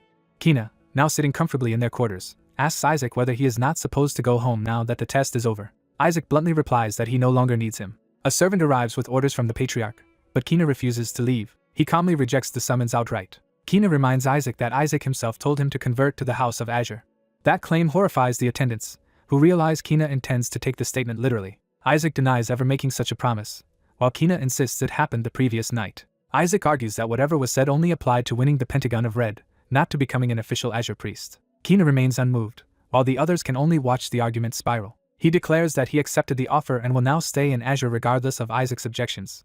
Kina even orders the servants to tell his father he will not be returning for some time. As the room erupts, he privately reflects on the holy spell Isaac used on Shuri and wonders what that power really was. Isaac, meanwhile, realizes the crown prince's gift of clothes is not generosity alone but a claim of ownership over the winners. He concludes that if the prince is trying to claim them away from the Pope's control, then the crown prince may be openly challenging papal authority. Kina offers to stay by Isaac's side, collect the payment he was promised, and even help him in the coming Pentagons, though the servants warn this will throw his entire house into chaos. He goes further and offers political help against the priests of gold while placing Azure priests on demon execution duty, proposing an outright alliance. Isaac rejects the offer immediately and tells him to get lost. Kina refuses, insisting he will not leave unless Isaac physically throws him out. Isaac finally admits the truth that he only used Kina, but Kina answers that he still fulfilled his side and intends to collect what was promised. When Isaac tries to postpone the matter, Kina realizes Isaac can simply cancel the arrangement whenever he wants. The moment Kina starts bargaining again, Isaac ends the deal on the spot. He adds that he already has a student far more obedient than Kina. Kina demands to know who could possibly be better than him. Isaac points to Kim Shuri without hesitation. The room is left speechless by the comparison. Kina takes the challenge personally and asks whether Isaac truly thinks Shuri is superior to him. He demands that if he proves himself better in the next arena, Isaac must teach him instead, while Shuri can only wonder why he has been dragged into this rivalry. Amused, Isaac says the answer will depend on Kina's results. Kina and Shuri immediately lock into a silent contest, each now treating the other as a rival for Isaac's approval. The scene shifts to the Sancta Sed's ballroom, where the political aftershocks of the tournament continue. At dinner, the students are stunned by how lavishly the Azure winners are being treated. They note that Azure now gets better food and upgraded dorms, proving how much first place changes their status. Relai watches the celebration in silence, unable to enjoy it fully. He admits to himself that he never expected Isaac's team to be ranked first, and questions how Sancta Seds judge the competition. Someone approaches and remarks that he should be pleased by Azure's victory. The speaker is the Red Cardinal, who greets Relai with unsettling familiarity. The Cardinal notes that Relai is nearing rank 9, praising his rapid progress. Relai accepts the compliment without relaxing his guard. The Cardinal remarks that the Patriarch of Azure must be under severe strain right now. Then he twists the knife, saying the only suitable successor for the Patriarch's role is Relai, but that Relai's time is limited. He mockingly asks whether the role would have been too much for Relai even if his shortened lifespan were not a problem. The insult deepens as he reminds Relai that he cannot have children, implying his line ends with him and that only his nephews remain. Relai can only answer with a restrained, formal acknowledgement, while swallowing the humiliation. The Cardinal laughs it off as a small indulgence, claiming he merely spoke harshly because one of his own house was publicly crushed before royalty and the crowd. Left with the exchange, Relai realizes the others may already know the curse on House Joshua and that the tournament has exposed far more than a simple victory.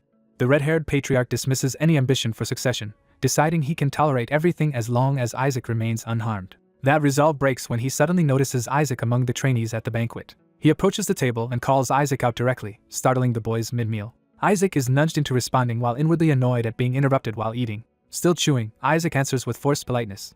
The patriarch greets him with a smile that already feels threatening. He reminds Isaac that he was supposed to show him something interesting. Isaac admits the show had not quite reached him yet, and the patriarch presses him to continue. Isaac bluntly reveals that the spectacle was him crushing the patriarch's son. He even asks whether the patriarch enjoyed watching it. One of the trainees panics, horrified that Isaac would provoke House Crimson so openly. Isaac shrugs off the outrage, treating Crimson's obsession with spies and House Joshua as irrelevant. Instead of retaliating, the patriarch praises House Azure's potential and notes Isaac has gained an unusual ability. He reveals that he can sense dark mana on Isaac. Isaac immediately identifies the detection as a holy spell and explains the dark trace comes from having eaten a piece of the Skeleton King as a baby. Then he casually offers more entertainment by causing trouble inside the Pentagon of Gold as well. The nearby trainees realize in terror that he might next target the Cardinal of Gold's son. The patriarch asks what Isaac wants in exchange, and Isaac says the price is simple. He wants access to the demons imprisoned under the Skeleton King's authority. More specifically, he demands the key to their prison, which wipes the smile from the patriarch's face.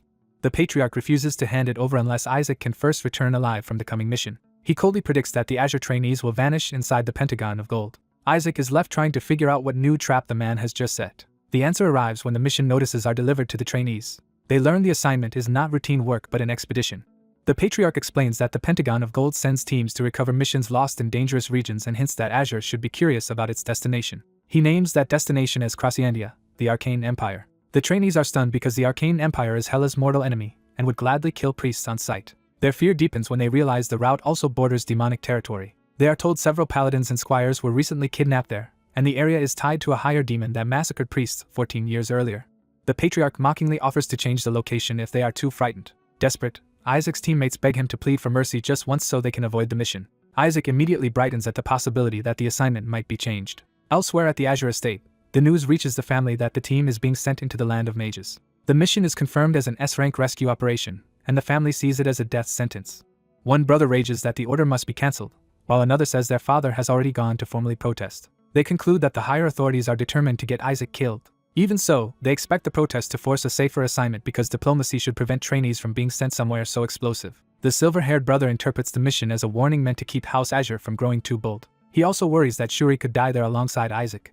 Before he can reassure anyone, a messenger bursts in with urgent news. The bad news concerns Isaac himself. Back at the banquet, the patriarch rejects the idea of sparing Isaac outright. Isaac's teammate braces for the worst as the answer sinks in. The patriarch openly admits he finds the deadly mission amusing and has no intention of changing it.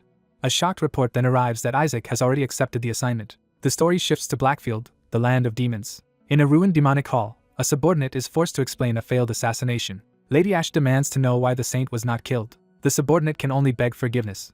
Ash dismisses the failure because the real objective was to create chaos inside the Holy Empire. She considers the operation worthwhile because it let them witness the Skeleton King's power and proved the Empire's barriers could be breached. The subordinate praises the king's overwhelming might. Ash agrees, marveling that even a fragment of his power is already extraordinary. When the subordinate mentions sensing that power during the ordinations, Ash immediately demands to know whose power it was. He answers that it was the great Skeleton King's, shocking her. The revelation points to the mad boy who once ate a piece of the Skeleton King. The subordinate adds that the boy has now been ordained and is in training, which excites Ash even more. Because Isaac has finally left his family's territory, she sees a chance to act against him in public. She learns he will soon undergo the tests of gold and azure. Ash delights in the coming festival where young priests and demons hunt one another. She fantasizes that if a fragment of the king's flesh granted such power, devouring more of him directly would make demons vastly stronger. Her hunger turns toward Isaac himself as she wonders how the child of Azure would taste. Back in the Holy Empire, rumors about the Azure team's mission spread through the clergy. People whisper that the team is being sent to the Arcane Empire to recover a hostage. The consensus is that House Gold is deliberately arranging their deaths. One of Isaac's teammates realizes everyone expects the mission to fail. He then notices an even worse problem. The Paladins are avoiding the Azure team entirely, meaning no one wants to escort them. Without protection, they expect demons, bandits, and ransom hunters to attack the moment they cross the border. Isaac dismisses the panic as ridiculous. His teammate snaps that the whole team is being shunned because of Isaac's reputation. He accuses the authorities of sending them to die and points out that people around them are already writing wills. To drive the point home, he reminds Isaac that an earlier Azure team was annihilated in the Pentagon of Gold 14 years ago. Isaac recognizes the mission as a petty trap by the Cardinal, designed so refusing would disgrace Azure while accepting could kill them. Even so, he decides success would silence everyone, and the dangerous route promises plenty of mana cores. His teammate clings to the hope that choosing a powerful paladin escort could still save them. That hope is cut off when a noble arrives with bad news. Count Moloch announces that the first paladins have chosen to accompany the gold team instead. He adds that his own son and friends are abandoning Azure to transfer there as well. Moloch coldly says he should never have trusted Azure's old reputation in the first place. Isaac answers that Moloch's short-sightedness will be obvious once Azure succeeds. While his teammate begs him to settle for any escort except the worst one, Isaac starts thinking seriously about the paladin options. Then he suddenly lights up after spotting a group he likes. Ignoring the warning, he runs off to secure them. He thrusts a contract at one of the candidates, catching the man completely off guard. The paladin is still trying to process what just happened. Isaac confidently signals that the deal is done. His teammates wait anxiously for the result. Their relief turns to horror when they learn Isaac chose the fourth paladins. Isaac returns cheerfully as if he has solved everything. He proudly announces that he contracted the strongest escort he could find, earning only disbelief. The narration explains that the fourth paladins, known as the pack mules, are wandering elites degraded into glorified messengers. Though more skilled than the royal knights, they despise the clergy. Later, Isaac is summoned by the Azure Patriarch in order to explain what he was thinking. Isaac realizes the Patriarch is angrier than usual and decides he needs a convincing answer. He claims he accepted the mission to preserve House Joshua's honor. The Patriarch immediately tears into that excuse, calling out Isaac's lies and his use of dark mana. He demands to know why someone tainted by dark power is pretending to care about honor. He makes it clear he has known the truth for some time.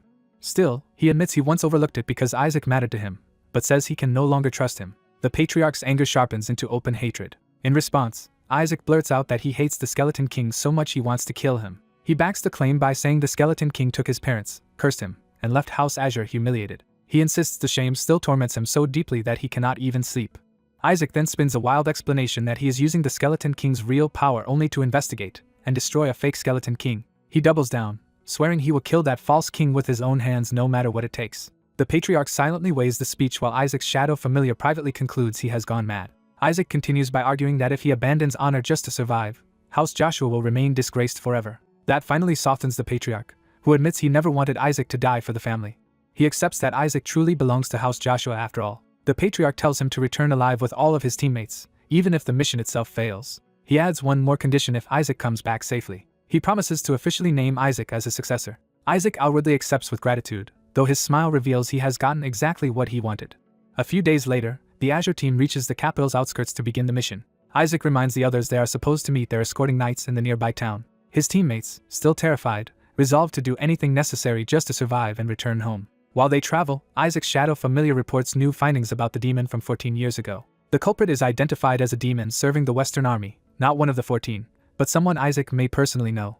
The familiar adds that she is vicious and brutally devoured the young cadets, which irritates Isaac because it violated the rules he had set for his own followers. He decides to punish those responsible himself, though the familiar warns he has not fully recovered his strength. The team continues on, unaware of the danger closing in. In the shadows, Lady Ash locates Isaac at last. She gleefully identifies him as the Joshua boy. At the Imperial Castle, the Crown Prince receives word about Isaac's escort choice. He is surprised to hear Isaac selected the pack mules. A subordinate reports that Isaac ignored the knights the prince had secretly sent to help him. The prince first wonders if Isaac simply failed to recognize their value. Then he revises that judgment completely.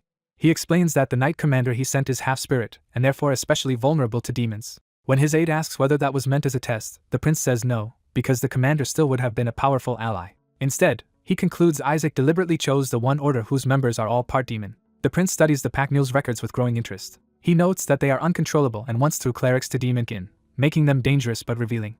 He suspects Isaac is already at the Azure team's rendezvous point. There, the pack mules have been waiting for 5 hours and are furious that the Azure team has not arrived. Their commander Derek takes the delay as a deliberate insult and prepares for a confrontation. His men suggest the Azures may have heard the rumors about them and decided to toy with them. Derek answers with open contempt for priests. Just as he decides they should not let the priests get away with it, Isaac suddenly appears at his side and greets him by name. Derek recoils in shock, while Isaac acts as if nothing is wrong. Derek immediately attacks the team's lateness and their supposed reputation for punctuality. Isaac calmly claims bandits delayed them and even broke his arm. He hints that someone arranged the attack, then says he hurried over anyway because keeping Derek waiting would have been rude. He follows that with a smiling provocation, asking whether Derek thinks he is too good for the pack mules. One of Isaac's teammates is stunned that he is antagonizing the only escort they have. Derek starts to back off, saying there is nothing to gain here and they can simply leave. Isaac instantly exposes the lie by pointing out that no one would have waited 5 hours just to walk away. He presses further, noting that Derek's men are far too heavily armed for a mere escort, proving they came expecting something else. A captured paladin accuses the blonde boy of planning to use them as bait to find his missing comrades. The paladin demands that if the boy truly does not need them, he should let them part ways immediately. Instead of backing down, the paladin erupts and assumes someone named Halak fed the boy that suspicion. He concludes that Halak must have planted the boy among them to sabotage their mission, while the boy is caught off guard by the name. The boy realizes Halak is the alias of his fourth uncle and begins to suspect his family is entangled in this affair. The furious paladin admits they cannot enter Crossiandia without the boy and, in rage, prepares to force him along. He commits to dragging the boy with them even by mutilating him if necessary and charges. The boy calmly interrupts the attack before it lands. With eerie authority, he orders the paladin to put his sword away. The paladin freezes as if struck by an instinct deeper than reason. A monstrous pressure manifests behind the boy, making it clear his command carries demonic dominance. The paladin realizes he cannot disobey, even though the target is only a child. The boy explains that demon blood makes these men instinctively submit to stronger demons, which is exactly why he chose them. The paladin can only endure the humiliation as the power dynamic flips completely. The boy casually tells everyone to move out, while his own companions worry he has already ruined any chance of cooperation. He insists the two sides still need each other for now and is certain the paladins will follow. He lays out the shared mission plainly: rescue the kidnapped people and kill every demon involved. He adds that he does not care whether the paladin's old comrades are saved, only that the mission proceeds. The paladin leader realizes the boy may have selected them precisely because they had comrades to rescue, while the boy pretends ignorance. When the paladins finally agree to follow Isaac, he smugly reveals he understood they would all along. One of his allies asks whether he actually has a plan, and Isaac turns the question back with unsettling confidence. A paladin warns that demons will inevitably betray them, but something strange begins happening to one of the demon-blooded men. As Isaac starts to explain why these men keep receiving brutal assignments, one of them begins transforming uncontrollably. His hand twists into a claw, confirming the demonic side is surfacing. He lunges in a feral state toward Isaac's group, seemingly proving the paladins right.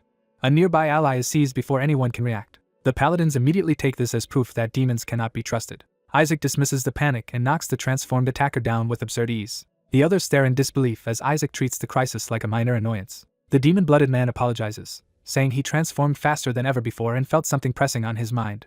Another suggests the proximity to Crossiandia may be affecting them, since everyone is starting to feel strange. The transformed man is equally baffled that a single hit forced him back to human form so quickly. Isaac praises him extravagantly, enjoying the result more than the danger. He proudly admits that he was the one who caused this reaction in the first place. Once the group is ready to leave, Isaac notices something unusual in his belongings. He finds a sparrow hidden in his pack and immediately suspects it is not an ordinary bird. The bird pretends to be dead, but Isaac sees through the act at once. Amused, Isaac prepares to force the creature to talk, and his shadowy familiar eagerly offers to help. The familiar complains that the Blood Lord cruelly sent it to deal with such a dreadful priest, giving Isaac a crucial clue. Isaac asks whether one of the great demons sent the bird as a messenger, startling it into dropping the act. Elsewhere, a barrier is reported as successfully established for its master. Isaac reveals that the Blood Lord is actually one of his servants imprisoned beneath the Sancta Seds and that this bird was sent to contact him. He notes the Blood Lord must have hidden Isaac's true identity from the sparrow, then squeezes out an answer by force. The terrified messenger blurts out that the demon king Isaac will face is the one who tampered with his ordination. It identifies her as Ash, the one who smuggled in the arcane device and ordered priests killed. The bird adds that after absorbing the Skeleton King's power, Ash became strong enough to cross the holy Hellon barrier, and that even the Blood Lord fears facing her. Just before Isaac can silence it, the bird reveals one more explosive claim. The Blood Lord believes the current Skeleton King is an imposter. The messenger explains that the Blood Lord was captured after loudly insisting the Skeleton King was fake, making Isaac wonder how foolish he really is. The bird warns that Ash is likely waiting for Isaac in her domain and urges him to turn back if he values his life. Isaac sends the messenger back with word that the warning was received, and the bird departs after oddly wishing him not to die for its lord's sake. When Isaac rejoins the others, they complain that he vanished while they were searching for him. One companion proudly thinks Isaac arranged food for everyone, only for Isaac to reveal he knows nothing about it. A village woman explains that the meal was prepared to support the priests in their hardship. Isaac is puzzled by the sudden hospitality. He had expected Ash to be waiting for him, not a warm welcome. Then he realizes the hostess herself has approached them, which means the enemy has come directly into reach. A companion quietly asks Shuri what is wrong with Isaac. Shuri answers that Isaac is overdoing things again and should simply be left alone. Isaac's mood turns sharp as he addresses the woman directly. A flashback reveals how he had been tormenting demon servants with petty, impossible complaints while they catered to him. He had escalated the abuse until even their breathing offended him, forcing total obedience. The paladins were appalled that the demons had started treating Isaac like their master. One servant could only wonder why these Packmeal demons had chosen Isaac's side. Even while apologizing, the woman had already decided she should eliminate the irritating paladins first. The paladin leader refuses her food, saying they were hired by Isaac and will not eat what she offers. She keeps pressing the meal on them with false concern for the town's safety, while her demonic irritation slips through. Isaac bluntly asks why she does not eat it herself. He openly states the obvious problem. No one can trust food that might be poisoned. The woman is shaken that the child saw through her so quickly. The paladins rush to defend her, insisting Isaac has gone too far and that she is unharmed. One even declares that Isaac has no right to mistreat her and grabs the food to prove her innocence. The others follow his lead and begin eating, convinced they are protecting an innocent woman from Isaac's cruelty. Within moments they collapse, while Isaac sits untouched and unsurprised. The woman admits this only made things easier, since she had planned to knock them out anyway. Isaac tells his familiar not to purify them, deciding the fools need to learn from this. Then the familiar suddenly notices something alarming in the poison itself. It warns Isaac that the poison does not merely incapacitate priests but converts holy mana into dark mana. Instead of recoiling, Isaac lights up at the discovery and confirms it is a parasitic poison. He immediately sees the strategic value and imagines building a dark mana farm inside the Holy Empire. Ash finally drops the act and attacks, convinced the now powerless child is easy prey. Isaac mocks the idea that he is powerless, since the poison effectively turns everyone around him into mana batteries. Ash offers a bargain anyway. If he follows her, she will give the antidote and spare the others. The paladins try to intervene despite the poison, furious that she is manipulating him. Ash strikes one of them down and orders Isaac not to resist. For a moment she believes she has regained control. Isaac suddenly counters with his sacred weapon, catching her off guard. He slams her away before she can finish the exchange. Ash retreats and taunts him to follow if he wants the antidote. The paladins insist on accompanying him, but Isaac refuses. He explains they will only survive if he leaves them behind to keep drawing on their mana. The paladins, now completely devoted, promise to protect the others while he goes. Isaac accepts their help without ceremony. He leaves them behind, intending to harvest more from them later if needed. Night falls as the pursuit leads deeper into the forest. Isaac confronts Ash alone, and she mocks him for coming without escorts. She presents herself confidently, certain she still holds the advantage. Isaac agrees that coming alone was foolish, but only in a way that hides his real intent. He rebukes her for speaking of consuming humans without recognizing who stands before her. Then he gives a single command that carries absolute authority: kneel. Ash is stunned as the order pierces her will.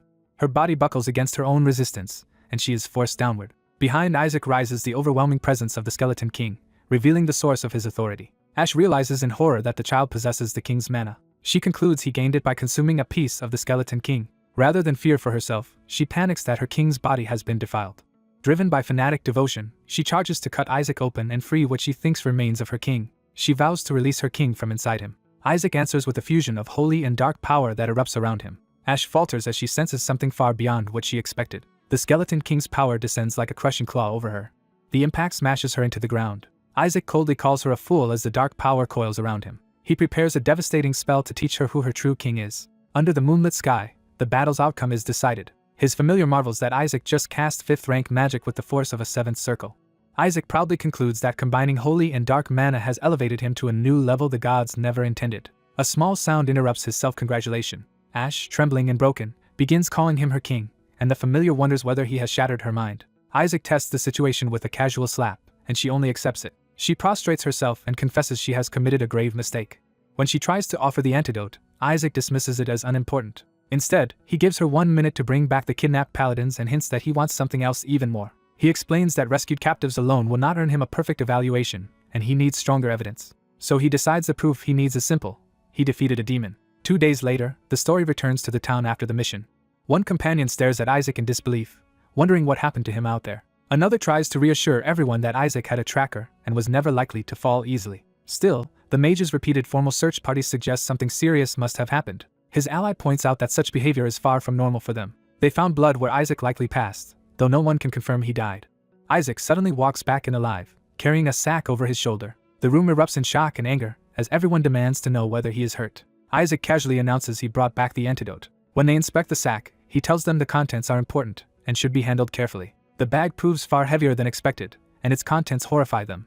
When asked what it is, Isaac answers with complete calm. He reveals the sack contains the kidnapper's head, which he intends to use as perfect evidence for his evaluation. A rescued paladin anxiously asks about their missing comrades, and Isaac finally addresses that part. He says he hid the rescued paladins in the bushes because carrying them all the way was too troublesome. A moment later, the others confirm the missing comrades have indeed returned alive. The rescue names are called out one by one, proving Isaac really brought everyone back. His companions begin to connect the impossible claim with the impossible result. Isaac matter-of-factly states that he went in alone and came back with the kidnapper's head. The others can barely process that he entered the land of mages by himself and survived. Isaac prepares to explain, carefully choosing a version of events that sounds acceptable.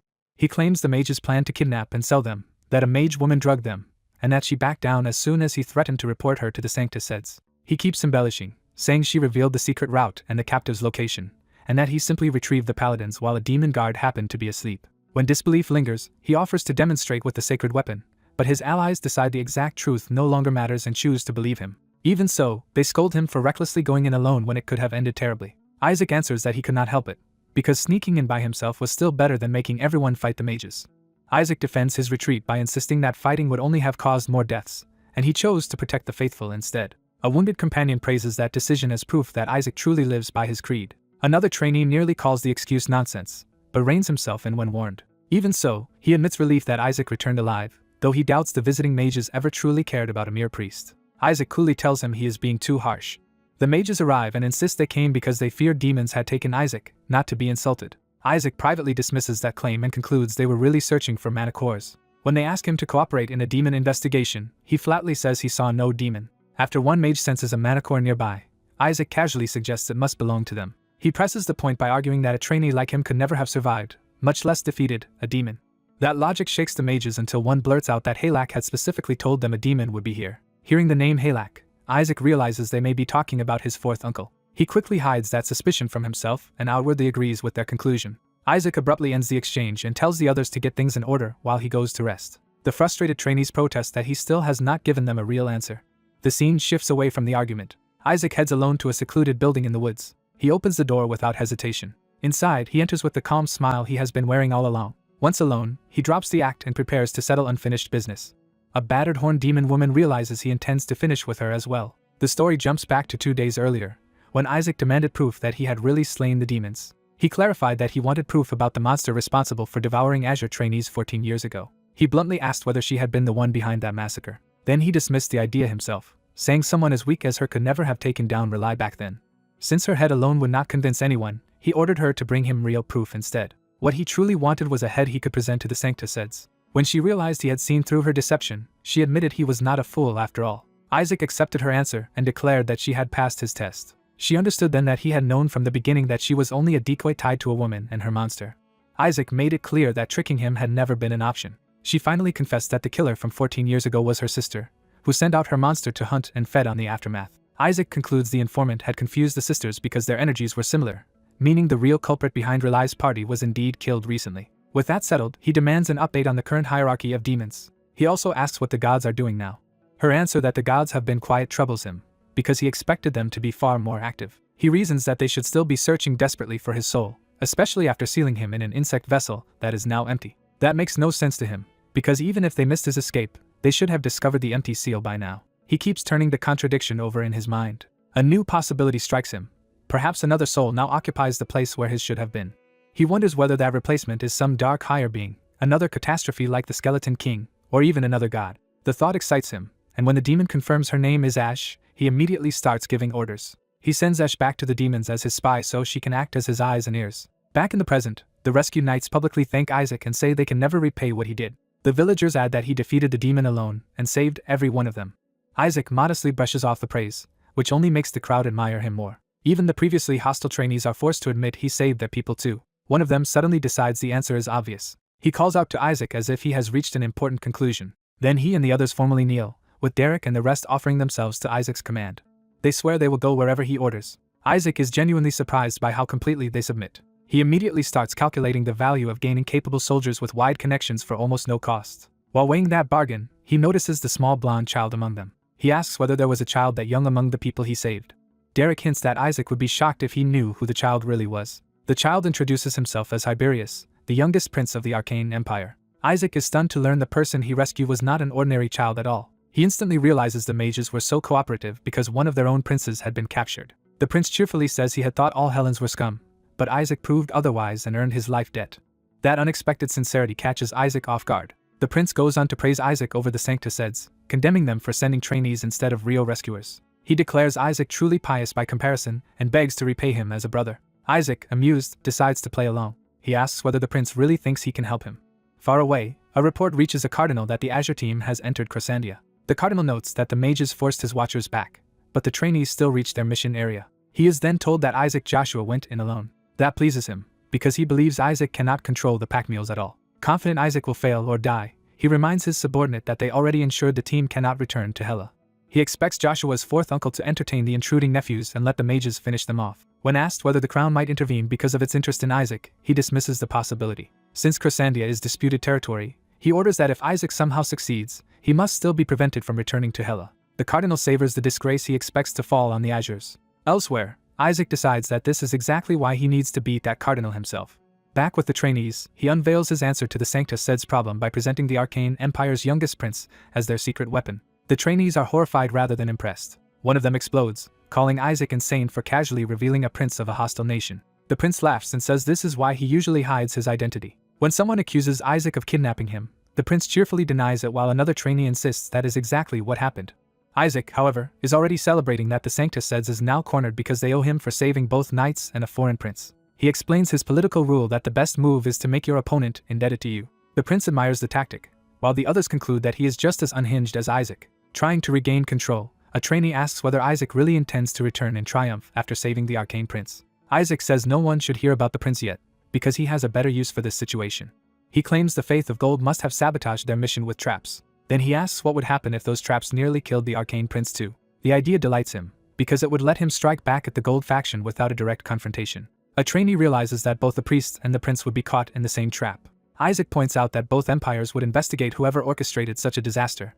That would leave the House of Gold exposed and panicking. One trainee warns that Cardinal Barrett would never leave evidence leading back to himself. Isaac answers that Barrett does not need to, because he already has an accomplice to pin it on. The trainee immediately understands that Isaac plans to use the mages as that scapegoat. Isaac admits he wants revenge for what they did, but says he must do it in a way that avoids open diplomatic fallout.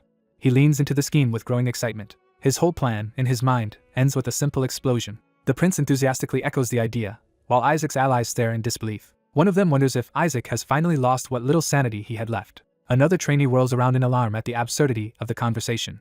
Before they can argue further, a disturbance erupts outside. Smoke rises from the direction of the mage's camp, and the trainees realize something has already happened there. Isaac bursts into laughter, thrilled that the mages struck first, and handed him exactly what he wanted. The prince is equally enraged, taking the attack on the manacores as a personal insult. A trainee curses Isaac as a lunatic as he rushes off. At the camp, the mages report that an ambush destroyed all their manacores and shattered their magic tools. The lead mage concludes that Azure's trainees must have attacked first after realizing the mages were about to move against them. He orders an immediate assault on the priests. The mages charge toward their targets. Isaac waits for them with a smile, ready to turn the situation to his advantage. At the crucial moment, he shoves the prince in front of himself and presents him to the attackers. The lead mage demands to know who they think they are attacking. The mages freeze in horror when they recognize the arcane crown prince standing with the priests. They desperately ask why the prince is with them and beg him to come over so they can protect him. Isaac twists the knife by shouting that if they value the prince's life, they had better show him everything they have. With the sword at the prince's throat, he demands all their remaining resources. Even as he keeps up the threat, he is irritated that they are not responding fast enough. He repeats the demand from behind cover, while one trainee silently prays for divine punishment to strike him instead. A system-like explanation notes that Joshua's line prides itself on strict chivalry, and would never raise a weapon against a hostage. But now one of them is holding the arcane prince hostage, and the mages are forced to hesitate.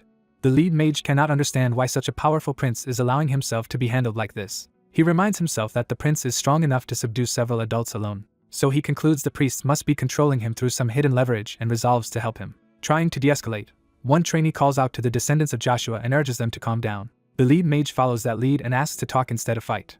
Isaac rejects negotiation outright and demands total surrender. One mage reaches out to the prince and offers to pull him free. The prince grabs Isaac instead, making it clear where he stands. Then he berates the mages for failing to rescue him properly. His outburst leaves them completely baffled. One mage still tries to help, but the prince and Isaac both dismiss him as useless. The prince cuts off their excuses and invokes his authority as crown prince. He orders them to drop everything and leave at once, and Isaac happily carries him off on his shoulders while echoing the command. The lead mage, unable to make sense of the scene, decides the prince's status matters more than his confusion and chooses obedience. The mages surrender their remaining mana cores and beg for the prince's release.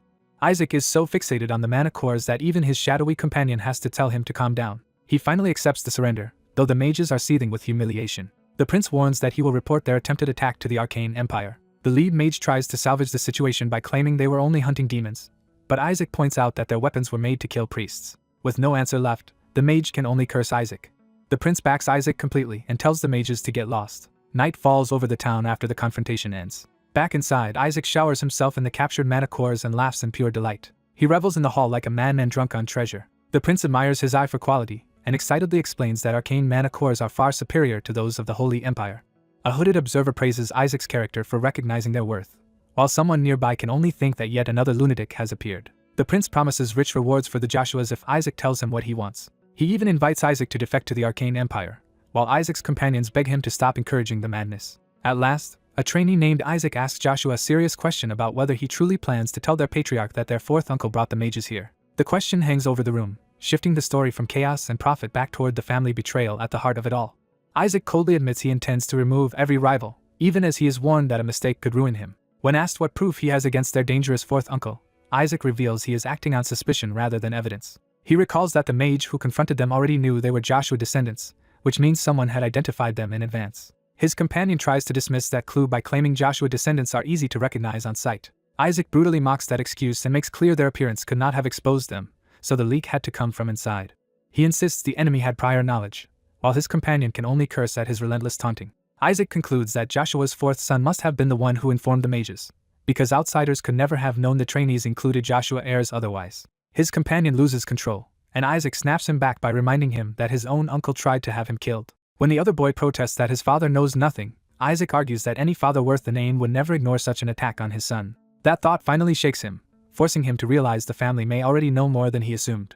Isaac drives the point deeper, saying the great houses and even the Holy See may already be in chaos over the prince's attempted murder. At the Sanctus Eds, the first reaction is stunned disbelief at the report. Officials are told that the Azure trainees are returning alive. The messenger adds that they are already heading for the capital and have even rescued the kidnapped victims. That news turns confusion into outrage, as the church leaders demand to know what their mages were doing. The cardinal presses for answers about Joshua's fourth son, the mages, and how Isaac could possibly have survived. The explanation comes back that the mages claimed they could not attack at all. Everything changes when they learn the rescued captives included the Arcane Empire's prince. The name Hiberius Britannia lands like a disaster, making the scale of the incident suddenly clear. To make matters worse, Isaac Joshua has formally demanded a full investigation into the mages. The cardinal realizes Isaac is turning the prince's attempted assassination into a weapon against them. Isaac, thinking ahead, understands that once a prince is involved, any investigation could leave him framed as the culprit if he is not careful. Elsewhere, the cardinal bitterly reflects that both Isaac and Isaac's father have become equally troublesome. Before he can settle on a response, a new emergency interrupts the meeting. The patriarch of Joshua has arrived in Barrett and is causing a public uproar. He is demanding his fourth son at once, leaving the cardinal trapped between grandfather, father, and son. The scene shifts to Roman, capital of the Holy Hellon Empire. Isaac gleefully reports to his grandfather that the fourth uncle tried to kill them with the help of mages, and the old man erupts in fury. A woman approaches Isaac respectfully, asking to speak with him. She drops to one knee before him. She thanks him sincerely for avenging the brother she lost 14 years ago. Caught off guard, Isaac admits he never knew that connection and awkwardly brushes off her gratitude. When he asks about the wider fallout, she says the other factions are reacting much like the patriarch did. One lord is especially enraged, not just by the attack itself, but by the fact that a man tried to murder his own nephew. His brother dryly points out that Isaac is also that man's nephew, but the distinction only fuels the argument. Their bickering is cut short by sudden news from the financial side. The fourth lord's inheritance has already been burned away and reclaimed by the state, leaving Isaac exasperated that the money is gone before he can take it. Back with the woman, Isaac admits the coming New Year gathering of all Joshua descendants makes him uneasy. She warns him plainly that the fourth lord appears determined to kill him. Isaac answers with confidence that he has no intention of dying, no matter how ambitious his uncle is. Still, he finds it strange that another place which should be in total uproar remains oddly quiet. As he predicts that the missing party should arrive soon, something suddenly catches his attention. He brightens at once, recognizing who has come. A summoning circle flares beneath them, and the woman realizes someone has used a holy summoning spell to appear instantly. She is startled that such a spell was used just to reach Isaac. Isaac greets the newcomer with amusement, noting he must have been in a real hurry. The newcomer steps forward. Lord Cardinal Sepet of Red appears, reminding Isaac that he promised him something entertaining. Isaac sees at once that the Cardinal is pleased with the arcane prince he delivered into Red's hands. Sepet's excitement sharpens as he takes in Isaac's reaction. He reaches out toward Isaac with familiar ease. Then he rebukes Isaac for bringing the arcane prince here, while Isaac claims he did it to help him. Sepet pauses, intrigued by that answer rather than offended. In his own thoughts, he admits he initially liked the arrangement because it offered a chance to squeeze money from powerful enemies. He recalls Isaac's request that Red investigate the prince's attackers, but he immediately saw through Isaac's attempt to pin the blame on the Pope and Joshua's fourth son. Even so, Sepet decides Isaac is useful, because the boy could help him break the houses of gold and azure. With enough leverage, he believes he can gather the strength needed to face even greater demonic threats. The memory shifts to the interrogation chamber, where the arcane prince mocks the Empire's methods as barbaric. He openly insults the Holy Hellon Empire for calling itself civilized while acting like this. Instead of answering questions, the prince rants about his rights, boasts of Isaac, and treats the priests with contempt. The interrogators nearly lose patience, but one restrains the other and explains that Isaac wanted this spectacle to frighten the faith of gold. They realize Isaac handed them an uncooperative prince precisely so gold would panic, while Joshua avoided blame for its fourth son. Isaac later taunts Sepet for letting himself be used so neatly. The woman draws a weapon and warns Sepet that he will not get away with threatening Isaac. Isaac cheerfully points out that Sepet is not upset at all and is actually enjoying the trouble his own subordinates suffered. He goes further and accuses Sepet of taking pleasure even in his own men's pain. That accusation makes Sepet stop and study him more carefully. For the first time, Sepet realizes Isaac has seen through a secret part of his nature that no one else has noticed. The woman senses the danger in that realization and tenses. Sepet presses Isaac to reveal whether Azure's patriarch was the one who exposed him. He warns that making a trainee disappear would be easy, and wants to know who told Isaac his secret. Isaac refuses to answer and instead coolly tells Sepet to pay the price for his fun. He addresses him formally as Lord Cardinal Sepet, making the demand sound like a transaction. Sepet laughs, amused rather than angered. He threatens Isaac with death, asking whether Joshua teaches anything besides faster ways to die. The woman urges Isaac to run as Sepet's killing intent fills the area. Sepet reaches for Isaac, but Isaac stays seated and unafraid. Instead of attacking, Sepet thanks the higher cardinal who suddenly intervenes. Isaac immediately presents the interruption as sufficient payment and produces a token he wanted. The woman is left gasping, realizing Isaac had been bargaining all along. The token itself is revealed. With Sepet now standing down, Isaac says he is curious about something else. He asks Sepet whether he was truly the one who defeated the monster from 14 years ago. Sepet denies that any mere trainee could have done such a thing, and Isaac hides the truth behind a smile. Isaac needles him by saying Red's curiosity is natural, since their house is so poor at killing monsters compared with Azure. He twists the knife further by saying that failure is exactly why Sepet's son lost. Sepet accepts the insult with a thin smile instead of lashing out. As he leaves, he privately labels Isaac a brazen little bastard, while Isaac politely sends him off. Once Sepet is gone, the woman anxiously checks whether Isaac is unharmed. Isaac shrugs off the encounter and jokes that unpleasantness seems to be a defining trait of the faith of Red. The woman notices the token in his hand and asks what it is. Isaac explains that it grants him access to the prisons of the Sanctus Eds. More importantly, he can use it to meet his imprisoned servants. The story moves to the Pentagon of Gold review board. Before the ceremony, people confidently predict Gold will win again because its team has never lost the title of king. Red's earlier defeat to Azure is dismissed as a minor embarrassment that changes nothing. The arrival of the trainees draws the crowd's attention. When Isaac enters with the Azure team, the spectators are shocked that he returned alive at all. Among his own teammates, resentment flares as they remember how often Isaac nearly got them killed. Isaac notices their murderous glares and orders them to smile for appearances. A commotion from elsewhere in the hall interrupts him. The Gold team enters to loud cheers and immediate recognition. Gold's members sneer at Azure as if victory is already theirs. They boast that they recovered a lost relic of the Empire from a hostile nation, proof in their eyes that they alone truly serve the Empire. They mock Azure's rescue of survivors as insignificant beside real treasure. The ceremony formally begins as the audience is asked to rise. The Emperor himself appears to announce the results, making the event far more important than usual. The crowd immediately understands that if the Emperor came in person, the stakes and the rewards must be extraordinary. Gold's team takes this as confirmation that their recovered treasure has already secured them the win. The evaluation ceremony of the Pentagon of Gold is officially opened. The white team is praised first for recovering lost books scattered across the world. The red team is praised next for bringing back a holy sword forged 3 centuries ago by the legendary smith Arte. Even the emperor acknowledges that such a weapon is valuable and worthy of study. Observers note that this year's cadets have returned with an unusually rich haul of relics. Then attention turns to the gold team. Their offering is revealed as a long-lost imperial necklace stolen centuries ago, and the hall erupts in admiration. The crowd recognizes it as a treasure passed down through generations, and even Isaac's side realizes why the emperor personally attended. The emperor confirms the necklace belonged to his own family line, and had seemed impossible to recover. He openly praises the gold team's remarkable skill, and they bask in the applause. Gold immediately uses that praise to ridicule Azure again, convinced no rescue mission could compare.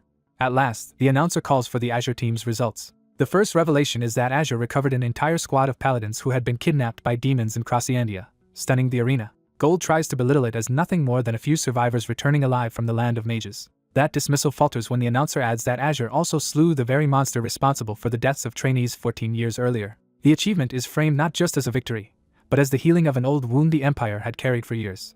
Gold desperately tells itself that an imperial treasure must still outweigh even that. Then the final blow lands. Azure also rescued the Arcane Empire's crown prince, Hyberius Ram Britannia. The announcer declares that the Holy Hellon Empire has already extracted major concessions from the Arcane Empire in exchange for the prince's life. Those concessions include the return of stolen property, and the removal of trade tolls that had burdened Hellon citizens. With that, Isaac stands smiling as the scale of Azure's political victory becomes undeniable. The Emperor says the results are so astonishing that words almost fail him. He declares that these cadets have restored not only glory to the Empire, but real benefits for its people. He acknowledges the value of relics and legendary items, but begins drawing a sharper distinction. To him, the lives of his people matter far more than treasures. He praises Azure for saving paladins, countless citizens indirectly, and even a foreign prince, arguing that the Empire exists to protect souls and lives above wealth. The practical gains from improved foreign trade only strengthen that judgment, while Azure's side can barely hide its satisfaction. He turns to the review board and makes clear what conclusion any honest judge should reach. The Emperor states outright that the board must have arrived at the same answer he has. One hesitant interruption dies before it can challenge him. A board member concedes that while Gold's treasures are impressive, Azure's achievements are without equal for mere trainees. Another adds that Azure alone fulfilled the true clerical mission of protecting the weak, while the other teams brought back only material wealth. The board formally recognizes Azure's service to both Empire and people. Watching from the side, one rival realizes Isaac must have engineered this entire outcome from the start. He understands that Isaac brought back living witnesses and political leverage precisely so Azure could not be denied the crown. The Emperor prepares to make the final announcement. He praises the entire batch once more, especially the team that refused to abandon its own people despite impossible odds. That praise lands directly on Isaac and his team, leaving them bracing for the verdict. With full ceremony, the Emperor declares the winner. The Pentagon of Gold is awarded to the Azure team, and Isaac stands at the center of their triumph. The scene closes at the Azure team dormitory, after their victory has been secured. A blue-clad patriarch walks the halls already thinking about Isaac's future. He reflects that Isaac exceeded the simple order to survive and returned with far more promise than expected. That success makes him wonder if Isaac could someday become a saint who restores glory to the Azure house, provided his flaws are corrected. Satisfied with that plan, he moves to see Isaac. But before he can greet him, he overhears Isaac mocking the whole idea of succession. Isaac is loudly being coached to manipulate the patriarch by pretending to be devout and compassionate. He even boasts that such an act would make his patriarch fall for him completely. Drunk on confidence, Isaac claims the family seat and the title of king in the Pentagon of Azure are already his. Only when everyone suddenly goes silent does Isaac realize he has been overheard. The patriarch appears behind him, and Isaac instantly understands he is in trouble. Coldly, the patriarch shuts down any talk of succession and decides ordinary discipline is no longer enough. Isaac curses his bad luck and blames everyone else for not warning him. His frustration erupts physically as the room takes the force of his tantrum. He rages that he has been treated unfairly from the start. In his mind, every harsh lesson, temptation, and impossible assignment becomes proof that he was singled out to fail. When he demands to know what he did wrong, the obvious answer is that he insulted the patriarch to his face. He is reminded that refusing those tasks would have meant failing outright, leaving him with no one to blame but himself. Cornered, Isaac suddenly thinks of a way out. He calls for his uncle and reveals that the patriarch arrived together with their grandfather. Then he throws himself into his uncle's arms and starts crying for help. He leans into the act so hard that even his uncle is startled by the sudden tears. Protective at once, the uncle demands to know who made Isaac cry and vows revenge. Isaac claims his grandfather hates him so much that he may have to leave the house. His father panics and begs for an explanation. Isaac says his grandfather ordered him out of the dorms and back home, then adds a petty complaint about being denied alcohol. His father is baffled and wonders if the patriarch is trying to break Isaac's spirit. The uncle explains that Isaac's dead parents had raised him like their own child, and losing them shattered him. Because Isaac survived, the uncle treasures him as the last piece of that family, and would sacrifice anything for him. Isaac frames his dream as nothing more than passing the Pentagon of Azure, becoming a proper priest, and fighting the Skeleton King beside his uncle. Then he melodramatically claims he can no longer smash the Skeleton King's head, leaving everyone wondering what he is even saying. The uncle is stunned by the absurdity but still takes Isaac's distress seriously. He promises Isaac that he will handle everything himself. In his zeal, he swears he can force Isaac through the Pentagon with ease. Fired up by that promise, he storms off to intervene personally. Left behind, Isaac trusts that his uncle can manage tomorrow's test for him. He decides the exam can wait because something else matters more. The next day, before an execution at the prison of Sanctuseds, Isaac goes to meet the condemned underlings he wants to see. The guards verify the Cardinal of Red's token but still insist he must wait 14 days before any visit. Isaac points out that the execution is less than a month away, making such a delay meaningless. He immediately cuts their timetable down to a week. When they protest that security alone requires 10 days, he cuts it again to 5. As they keep objecting, he drives the number down to 3. Finally, he demands entry right now, and the guards refuse to shorten it any further than tomorrow. Isaac accepts that compromise, while the guards resent that their patriarch empowered a brat like him. Privately, Isaac decides the prison visit can wait one more day because winning today's Pentagon of Azure could bring him something valuable. His companion notes that Isaac's uncle would apparently do anything for his beloved nephew, and Isaac tells him to stop calling him that. On the way to the arena, Isaac wonders how easy the test has become after his uncle's interference. The great arena of the Pentagon of Azure opens before the city. An official welcomes the trainees and assembled spectators to the final trial. The last task is announced as defeating a few monsters, and the crowd erupts with excitement. Isaac is immediately suspicious that the exam sounds far too easy. Other trainees assume Isaac used family influence to rig the test and despair that they still might fail something this simple. They nervously add that the real issue is whatever monsters they must face. The answer appears in the form of skeletons. The trainees relax at once when they realize the enemies are only skeletons. But the skeletons themselves recognize Isaac as their king and rejoice that he has come to see them. They celebrate his arrival as a rescue, while Isaac realizes with horror that he is being forced into killing his own side. He freezes, furious at the trap. Looking up, he silently curses his uncle for turning the test into this. Isaac reflects bitterly that skeletons are treated as the weakest, most disposable beings in existence. He remembers how clerics casually summon and slaughter them in tests, lessons, and even children's games. Worse, anyone destroyed by turn undead is condemned to hell and must start over from the very beginning, something he knows from endless experience. As the Skeleton King, he burns with rage at clerics who keep dragging those souls out only to torment them again. The skeletons, oblivious to the danger, are simply thrilled to be near their king. Meanwhile, the other trainees urge Isaac to cast Turn Undead, insisting it is the easiest possible answer. Isaac refuses internally because he has died to that spell countless times and cannot bear using it on these children. The skeletons rush toward him in joy, and the spectators mistake the scene for an attack. The trainees panic as Isaac disappears under a pile of bones. The skeletons cling to him affectionately and ask where he has been, while Isaac complains that their love is physically crushing him. From afar, the others cannot tell whether he is being attacked or embraced, though one observer guesses the skeletons are simply happy to see him. Isaac realizes he must act carefully or someone will discover his identity, so he decides to disable the skeletons without truly harming them. That plan collapses when the official announces that interfering with mana cores is forbidden and only Turn Undead counts. Pinned down and furious, Isaac curses the priest for forcing him into this choice. His uncle, proud of his own sabotage, cheers that he made the test easy enough for Isaac to take first place. The spectators agree that a trial requiring only Turn Undead should be trivial for any cleric. To Isaac, that makes the situation even worse, and his frustration finally explodes. He decides he would rather destroy the skeletons with attack magic than condemn them with holy exorcism. The skeletons misread his attention as affection and eagerly wait for his command. Isaac plants his foot and commits himself. Then, exhausted and heartsick, he falters and admits he cannot do it. The others mock him for failing at something even a child could do, and Isaac flatly agrees that he cannot. The skeletons notice his weakness and ask if he has run out of mana. One even offers to restore him with dragonfire, prompting Isaac to remind them that he is human now and would just burn. The spectators catch that strange remark and begin to wonder what he meant. Someone realizes Isaac may actually be seeing the skeletons as people. That possibility leads them to interpret his hesitation as compassion for former humans twisted into undead. The crowd instantly praises this as the true mercy expected from the faith of Azure. Isaac knows they are giving him sainthood for the wrong reason and thinks they are all insane. One trainee steps forward and offers to cast Turn Undead himself if Isaac cannot. Isaac stops him with a punch before the spell can be completed. He declares that anyone using Turn Undead on them would send them straight to hell, and he refuses to allow it. Instead, he gathers his own power into a different spell. He finally casts Turn Undead himself, but shapes it with extreme precision around the skeletons and away from the children. His intention is to use the spell without harming either side. The audience is stunned by the scale of the holy power he unleashes. Inside the light, the skeletons are more curious than afraid, treating the radiance like a pretty toy. Isaac secretly calls forth Shadow Lich as a second measure. He orders the shadow servant to hide the children while the spell resolves, and the lich obeys. The skeletons are swallowed into shadow rather than destroyed. The spectators can only stare, unable to understand what just happened.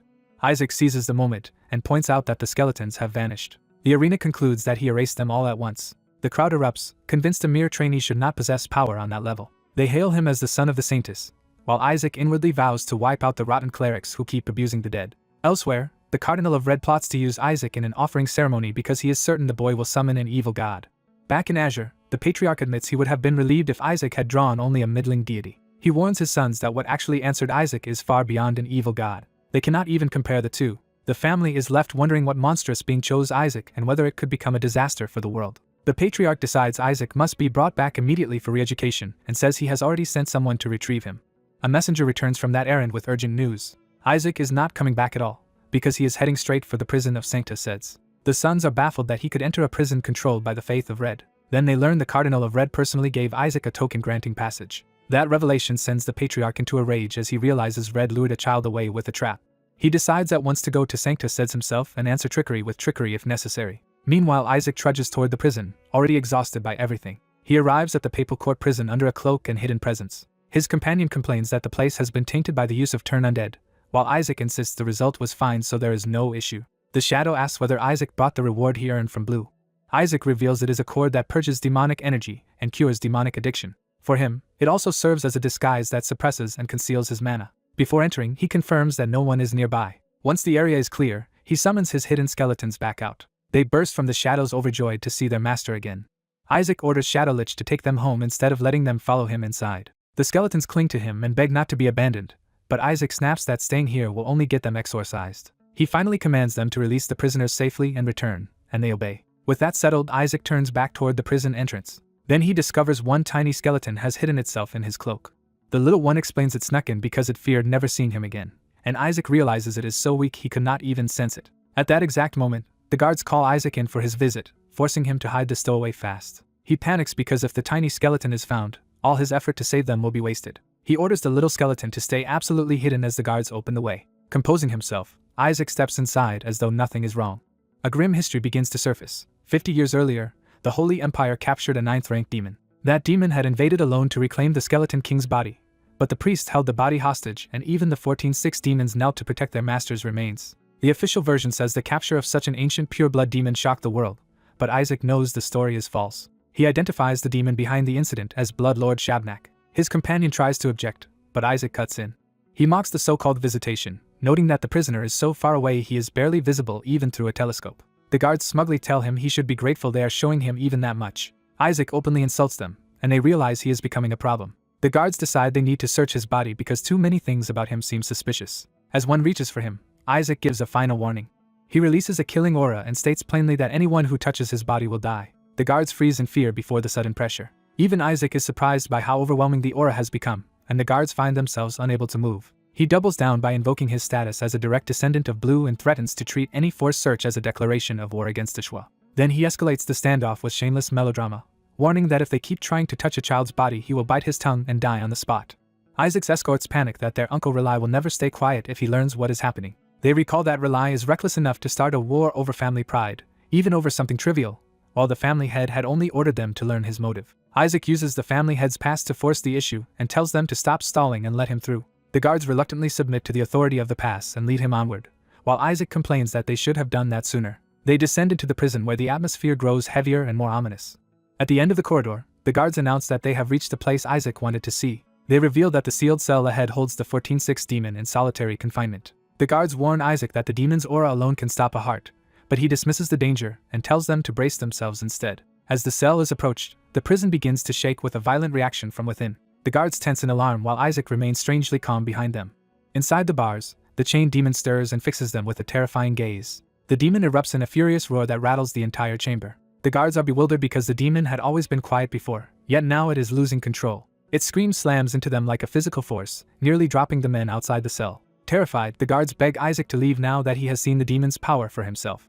Isaac notices something they do not and realizes the demon is not raging at them because it is dying. The guards are horrified that Isaac can still smile under such demonic pressure and start to think he is deranged. Isaac figures out that the demon has mistaken him for a prisoner captured by the priests, and his familiar panics that the demon has completely snapped. The demon clarifies that Isaac was not captured but forced to come here, which only deepens the confusion outside the cell. The guards think the demon is growing even more violent, while Isaac realizes it has simply misunderstood the situation.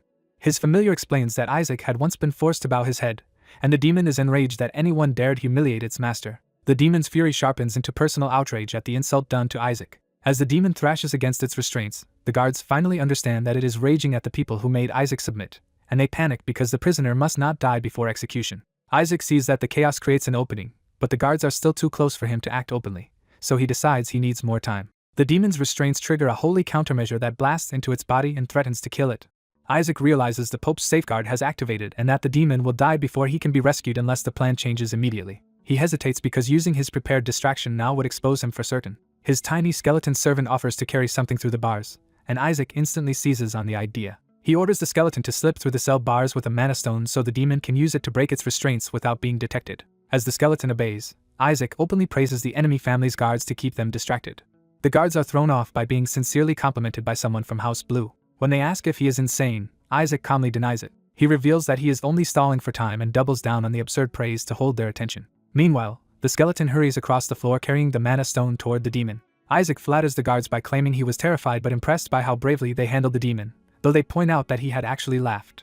He keeps laying it on, saying House Red would make men like them commanders, which only confuses them further. Then he lowers his voice and claims the real reason he came is a secret. He says he is acting under his patriarch's orders, which immediately catches the guards' attention. Isaac explains that his family is in the middle of a succession test for the patriarch's seat. He says his assigned task was to wound a great demon, and even the guards are shocked by how dangerous and cruel that order is for a child. They note that the outcome could influence who becomes the next cardinal, but still cannot believe anyone chose such a task for him. One guard reasons that House Azure does have a saintess, yet forcing a child into this is still monstrous.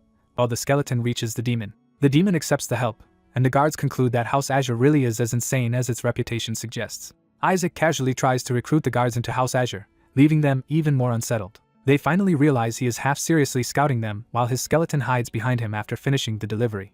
Isaac suddenly acts faint and overwhelmed, and the guards rush to support him. Moved by pity, they insist he never should have been forced into this and decide to escort him home themselves. From inside the cell, the demon quietly thanks Isaac for helping despite the danger. As the guards fuss over Isaac, the demon addresses him with reverence and calls him its king.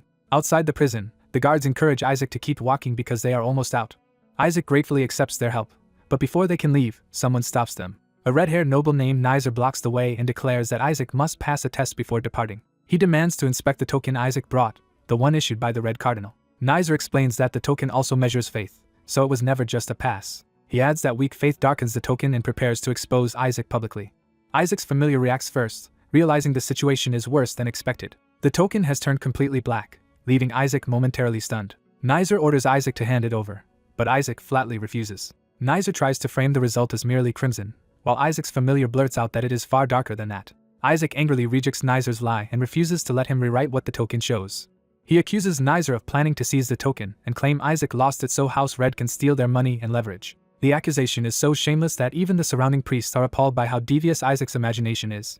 Isaac argues that this is Nizer's territory, and everyone here answers to him, so trusting his version of events would be foolish. Nizer takes that as an insult to his house's honor and loses his temper. He decides he no longer needs the token to ruin Isaac and prepares to use force instead.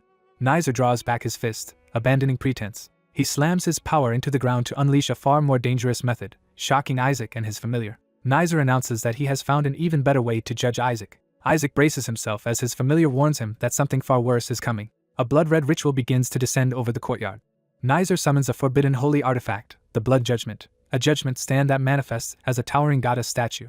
Isaac recognizes it as a device meant to expose faithless humans and demons disguised as humans. He is aghast that Nizer would dare use such a thing on another noble child. Nizer grandly explains that the goddess weeps for the faithful but opens her eyes in outrage at heretics, gambling everything on a public condemnation. The nearby guards, still sympathetic to Isaac, urge him to trust his courage and faith and prove Nizer wrong.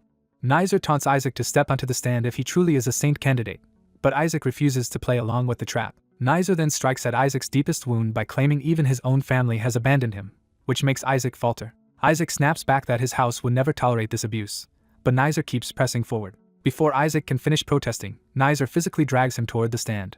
Isaac is caught off guard as Nizer forces him into position. The towering goddess looms over Isaac, and the ritual locks him in place. Nizer assures him with false kindness that it will all be over soon. Isaac realizes he cannot move or flee once the stand has seized him. Nizer triumphantly commands the statue to open its eyes and deliver judgment. He imagines this will destroy Isaac and drag House Azure down with him. Instead of opening its eyes, the goddess begins to cry blood. The priests are stunned because tears of blood are a sign associated only with cardinals, not condemned heretics. Dronzer refuses to accept it, insisting Isaac cannot possibly possess real faith. Isaac is just as rattled by the impossible result until his familiar tells him to stop showing it on his face. The familiar suddenly notices the explanation Isaac missed. It realizes the stand did not measure Isaac at all but the tiny skeleton hidden on him. Because the skeleton's absolute faith is directed toward the demon lord, the stand interpreted that devotion as overwhelming faith and produced the cardinal level sign. The onlookers conclude Dronzer recklessly used the artifact without even understanding whether it would condemn or vindicate Isaac. Isaac regains his composure and lets Dronzer stew in the consequences of his own gamble. The skeleton quietly celebrates while Dronzer threatens retaliation from his house. Before he can finish, the statue's eyes actually begin to open behind Isaac. Isaac instantly realizes the danger and orders his familiar to flee at once. The stand's power surges again as the real judgment finally starts. The goddess opens her eyes for true condemnation. Isaac understands too late that he should have left the skeleton behind so it would be judged instead of him. Dronzer notices the movement and gleefully points it out, convinced he has finally won. He shouts for everyone to witness the goddess opening her eyes. Dronzer declares Isaac condemned, but the others are confused because from their angle the statue still appears unchanged. When challenged, Dronzer insists he saw the eyes open just as Isaac stepped away, though no one else believes him. Isaac realizes only Dronzer saw the true reaction and quietly notes how close that was. The priests instead focus on the undeniable miracle they all witnessed, the statue crying tears of blood. Dronzer's claim collapses under ridicule, and Isaac mockingly treats the whole scene like entertainment, while turning the logic back on him. The priests warn Dronzer that if he insists the stand change verdicts at random, he is undermining the church's own authority, and must explain himself. Desperate, Dronzer orders Isaac back onto the stand, but Isaac refuses and accuses him of trying to rig the result. He twists the knife further by suggesting Dronzer is simply jealous of a level of piety he can never reach, while privately praising his skeleton for saving him. Isaac dismisses Dronzer as pathetic, stripping away what little authority he had left. Humiliated beyond reason, Dronzer threatens Isaac again and moves to force him back up. This time, someone catches Dronzer's hand before he can strike. Isaac's uncle arrives exactly when needed and reveals he had come expecting trouble. He rebukes Dronzer for attacking a child in public. Isaac's older relative warns their father not to escalate matters by harming Isaac any further. They decide the proper response is a formal complaint to the Red Cardinal. Isaac immediately clings to his uncle and tearfully claims that Dronzer hit him. That accusation pushes his uncle into open fury and terrifies Dronzer. Isaac's uncle declares that he will personally confront the Red Cardinal over this outrage.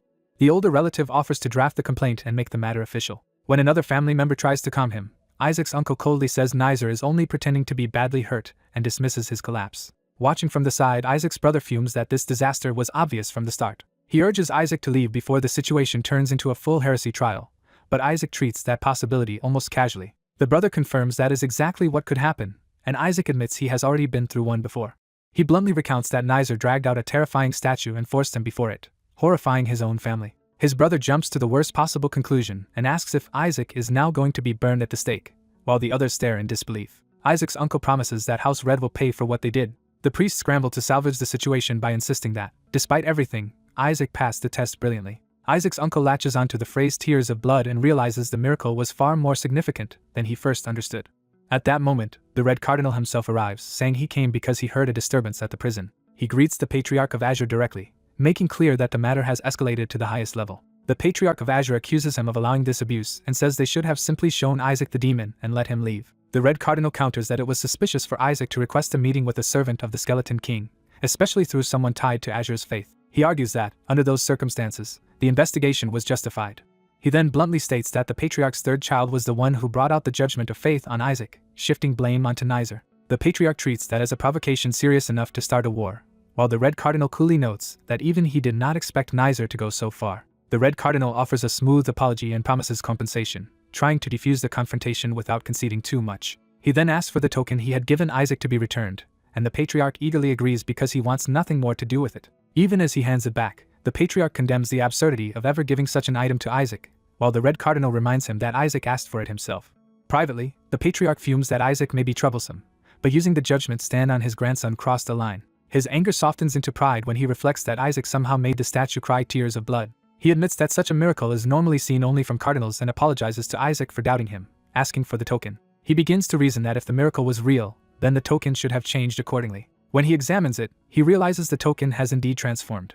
The token now reads as dark, and Isaac instantly imagines the worst possible outcome with comic horror. The Red Cardinal notices the Patriarch's reaction and asks whether he saw the change. Before the Patriarch can answer, he moves to return the token. The Red Cardinal casually destroys the token in his hand instead. As the shattered relic falls apart, The patriarch is left reeling that the Red Cardinal has just destroyed a token bestowed by the first Pope himself. Isaac refuses to hand anything back to the Blue Cardinal and makes it clear their relationship is beyond repair. At the Sepet Manor, the leaders of the Faith of Red review the uproar over Isaac's flawless faith test and the blood-weeping statue. Neon Sepet realizes that by confirming Isaac's result, he has effectively elevated him above all other saint candidates. His son is scolded for demanding a retest even after the public already saw the outcome. The father lashes out that this recklessness could destroy their standing. Neon reminds his son that he was supposed to secure the family's future by becoming patriarch, and even that failed. He presses harder, warning that the boy will only survive if he rises all the way to Pope. For Neon, Isaac's ascent to sainthood and eventually the papacy is the key to Red's dream of ruling the world through faith. The Red Cardinal cuts through the panic and notes that losing the faith measuring token is troublesome but not fatal. He insists they still have other ways to control the situation. He decides the coming sacrificial ceremony can be used to expose any dangerous children once divine messengers arrive. Until then, he orders the frightened boy to stay still despite his insistence that he truly witnessed something ominous. The son abruptly asks whether the participant list for the sacrificial ceremony has been finalized. He learns that most participants come from Azure, including Isaac Joshua, and that Isaac qualifies because of his earlier Pentagon of Black result. Desperate, he begs to be assigned as Isaac's servant instead of entering normally. He argues that the rules allow participants to bring servants, so he can still get close to Isaac that way. Neon is outraged that an heir of Red would debase himself like that, but the boy insists humiliation no longer matters. He reveals his real aim. If there is no proof against Isaac, he intends to obtain it himself. His father rejects the request, saying the servant role has already been claimed. The chosen servant is Kina Barrett, which immediately throws the boy into confusion. He can barely process that name when the implication hits him. Elsewhere, the announcement that Kina Barrett will serve Isaac shocks the attendants who know her status. The focus shifts as the political fallout spreads through the other factions. The blue side confirms that Isaac's faith test result was perfectly black. Someone asks whether that is why the measuring device was destroyed. They recount that despite rumors of the statue crying blood, Isaac was forced through another test just to be certain. Blue concludes the blood tears were likely triggered because Isaac recently met Melissa, not because the test itself was false. When it is revealed that the stolen faith tester originally belonged to Red, the others mock the idea that Joshua's patriarch could still be trusted. One man bitterly jokes that at least they need not fear an evil god choosing Isaac, because Isaac already seems like one. Another points out that this is exactly why the ceremony is dangerous, since top Pentagon scorers will summon gods there. They warn that the Cardinal of Red is surely waiting for that moment as well, and that even more threats are involved. Blue realizes the Cardinal of Black has also arranged for the Pentagon of Black to judge trainees by the gods they attract, worsening the trap around Isaac. In response, Blue orders that Shuri be sent to serve Isaac during the ceremony. His true conclusion is blunt: Isaac must not be allowed to summon a god. On the day of the sacrifice, the ceremony begins at the Colosseum. Backstage, a quarrel erupts before the participants enter. Shuri arrives to challenge the nonsense he has been hearing. He and the red-haired boy both claim the right to be Isaac's servant, while another attendant silently despairs over the chaos. Isaac, already irritated by the crowd of zealots, thinks it would be easier to knock them all out. He grumbles that the ceremony is unbearable enough without so many fanatics surrounding him. A demonic companion explains that this ceremony's sacrifice is a great demon, so the transport duty has fallen to one of the god's own underlings instead of ordinary escorts. That explanation only fuels the servant dispute, with both claimants refusing to back down. Isaac tries to calm them by saying today should be a good day, because it is supposed to be the day his servant gains freedom. Shuri privately panics, convinced the adults are right that Isaac's true nature will ruin them all if exposed. Isaac sees through the excuses and demands to know why everyone is so desperate to stay at his side. The red-haired boy blurts out that he has a duty to serve Isaac, while Kina admits she wants Isaac's promised training. Fed up, Isaac declares he needs neither of them, leaving both stunned. He instead picks the horse and the maid, turning the argument into open humiliation. Shuri is dragged into the role as well and curses his luck. The procession heads toward the arena under the bright sky. In the stands, spectators eagerly discuss the ceremony, treating the saint's selection as an even bigger spectacle than the demon's execution. The participants are announced as they begin entering the arena. The crowd immediately recognizes Master Kina and reacts with reverence. Her presence convinces many that she must be the true saint candidate. Others invoke a prophecy that the new saint will come from the House of Red, deepening the confusion. Red and Gold's factions argue over whether Kina's stigmata prove anything, while Red dismisses the sign as commonplace. The priests are finally announced, signaling the formal start. Isaac enters the arena in absurd style, letting the crowd build expectations. Kina and the red-haired boy are both caught off guard by what he is making them do. The full spectacle is revealed. Isaac rides in on the kneeling red-haired boy while Kina shades him and Shuri carries his cloak. Shuri is horrified, convinced this display proves Isaac will choose the vilest god possible. The cardinals watching from above are left speechless by the outrageous entrance. They struggle to understand why Kina is participating in such a farce and why a member of Red is acting like a mount. Even the usually composed observers cannot stop laughing at the humiliation on display. Some wonder whether this bizarre arrangement had been planned in advance. Cardinal of White, Seraphine, notices that Cardinal of Gold seems far too calm about it. She remarks that she heard Gold had been especially harsh with his chosen child. A flashback reveals Gold's reasoning. Serving as a servant is a necessary step toward becoming pope, and he refuses to let Isaac take that future. He had accepted the plan only so long as it helped his own ambitions. Gold also believed Isaac's strength would let Kina stay near him safely, which suited his scheme. Back in the present, he hides his unease and claims he wants nothing except to make Kina pope. Red reminds him that Isaac is not even supposed to summon a god in the second half of the ceremony. He reveals that Isaac had originally been removed from that list but was quietly restored. Gold and Blue are stunned to learn Red secretly put Isaac back into the summoning phase. Red openly admits he wants to see which evil god Isaac will call. Gold and Blue can only curse him as a man. Before they can react further, the execution phase is formally announced. The arena erupts as the condemned demon is brought forth with explosive force. The escorts and attendants recoil from the violent arrival. The condemned figure is revealed to be a great demon, Shabnak, chained and prepared for public execution. Shabnak's monstrous form and many eyes make his threat unmistakable. Even bound, he releases a wave of demonic pressure that forces the nearby heirs and servants to their knees. The trainees are shaken by how overwhelming a restrained great demon can be. Shuri realizes that if this is only a servant of the Skeleton King, then the king himself must be far more terrifying, and he urges that Shabnak be sealed tighter. Shabnak continues to rise against the restraints, proving the chains alone are not enough. Isaac quietly addresses him by name, revealing a private connection. He promises Shabnak that he will save him. Shabnak immediately senses what has been done to Isaac and condemns the clerics for cursing a child. Isaac realizes with disgust that torture devices were embedded in Shabnak's body as part of the execution ritual. His hatred for the clergy surges as he condemns their cruelty. Observers notice that Isaac's entire demeanor changes in the presence of demonkind, and that his killing intent is far too intense for an ordinary child. Red, however, notes something important. Isaac's reaction is hatred, not delight, which suggests he has not truly fallen to evil. Isaac forces himself to stay calm and focuses on only one goal, getting Shabnak out alive. He recalls that Shabnak should have 5 binding orbs and that he already provided the key for the hardest restraints. He also remembers arranging for the ceremonial priests to automatically release the remaining restraints once the rite begins. Hidden among the priests, an accomplice is satisfied that keeping an Ash decoy alive has let him avoid the dragon's notice and reach this moment. Isaac sees the execution about to start and prepares to act. Still playing the role of spoiled master, he berates the red-haired boy for moving too slowly. The boy finally speaks back, asking to be let down, which surprises Isaac. Isaac tells him to quit if he dislikes it, but inwardly the boy is still fixated on gathering proof against him. When Isaac demands an answer, the boy can only break character with a panicked horse-like outburst. The priests begin the execution right in earnest, surrounding Shabnak with ritual pillars. The ceremonial priests start chanting and channeling holy power into the arena. Isaac confirms that the device has activated and tells Shabnak that all that remains is to release the manacles. Shabnak answers with absolute obedience, ready to shatter the restraints the instant he is free. But he then declares that he can now die without regret, catching Isaac off guard. Shabnak addresses Isaac as his king and offers his life and loyalty instead of accepting rescue. Isaac furiously rejects the sentiment, while the red-haired boy can only hear more incomprehensible noise. Shabnak explains that forcing the heirs of the faith to kneel before him has already fulfilled his deepest wish. He urges Isaac to flee while he still can, saying this is the only chance, and praises how much Isaac's power has grown.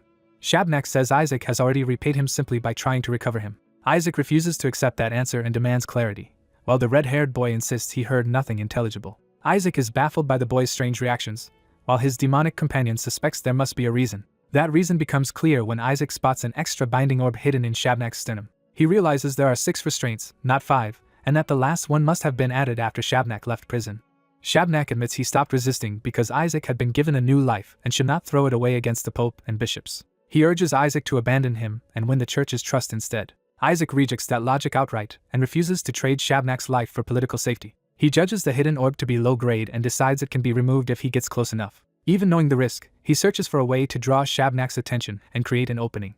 At that moment, an official suddenly orders Isaac Joshua to swap roles with the assistant executioner. The order is said to come from Cardinal Barrett, supposedly to give the top Pentagon scorer a chance to participate. The onlookers immediately suspect a trap, realizing someone may be trying to place Isaac within reach of one of the 14 demons. Shuri finally understands the real danger. Isaac has taken the Skeleton King's body, so the king's followers will never ignore him. Isaac confirms the guess with a delighted laugh. He reveals that Cardinal of Gold has unknowingly arranged everything he needed, and strikes the red-haired boy aside. Now free to approach openly, Isaac mocks the boy's terror and takes the executioner's place. He closes in on Shabnak, confident that once he can touch the orb directly, the rest is simple. He dismisses the hidden restraint as low-grade trash. Isaac reaches toward Shabnak's chest to break the final orb.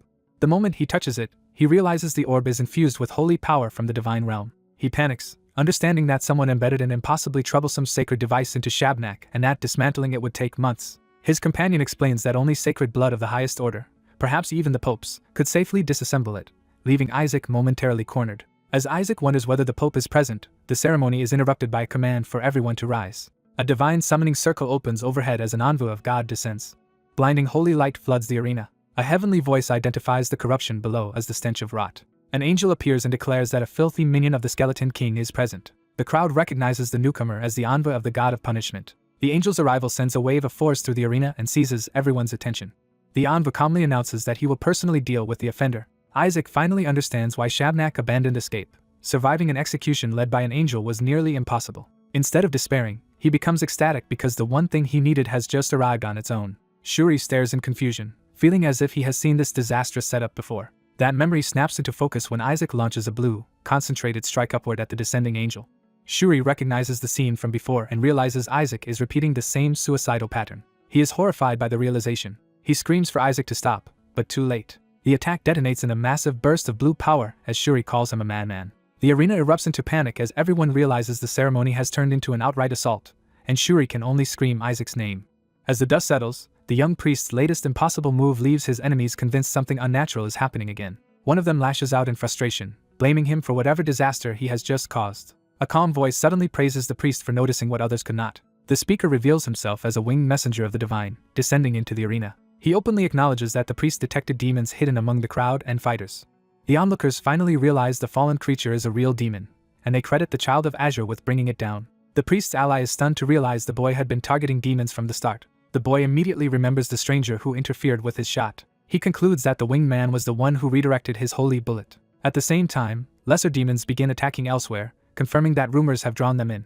The boy coldly reflects that Ash spread the bait perfectly, luring demons with the promise of a high-ranking corpse and vulnerable young priests. He knows the corpse of a 9th-rank true demon will drive thousands of demons into a frenzy. He also decides that any subordinate foolish enough to rush in because of that rumor is expendable. Still, he is unsettled that the winged man not only deflected his attack but also evaded a strike that had secretly been aimed at him. Determined to test him directly, the boy prepares another attack despite his allies' panicked warning. He unleashes a blast toward the angelic figure. The winged messenger casually redirects the attack again without losing his composure. The blast is turned away once more, astonishing the fighters watching nearby. The boy responds by multiplying and controlling more blue projectiles around himself. He sends a barrage at the messenger from every direction.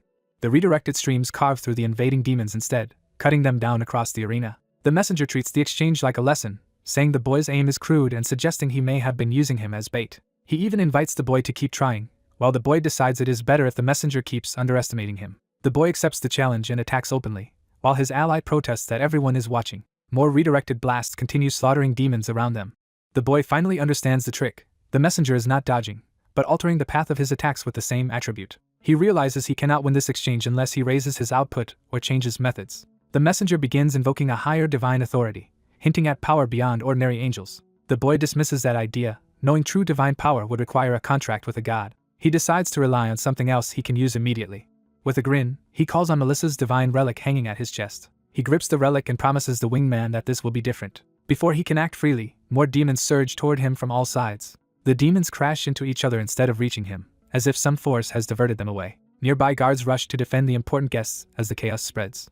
They conclude the demons have invaded to disrupt the execution. The demons hesitate in confusion when their charge fails to reach the boy. The messenger appears beside the boy and remarks that the attack had come dangerously close. He lifts the boy to safety and checks whether he has been injured. He praises the boy as a promising servant of God. In the next instant, the boy blasts him at point-blank range. The messenger is hurled away, and the boy's ally screams his name in shock. The boy lands and steadies himself, ready to continue. The messenger recovers and keeps speaking to him like an instructor, insisting his aim still lacks refinement. He demonstrates again by redirecting the boy's attacks away from himself. The boy finally snaps in frustration, admitting he cannot hit the target he actually wants while the messenger keeps interfering. Watching the redirected blasts tear through the arena, the messenger wonders why a servant of God is attacking him at all. The boy answers with open hostility, threatening to rip the angel's wings off. The messenger realizes the child truly sees him as a monster, and is horrified by how ignorant that sounds. The boy insists he saw the truth himself, because the demons never attacked the winged man.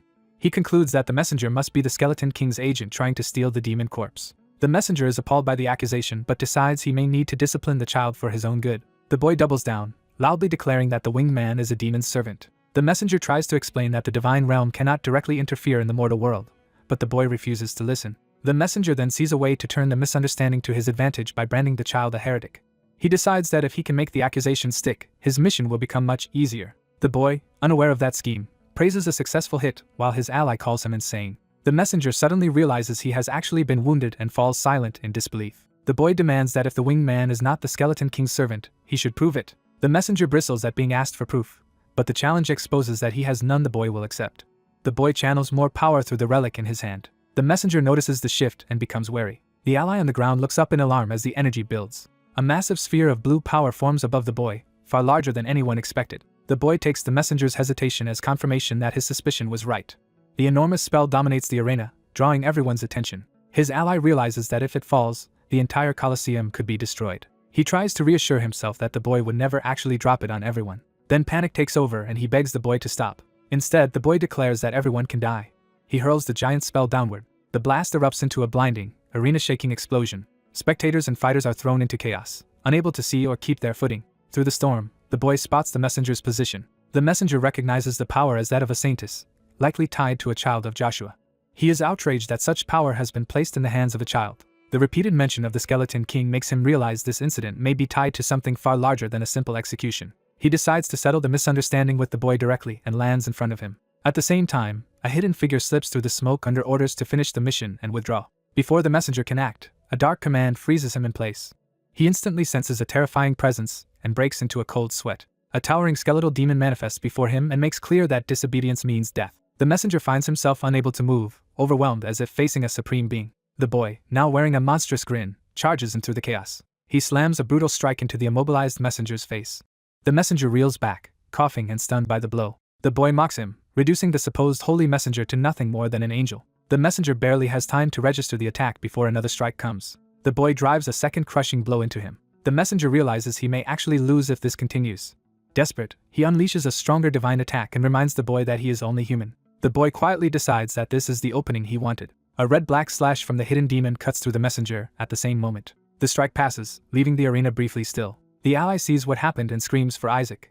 The messenger tries to reassure him that the boy has only lost the saintess's power, but he is cut off. The surrounding clergy stare in horror at the messenger's attack and the boy's condition. The messenger himself is left speechless by what he is seeing. The ally denounces the idea that a messenger of God could do this. Cradling the bloodied boy, he accuses the messenger of using deadly force on a servant of God. He keeps shouting for Isaac to wake up while the messenger watches in disbelief. The messenger insists it makes no sense, because the spell he used should only paralyze, not cause such bleeding. To everyone's shock, Isaac opens his eyes despite the blood covering him. His ally breaks down in relief and begs him to stay awake. Isaac calmly claims he was punished for mistaking a messenger of God for a demon. He takes all the blame onto himself and tells the messenger not to be angry. A silver-haired cleric rushes in to heal him and confirms that he will survive. But the healer immediately senses that something about this situation is deeply wrong. He states outright that no true messenger of God would treat clerics this way. He condemns the messenger for attacking those weaker than himself. The messenger is baffled, because from his perspective the child was the one who nearly killed him. He protests that he never used any killing spell at all. The ally refuses that defense, pointing out that everyone saw the messenger leave Isaac in this state. The messenger can only stammer that he does not understand how the boy was injured so badly. The silver-haired cleric presses further, questioning why a messenger of God appeared unannounced at the execution in the first place. He adds that Isaac already noticed the demons never attacked the angel either. The ally blurts out that he had been redirecting attacks away from the messenger all along, trying to protect him, and begs for a little more time. The messenger seizes on the boy's unstable behavior and argues that the whole disaster happened because Isaac went berserk and must be investigated. He demands custody of the child so he can take him to his master for that investigation. Isaac's faint smile shows he has been waiting for exactly that move. His eyes flare with demonic light as he gives a quiet signal. The messenger is suddenly struck from behind and thrown forward. The guards nearby are too shaken to understand what just happened. The messenger realizes in horror that the seal on the demon has been broken. A dark, many-eyed demon rises behind him, fully freed. The messenger demands to know how that was possible if a heavenly binding orb had truly been used. The demon answers by thanking him. It reveals that his interference is exactly what allowed the escape. Isaac, still acting weak, recognizes the freed demon as Shabnak and notes that imprisonment has only made him sharper. He is pleased that the fool who once understood nothing has finally learned how to deceive others. Shabnak decides to finish the damage by killing the messenger. He prepares to escape afterward, leaving the aftermath to the other infiltrators. The messenger screams, while Isaac privately notes that Shabnak has become very good at scamming people. The messenger grabs at Shabnak in fury, cursing the demon again. Shabnak cuts him off with contempt and counters his attack. The messenger gathers red divine power and insists the demon must be eliminated before he recovers fully. Shabnak forms a dark blade-like limb in response. The messenger resolves to offer this insolent demon as tribute to his god. Shabnak answers by driving a vicious strike through the messenger's body. The messenger staggers, badly wounded, as Shabnak presses the assault. Shabnak judges that if this continues, the defenders will be wiped out. The messenger can only think that they need reinforcements immediately. Shabnak roars over the kneeling angel, asserting complete control of the fight. Hearing Shabnak's voice clearly at last, the messenger realizes too late who he is facing. Shabnak announces that he has already taken the messenger's mana core and will now withdraw. He leaves the remaining chaos to his hidden comrades, shocking the clergy who hear him say it. As he departs, the messenger can only cry out in disbelief at the absurdity of what just happened. The witnesses begin piecing it together. The angel called a demon his comrade and used killing magic on a priest. Bleeding and furious, the messenger blames everything on the disgusting bastard who manipulated him. Meanwhile, Isaac grins from his ally's arms, and the messenger can only conclude that no true saint could possibly be something like that. A wounded angel burns with rage and swears he will never forgive the one who wronged him. Before anyone can understand what is happening, blue blades suddenly rain down around him. The attack tears through the angel and sends him crashing back in pain. The hall erupts in confusion as the angel reels and someone demands to know what this new outrage is. The angel, humiliated and furious, can only spit out his disbelief at being struck. The source of the assault reveals itself through a storm of summoned swords. Relai steps forward in murderous fury, declaring that anyone who harms his nephew has made a fatal mistake. His barrage continues, blasting the area with overwhelming force. The angel is driven back and can only ask why he is being attacked at all. He protests that he is a divine messenger, and treats Relai as insane for turning on him. Others finally intervene, shocked that Relai has openly attacked a heavenly envoy. Relai's elder refuses mercy and orders that the angel not be killed quickly, but made to suffer. The surrounding clergy are horrified that anyone would dare strike a messenger of God and wonder if the Sancta Seds has lost its mind. Relai answers that the real madness was using killing magic on a servant of God in the first place. He points to Isaac lying bloodied and barely conscious, arguing that this is obvious attempted murder, not some harmless ritual. A hostile cleric dismisses Isaac's condition as an act and calls him a devil, which only deepens the family's fury. When the Red Cloak side tries to seize Isaac for the Inquisition, Azure's side refuses to surrender him quietly. The confrontation is on the verge of turning into open violence. A higher-ranking cardinal steps in and forces both allied factions to stop fighting each other. He redirects everyone toward the escaped demon and orders all units to pursue it immediately.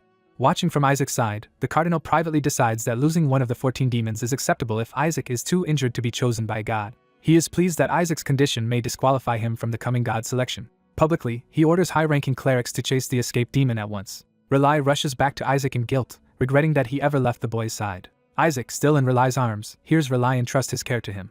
Relai resolves to hunt the demon himself. He vows to capture it with his own hands and clear his grandson's name, despite warnings that he is too old and conspicuous to get involved. The warning is justified, because he had already gone to great lengths to secretly smuggle the demon out once before. Even so, the family feels cornered and torn between protecting Isaac and pursuing the truth. Isaac suddenly begs them not to leave, claiming he is in terrible pain and needs them with him. That plea instantly halts their plans and throws the adults into confusion. They give in at once, deciding not to join the chase and to focus on treating Isaac instead. The moment they comply, Isaac secretly smiles to himself because everything is unfolding exactly as he intended. Behind his blank, injured expression, he mocks the fools around him. Later, in a hospital room packed with anxious visitors, Isaac's caretakers are confronted for turning the ward into a battleground.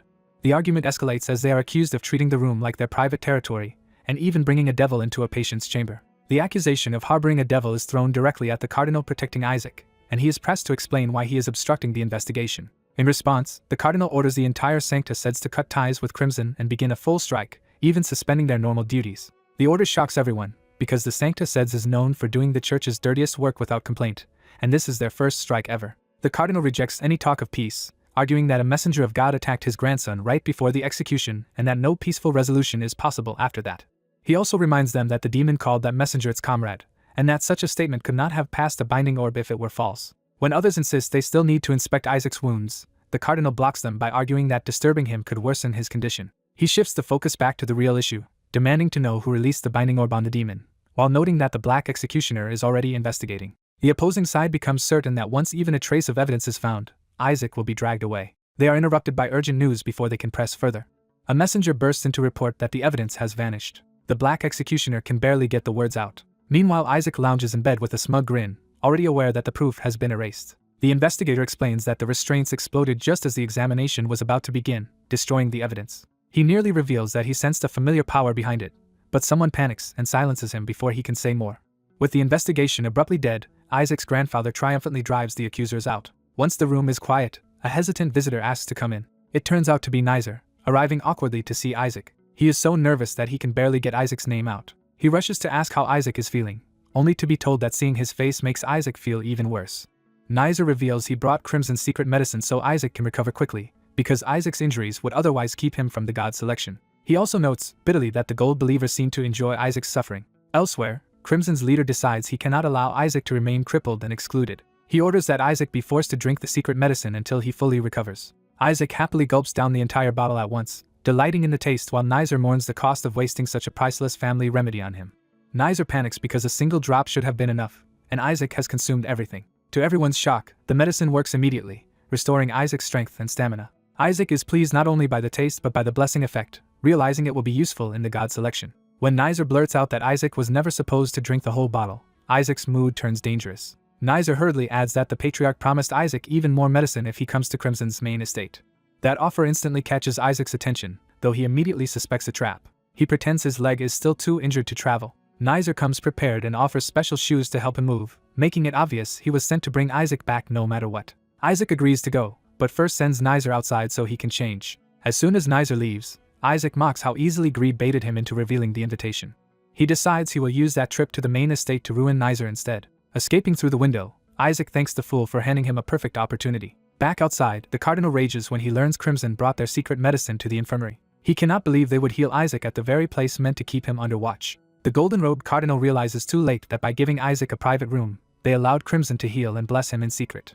He concludes that both Black and Crimson are insane and resolves to sabotage the ritual if necessary. He orders his subordinates to stop Isaac no matter what. His panic is driven by one fear above all: Isaac must not be allowed to choose a god. At the same time, Isaac corners his uncle and sweetly demands an answer to a question. With a terrifying smile, he asks which god he is going to choose. His uncle realizes Isaac has become dangerously unstable and tries to avoid answering. Isaac's pressure becomes so intense that his uncle nearly screams. Isaac insists his uncle already knows the answer, while the man desperately pretends ignorance. Isaac asks again, now openly demanding to know which god awaits him. His uncle realizes Isaac may be probing him because he can get information from the Pope. He panics at the thought that revealing anything could put Azure in direct conflict with the Pope. He tries to reassure himself that everything will be fine if Isaac simply chooses the best possible god. But Isaac casually says he might give up on choosing a god altogether, shattering that hope. His uncle is stunned, while Isaac reads the reaction as proof that they fear he will choose something terrible. Isaac presses the point, asking what happens if an evil god really appears, while his uncle angrily dismisses the idea. Isaac's expression darkens into something openly monstrous. Fixating on the phrase "the highest," he lunges as if he has caught a crucial clue. He clings to his uncle and demands the answer again, refusing to let him escape. When his uncle blurts out affection in panic, Isaac twists it into a threat and acts even more deranged. The uncle finally tears himself free, insisting he has to leave because the patriarch has summoned him.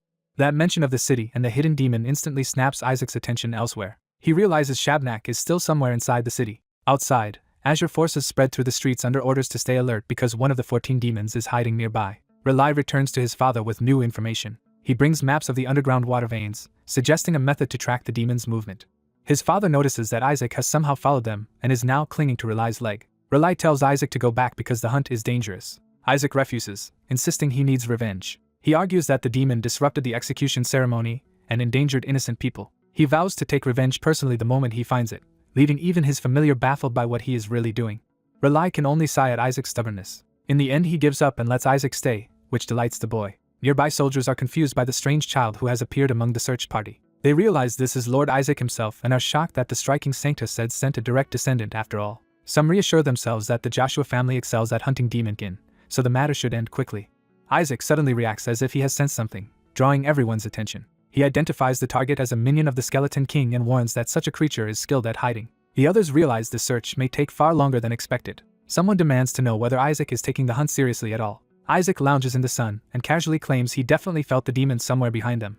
The exhausted searchers protest that the cardinal has done nothing all day while they run themselves ragged. When one of them starts to voice suspicion toward Isaac, Relai crushes the accusation before it can be finished. He coldly makes clear that challenging his judgment would be taken as open defiance. Then he turns to Isaac directly. He tells his grandson to make their enemies pay. Isaac immediately points the searchers toward another false lead, sending them running again. At that moment, a black-clad figure appears and questions why the supposedly striking Sanctus says is involved. The newcomer is Crimson's red-haired leader, who accuses Azure of trying to cover up Isaac's crimes. He warns that protecting Isaac now will only make the boy's future crimes worse, but Relai demands proof that Isaac released the great demon. Crimson's leader says the truth will surface soon, because the Pope's power was found inside the binding orb. He reasons that he cannot accuse the Pope directly, so the best path is to uncover evidence tying Isaac to the incident instead. If he can do that, he will finally witness the arrogant Azure family's downfall. Even so, he offers a compromise and says he will not ruin the god selection ceremony if Asura cooperates. As a gesture, he promises at least to hide the handcuffs on Isaac's wrists. Relay rejects the claim that he is frightened, but his denial is unconvincing. He mutters that he will have Isaac work the Sanctus Seds like dogs for this humiliation, and Isaac gleefully notes that he really took the advice to heart. Relay bitterly asks whether Isaac heard that insult. Before he can continue, Isaac vanishes from the chair without anyone noticing. The adults are left staring around in disbelief, demanding to know where he went this time. Elsewhere, Isaac finds a coded mark and recognizes it as something Shabnak must have left behind. He reflects that the true demons have replaced the Skeleton King's servants because they despise serving an undead ruler. He concludes they are exploiting loopholes in his commands rather than directly disobeying them. Still, he is troubled by the larger pattern involving the Binding Orb, the Pope, and even the Crown Prince. He especially cannot understand why the Crown Prince's mana would be mixed into Shabnak's Binding Orb. His familiar presses him to stop pretending ignorance about the forces moving behind the scenes. Before he can answer, hidden assassins reveal themselves above him. They are stunned that a priest noticed them at all, since priests are supposed to have poor battlefield awareness. One of them realizes too late that they have been exposed. Isaac answers by unleashing holy power so suddenly that even the assassins cannot tell when he cast it. The attackers are thrown into confusion as the spell erupts around them. Isaac dryly notes that they are mages too, as if their disguise was never convincing. The assassins rush him anyway, confident that priests are weak against magic. His familiar is outraged that they would insult Isaac by attacking him with such low-rank spells. Isaac senses another attack coming from behind and turns toward it. The assassins spring their trap and proudly announce a feared anti-priest technique, convinced they have finally cornered him. Isaac calmly judges the Hallowbane poison to be high quality, and decides he can simply absorb its mana, stunning the hidden attackers who expected him to collapse. When they question how he is still conscious, Isaac lets them wonder whether he prepared an antidote in advance. Even as the poison starts hurting, he theatrically insists that someone of House Azure will not be brought down so easily, leaving even his own companion baffled by the act. Encouraged by his defiance, the assassins decide to hit him with another dose. Isaac boasts that 2 needles are still nowhere near enough to stop him, and keeps up the bluff that an Azure heir cannot be overcome by Hallowbane. His continued resistance panics the attackers, and they order everyone to fire everything they have. A barrage of poison needles tears into him as the ambush escalates from caution to desperation. Even while watching him get riddled with poison, the assassins still convince themselves that a Joshua should survive this much. Isaac finally starts to look truly unstable, joking weakly that maybe dozens more needles might do it, which makes the attackers realize how frighteningly abnormal he is. When the assassins run out of poison needles, Isaac coldly decides that is good enough and prepares to finish absorbing the remaining mana before slipping away. As dark mana continues to gather around him, the attackers hesitate and wonder if they have finally subdued him. Lying on the floor, Isaac hears one of them savor his apparent downfall and call him by name, revealing the attack is personal. The assassins suddenly notice someone among them and realize an unexpected figure has arrived. The newcomer is identified as Count Molech, exposing the noble behind the assassination attempt. Molech openly curses Isaac and reveals that his house was ruined because of him. Driven by that grudge, Molech declares that this is the moment he will finally take revenge. He approaches Isaac's seemingly helpless body to personally witness the end. The assassins confirm Isaac is still alive and debate whether they should simply kill him outright now that the poison has done most of the work. Molech orders them to leave no evidence and make the murder look like the work of a demon. Still pretending to be down, Isaac panics internally because standing up now would expose him, while his shadowy companion pushes him to act anyway. As the assassins close in, Isaac's companion warns him that hesitation will get him killed, and the attackers realize he is still moving. Molech commands his men to hold Isaac down so they can cut his throat and stage the scene as a demonic slaughter. Isaac realizes he has not finished absorbing the mana yet and is running out of time. Before the assassins can finish him, a hooded swordsman suddenly enters the room. The newcomer draws a blade wrapped in purple power. With a single sweeping strike, the swordsman cuts through multiple assassins at once. Molech recoils in shock as his men are thrown aside and the balance of power flips instantly. He stares in disbelief, unable to process what just happened. The hooded rescuer stands amid swirling power, and the attackers recognize that a true master has intervened. Even Isaac is startled that a sword master has appeared in the middle of this secret ambush. The swordsman calmly cracks the air with his power, making it clear he is far beyond the assassins. Molech is blasted back by the pressure before he can recover. Isaac's companion notes that the intruder is using magic as well, though still inferior to the companion's own master. Wounded and shaken, Molech struggles to his feet as the swordsman closes in. He falls back on rank in outrage, demanding to know whether the stranger understands he is a noble. The hooded swordsman answers with silent contempt, unmoved by Molech's status. Molech realizes too late that his title offers no protection here. As he looks toward the exit in confusion, he realizes this intervention was never part of the plan Obsidian gave him. Another figure arrives and Molech is stunned by the new presence. The newcomer is young Master Kina, whose appearance instantly changes the political stakes. Molech desperately begs Kina to save him, hoping noble solidarity will protect him from the sword master. Before he can explain himself, Kina's power erupts around him. Kina warns Count Molech that one more step will mean death. He makes clear that Isaac is supposed to train with him and angrily demands why Molech keeps interfering. Molech tries to pretend he came to help and begs Kina to regain his senses. Kina cuts through the excuse, saying he does not care about Molech's justifications or the larger religious consequences. He directly asks whether Obsidian put Molech up to this, forcing the Count into visible panic. Isaac suddenly pops up behind Kina and joins the interrogation, startling Molech even further. Isaac reasons that if the Pope would be disadvantaged, then the god he is expected to summon must belong to the Golden Faith. He narrows it down further and suggests the god in question may be the god of wealth. Molech tries to deny knowing anything, but Isaac keeps pressing him while half-mocking the possibilities. Kina glances toward the hooded sword master, realizing this covert rescuer is operating outside normal protocol. The swordsman remarks dryly that Molech's attendants must be suffering because of their master's stupidity. He decides the immediate priority is getting the injured Isaac to safety, though he intends to take him to the Imperial Palace. Kina flatly rejects that plan. He insists that Isaac is coming with him instead. A far more terrifying presence arrives and declares that no one may touch his grandson. The newcomers realize Isaac's family has arrived, and the rescue turns into a contest between powerful factions. Later, the hooded sword master is confronted and told to mind his own business because his suspicious behavior at the demon scene has already drawn notice. The accusation sharpens when it is pointed out that he personally examined the demon's cipher despite already being under suspicion. The man he is speaking to reveals himself as Obsidian Cardinal Ian Balag and mocks his lack of common sense. Ian openly states that the Swordmaster sent assassins to Molech in order to save Isaac and win his gratitude. He explains the logic bluntly. Rescuing Isaac from near death would naturally make the boy indebted. Ian adds that because the Ashwa family always repays its debts, Isaac might have ended up loyal to the imperial family instead of the church. The accused man dismisses that reasoning as absurd and condemns the Obsidian Faith's methods. Ian answers by describing the Northern Crows as people ruthless enough to use demon corpses against other demons, showing he knows exactly how far they will go. He then asks whether the Swordmaster has truly lost interest in Isaac, noting that Isaac's written answers still caught his attention. What interested him most was Isaac's proposed method for capturing the Skeleton King, a feat that should have been impossible for a child to devise. Ian admits that if Isaac truly wrote it himself, then his value is extraordinary, and he warns the other man to stop involving himself with the boy. He reveals that a heresy inquisition will begin immediately after the Obsidian Pentagon. Unless Isaac can prove his innocence during the god selection itself, the inquisition will proceed. Ian coldly notes that at this rate the Azure Faiths may be wiped out altogether. Back at the Ashwa Manor, outrage erupts over how far the church is willing to go. Isaac's family denounces the plot as madness, arguing that kidnapping him over a suspected god is already beyond reason. They are especially furious that the Obsidian Cardinal pushed the situation to this extreme. Isaac's father grimly announces that Isaac will not attend the next day's god selection. That decision shocks the others, especially those who believe attendance is absolutely necessary. One side argues that the ceremony is not worth this much danger, but the opposition cannot accept abandoning it. The younger faction insists that Isaac must attend no matter what. When challenged, they reveal that the issue is not a malevolent god at all.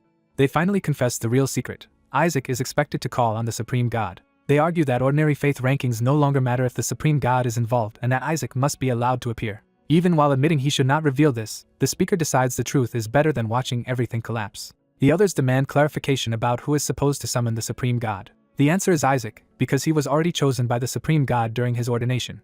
Isaac's father initially treats the claim like drunken nonsense and tries to shut the conversation down. But the speaker insists he saw House Verrett's report with his own eyes. He argues that Verrett first tried to adopt Isaac, then tried to kill him when that failed, and now wants to block the god selection because they know what Isaac can do. The father still finds the whole chain of events absurd, almost too ridiculous to believe. The younger man snaps back that disbelief will cost them the leverage they finally gained over the papal family. He goes so far as to threaten to take Isaac and leave the house if they refuse to act. That threat finally forces the father to ask whether all of this is truly real. The younger man swears that it is. Trying to process it, the father asks in utter disbelief whether the Supreme God is some kind of pervert, unable to understand why such a being would choose Isaac. He then soberly concludes that this revelation puts Isaac in even greater danger, because a being like the Supreme God is beyond anyone's control, though it would at least spare Isaac from the heresy inquisition. The younger man counters that if someone above even the main gods chose Isaac, then no one has the right to oppose that will. Before they can settle the matter, urgent news arrives. The report is disastrous. The Crimson Faiths have filed a heresy inquisition against Isaac anyway. By the day of the Obsidian Pentagon trial, the arena is already buzzing with rumor. The ceremony begins formally as the candidates are assembled for the second part of the offering ritual. The officiants announce that the god selection will proceed before honored guests, and Isaac realizes he is surrounded by danger. Seeing inquisitors stationed everywhere, he understands there will be no easy escape if anything goes wrong. Someone from his side urgently asks what kind of trouble he got into to end up under crimson scrutiny. Isaac recalls the earlier interrogation where he was ordered to confess to willingly serving the Skeleton King. The inquisitors pressed him with a demon cipher that supposedly contained his name, and treated that as proof. When they tried to twist the Skeleton King's repentance into submission before the gods, Isaac exploded in anger at the distortion. He smashed the table and demanded to know where the cipher actually said any of that. In the heat of the moment, he nearly blurted out something fatal before stopping himself. The Inquisitors immediately realized from his reaction that he truly could read demons' ciphers. Pleased with the trap, they told him they would see him at the obsidian pentagon, while his companion cursed him for falling for such an obvious tactic. Back in the present, the companion reminds Isaac that they delayed the arrest because they intend to crush him publicly the moment he draws a malevolent god. The plan is for Neaizer to summon the Crimson God that punishes malevolent gods, then use that moment to condemn Isaac and brand Azure as heretics. Isaac, however, is still fixated on the idea that a god of gold must surely be the god of wealth. Neaizer notices Isaac's strange confidence and lets him laugh for now, promising to ruin him in front of everyone. He vows to summon the god of Crimson on the spot and expose Isaac publicly. Neaizer is certain that if Isaac draws a malevolent god, divine punishment will strike immediately. Around them, the crowd whispers that Azure may truly have been corrupted and that today's proof will destroy them more thoroughly than any inquisition. The officiants finally begin the selection and instruct the candidates to pour holy power into their orbs and call forth a god. Isaac grips his orb and prays to the god of Azure, though his mind is racing. Neaizer privately celebrates, convinced that Isaac is about to doom the Azure faith and muttering the title god of wealth like a winning answer. He keeps listing names tied to money and prosperity while Isaac's ally silently begs that Isaac not draw a malevolent god. Isaac's orb suddenly erupts with brilliant golden light. The sight shocks everyone because golden light means one of the golden gods has answered. Isaac immediately convinces himself this confirms the god of wealth and eagerly calls for that god to appear. The orb shines even brighter, and the onlookers think the god of wealth is truly descending. Isaac grins in triumph, certain he was right. Then the light shifts, and a different emblem begins to form inside the orb. Isaac's companion reacts first, recognizing that something far more significant is happening. Isaac panics and tries to deny it as the truth dawns on him. Neaizer charges forward, still convinced he can expose Isaac before the crowd. Isaac desperately clutches the orb instead of presenting it. In a last-second act of panic, he hurls the orb away rather than let everyone see what he summoned. Both Neaizer and the others are left staring in disbelief at what he just did. The orb hangs in the air, still blazing, while Neaizer screams that Isaac has lost his mind. Neaizer sprints after the orb, certain they can still recover it and prove Isaac's corruption.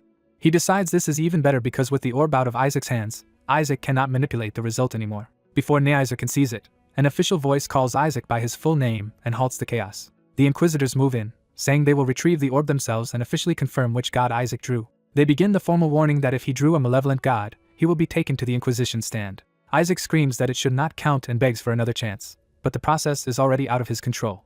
Neaizer demands the recovered orb, eager to force the revelation. He triumphantly declares that Isaac is finished. The Inquisitors tell him to look carefully at the god Isaac actually drew. When Neaizer sees the emblem clearly, he is struck speechless because it is the mark of the supreme god. He can only repeat the truth in disbelief, unable to reconcile it with everything he expected. The crowd erupts, realizing that if Isaac drew the supreme god, the accusations that Azure was corrupted make no sense at all. Watching the public mood turn, a high-ranking figure realizes the scheme has collapsed. When asked whether he knew it was the supreme god and still threw the orb away, Isaac admits that a supreme god is worthless to him if it does not make money, then prays for Neaizer's soul. Still dazed, Neaizer can only cling to the idea of the god of wealth as his mind breaks under the contradiction. And while the arena reels from the revelation, another smiling figure quietly appears holding a golden orb, hinting that the chaos is not over yet. Isaac is suddenly harassed by the greedy little dark creature attached to him, which demands to take over his body. The creature escalates into a threat, insisting Isaac switch with it or die, leaving everyone around him panicked. Elsewhere, a formal council settles a matter in House Ashua's favor while tension still lingers beneath the ceremony. One red-haired youth seethes in frustration, unable to hide how badly the outcome enrages him. The Empire's leading houses and faiths gather to discuss the implications of the recent divine selection. The blonde representative calmly confirms that House Ashua will handle the matter, amusing the Azure side. Azure's cardinal is visibly pleased, and his aide notices he is in unusually good spirits. He openly admits his delight comes from his grandson drawing the supreme god, a sign of immense prestige. Some take it as a blessing for the Empire, while others quietly resent House Ashua's sudden rise. A rival dismisses the excitement, arguing that drawing the supreme god means nothing unless Isaac can actually summon him and form a contract. Azure fires back that if it were so easy, the Golden Faith would have done it long ago. Pressed on the point, Azure insists that even drawing such a god is rare and worth celebrating. The Golden side decides to exploit the situation, admitting their original plan to use the chosen god for political authority is becoming unstable. They recall backing Isaac when the god of wealth seemed inclined toward him, only to realize that support was useless against the supreme god's appearance. Golden convinces itself that Isaac was chosen only for talent and lacks the capacity to truly summon the supreme god. From that belief, Golden resolves to stop any contract from being formed at all costs. He is even willing to use a sacred art of dormancy on the supreme god if necessary, while Isaac remains trapped in his own chaotic predicament. Meanwhile, Isaac flatly rejects the divine selection itself and refuses to accept being chosen. Back in the library, his attendant is stunned to find Isaac desperately studying despite usually hating it. Isaac frantically searches for any method to cancel a divine selection and finds nothing, driving himself half mad. His attendant cannot understand why Isaac hates being chosen by the supreme god so much. When pressed, Isaac's sheer intensity makes the attendant regret asking. The attendant points out that Isaac already received gifts from the supreme god, which sounds like proof he truly was chosen. Isaac reveals he threw those gifts away, even though they would have made summoning the supreme god much easier, because he wants no part of it. The attendant gives up arguing with his decision and instead urges him to at least draw a high-ranking god for protection. He explains that the Crimson Faith is preparing to summon the Crimson God and use it to drag Isaac away. Once that god judges Isaac's faith, lightning will strike him dead unless an equal-ranked god blocks it. Isaac is told to hand over the azure god he drew, since a god of similar rank could shield him, but he treats the idea with absurd practicality. He asks for a high-ranking god that would actually obey him, and the dark creature bluntly tells him to prepare another plan. A week later, the god summoning ceremony finally begins. The crowd buzzes with doubt, insisting that drawing the supreme god and truly summoning him are entirely different matters. Rumors spread that Isaac's faith is too weak, and many expect the Crimson side to use the ceremony to have him executed. Neaizer of Crimson is confident that Isaac's tricks are over and that the Crimson gods have already marked him for death. He openly declares that Isaac will be executed by the god of Crimson today. Golden quietly agrees that the threat is real, even if Neaizer is being obnoxious about it. Golden warns Isaac directly that his body cannot withstand summoning the supreme god. To everyone's surprise, Golden offers to help Isaac summon the supreme god. But the offer comes with a condition. Once the summoning is done, Isaac must be handed over to the Golden Faiths. Azure's side tries to reject the bargain, but Isaac immediately pays attention. The moment Golden offers the god of wealth in exchange, Isaac is ready to accept on the spot. Azure grudgingly admits the deal has merit, since the god of wealth could also block Crimson's attack. He adds that without Golden's help, Isaac might die during the summoning itself. Azure frames the choice as saving a child's life, even while Isaac is literally trying to bite his way free from being restrained. When Azure leaves the decision to him, Isaac instantly agrees. The bargain is struck, and Golden praises the choice just as a messenger rushes in. The messenger announces that the order of the summoning ceremony has suddenly been changed. Neaizer has been moved to summon immediately before Isaac, shocking Golden and delighting Isaac. Azure immediately realizes Crimson must have bribed Obsidian to engineer the change. He decides to confront the matter personally. Around the hall, people begin repeating the new order in disbelief. Observers quickly understand the implication. Crimson intends to execute Isaac before he can act. Azure heads straight for the Obsidian Cardinal, and the crowd assumes he is going to protest. Instead, he finds Obsidian already dealing with Crimson's side. The pretense of righteousness collapses the moment a chest is opened. Azure shamelessly offers a larger bribe in gold and demands the order be changed again. The crowd is stunned that Azure's Cardinal is bribing Obsidian so openly, though they assume Obsidian would never accept something so blatant. Obsidian calmly says the offer is worth considering, leaving everyone speechless. Isaac desperately tries to stop his grandfather from disgracing Azure further. He begs Azure not to do something so corrupt in the faith's name. Nearby onlookers praise Isaac's moral outrage as proof he has the temperament of a future pope. Isaac ruins the moment by shouting that if Azure had that much money, it should have been given to him instead. Azure then justifies the bribery by claiming he is protecting the weak, exactly as Azure doctrine demands. A witness challenges whether the leader of Azure can really betray his own teachings like this. Azure answers by redefining the doctrine to suit himself, saying Azure exists to protect the small and weak. He insists that protecting the friendliest child in his house fulfills that doctrine perfectly, no matter how absurd the logic sounds.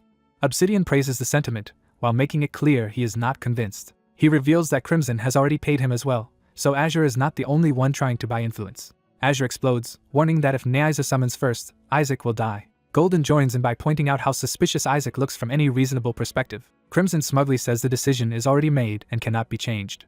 Obsidian resolves the dispute with a new ruling. Both boys will draw at the same time. Crimson protests that such a thing should be impossible, especially after all the money already exchanged hands. Obsidian coolly replies that if Crimson summons first anyway, then the problem solves itself. He needles Crimson further by asking whether they doubt their own ability to win. Forced to accept the challenge, Crimson decides fighting the ruling gains them nothing. Crimson withdraws for now but vows that Azure and Obsidian will regret this. With the argument settled, Isaac approaches his grandfather. Azure reassures him that even if he fails to summon the Supreme God, he will still be protected. He promises that whatever Crimson summons, Azure will shield Isaac from it. Isaac is moved by the promise and calls him grandfather with genuine feeling. Azure's reassurance is not what Isaac actually wanted to hear, and Isaac's attention shifts elsewhere. He points not to the ceremony, but to the boxes used for the bribes. Isaac immediately demands those boxes for himself. He clings to Azure and insists on taking even more while he has the chance. His attendant is horrified that Isaac is thinking about loot at a time like this. The attendant urgently reports that Neaizer is about to summon the god of criminal law, Crimson's main deity. Isaac unexpectedly brightens, deciding that if Neaizer is summoning that god, the situation may actually work in his favor. He admits he had planned to make a deal with the House of Gold and abandon the whole mess. He also reveals he accepted the bribed chest knowing it was probably trapped, intending to fake an injury and blame the other side. Now he realizes a higher god will recognize his true soul, and that changes his calculations completely. He had hoped to be sent safely to the infirmary before any greater gods appeared, but now he sees a chance to suppress everyone with the supreme god instead. The fact that Neither is summoning the god of criminal law makes Isaac decide the gamble is worth it. The dark creature agrees, promising that if this particular god appears, it can keep the Red House from interfering further. Neither, meanwhile, is certain Isaac is finished the moment his own god arrives. The simultaneous summoning begins. Neither lunges first, determined to seize the initiative. He unleashes crimson power and claims the first move for himself. A violent red pillar erupts as his summoning takes hold. The crowd recognizes the arrival of Crimson's chief deity, the god of criminal law. Neither exults, convinced he has succeeded before Isaac can do anything. At the same time, Isaac quietly gathers his own power without panic. His eyes open as a far more overwhelming force answers him. A blinding golden eruption tears through the hall, dwarfing the crimson summoning. The spectators are stunned that Isaac has truly summoned the supreme god. Neither refuses to give up, reminding himself that summoning alone is not enough and that Isaac still needs a contract. Believing he still has time, Neither immediately begs his god to judge Isaac's soul and punish him for breaking the world's laws. The divine response comes at once, but not in the way Neither expects. The summoned god asks which child falsely claimed to be a saint, turning the accusation back on the ceremony itself. Isaac's dark companion panics that the supreme god is really present, while Isaac remains calm. The creature urges Isaac to hurry and form a contract before everything collapses. Crimson's side still tries to reassure itself that Neither will contract first. Neither boasts of certain victory just before his summoned god fully manifests. The god of criminal law appears in person, towering over the hall in crimson authority. Neither spreads his arms in triumph, expecting judgment to fall on Isaac. Instead, the god immediately identifies Isaac as the one who swallowed the skeleton king's bone. Neither eagerly confirms it and begs for Isaac to be judged as a heretic. The god refuses, declaring there is no need for judgment because Isaac has no faith to judge in the first place. He further states that Isaac reeks of the skeleton king's foul power. Worse still, he reveals Isaac is actively using that power himself, shocking Neither. The god condemns the divine realm for allowing such a being to roam free.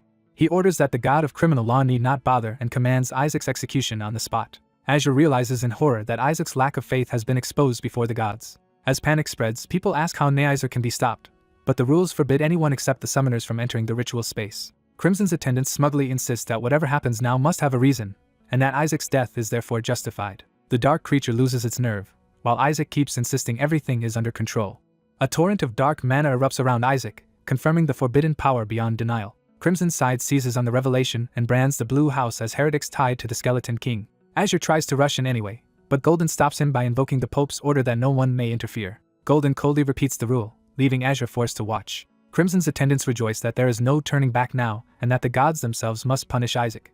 The god of criminal law prepares to strike in tandem with Crimson's followers, who plan to attack the moment the god does. They shout for the assault to begin, convinced Isaac is finished. Even as they scream for the attack, Asura can only stand frozen behind the barrier. The moment hangs on the edge of execution, with every enemy bearing down on Isaac at once. The Crimson God pauses in confusion when Isaac calmly reaches out instead of panicking. Realizing Isaac has just intercepted the divine strike, the god is startled that a mere child blocked it. Isaac smiles as if he has finally found the opening he wanted. He abruptly turns his power on the true threat and declares that this ends now. A surge of dark force blasts outward and hurls the Crimson side into chaos. The hall is flooded with dark mana, and the onlookers recoil as the forbidden power becomes undeniable. Crimson's own people scream that Isaac is using dark mana and that the Blue House is tainted by the Skeleton King. Asura tries to intervene despite the consequences, but Golden warns that helping now will brand him a heretic too. Asura no longer cares about appearances and refuses to stand by while Isaac is killed. Isaac remains eerily composed in the middle of the storm while everyone else panics around him. The Crimson assault crashes down toward him, forcing Asura to shield himself from the backlash even from outside the ritual space. Crimson's attendants celebrate, convinced the exposure of Skeleton King mana guarantees divine punishment. The god of criminal law joins the attack, deciding to strike Isaac at the same time as Crimson's followers. Crimson's side eagerly coordinates with the god, urging the blow to land together. They give the final order to attack, fully expecting Isaac to be erased. As the command echoes through the hall, Asura can do nothing but watch the killing blow descend on Isaac. As the ritual stalls, the onlookers panic and wonder whether the summoning has gone wrong. The red god senses something impossible unfolding and breaks into a tense sweat. He realizes the result defies everything he expected and refuses to believe it. The being they tried to call takes pleasure in that disbelief. The blonde boy reveals himself as an old enemy and openly threatens the red god. The red god descends to confront him directly, treating the child as the true danger. Even face to face, the red god keeps insisting this outcome should not exist. A sudden realization hits him and turns his disbelief into alarm. He discovers the boy is protected inside a barrier, which means punishment cannot reach him. The others outside understand that the barrier is blocking divine judgment and keeping the boy safe. The red god tries to break through with force, but the barrier holds. The boy mocks him for being exactly the same as ever. In response, the red god prepares a stronger divine technique. He closes in and taunts the boy for still needing to act personally. The red god launches soul search, aiming to seize or expose the soul inside the child. But the attack is interrupted before it can take hold, shocking him. The boy is equally startled as another presence suddenly appears beside him. A skeletal spirit manifests and greets the red god like an old acquaintance, revealing the skeleton king is present after all. The red god desperately repeats soul search, but the newcomer dismisses the attempt with contempt. He cannot understand why the skeleton king is here when the binding was supposed to trap him inside a bug. The contradiction pushes the red god into outright panic. The skeleton king explains that only a clone was sent through his servants, making the red god realize he has been fooled. Furious, the red god warns that the skeleton king will die if he stays in that fragile child body. The skeleton king answers that death is not enough to stop him, and that he intends to reclaim the body for its rightful owner. He reveals he came prepared with potions and mocks the idea that a mere god could interfere with the Supreme's chosen vessel. That claim stuns everyone, because it means the Supreme selected the skeleton king. The red god immediately decides this is beyond him and thinks of reporting it to higher powers. The skeleton king calmly turns that admission against him and points out that the failed binding already proves his case. He reminds the red god that the binding was made by the god's own son, making the failure even more damning. Then he coldly invites the red god to go ahead and report the disaster. He presses harder by asking whether punishment in the heavens is shared collectively, implying the red god's whole side will suffer. The threat deepens when he notes how entertaining it would be if the higher gods heard what happened here. He spells out the consequences. The red god could lose any hope of advancement, and might simply be executed by those above him. Cornered, the red god tries to de-escalate and asks what the skeleton king actually wants. The answer is simple and shocking: he wants a contract. The red god hesitates, unable to believe what he is hearing. When the skeleton king casually signals agreement, the red god blurts out his disbelief. He cannot accept the absurdity of a demon lord trying to contract with a god, then realizes the boy is technically a priest now, which makes it even stranger. Trying to understand the rules, the red god asks for the boy's current name. When he hears Isaac Joshua, he realizes the vessel belongs to one of the 5 great heavenly bloodlines. The skeleton king uses that fact to trap him further, arguing that the red god can neither kill him nor safely report him, so a contract is the only option. Pressed for his true intentions, the skeleton king claims he only wants to live an ordinary life in a healthy body. He insists he would never surrender such a body after suffering under a curse for so long. Then he twists the red god's earlier concern about faith into gratitude, pretending the situation now favors a contract. He even thanks the red god for helping put him into this body and treats that blunder as a basis for cooperation. He argues that the red god needs him too, because a human body weak to gods lets him hide instead of openly declaring himself the skeleton king. He promises to live quietly as a human, but the red god immediately recognizes the lie. The skeleton king admits his version of quiet living means killing gods, reclaiming what is his, and reaching transcendence. He adds that once he reaches that goal, he intends to destroy everything anyway. To do that, he says he needs an informant inside the world of the gods and plans to use the Supreme as leverage against the others.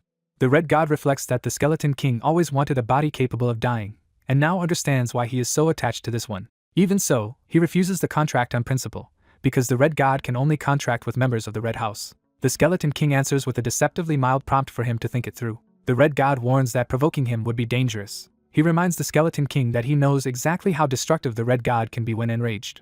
The skeleton king counters by threatening to self-destruct again, using his own death as a weapon. That threat works immediately, because the red god is still dealing with the aftermath of the last explosion. Forced to choose survival over pride, the red god starts wondering why the vessel had to be a Joshua in particular. He asks one last time whether the skeleton king truly means to live quietly, and gets a measured yes. The red god falls silent, weighing the risk. Before he can decide, the barrier around them begins to crack. The protective dome shatters, exposing the confrontation to everyone in the hall. A red priest immediately misreads the scene and announces that a god has stripped the skeleton king of mana, making capture possible. The order to seize the heretic spreads at once. The red faction rushes in, convinced they can finally arrest Isaac.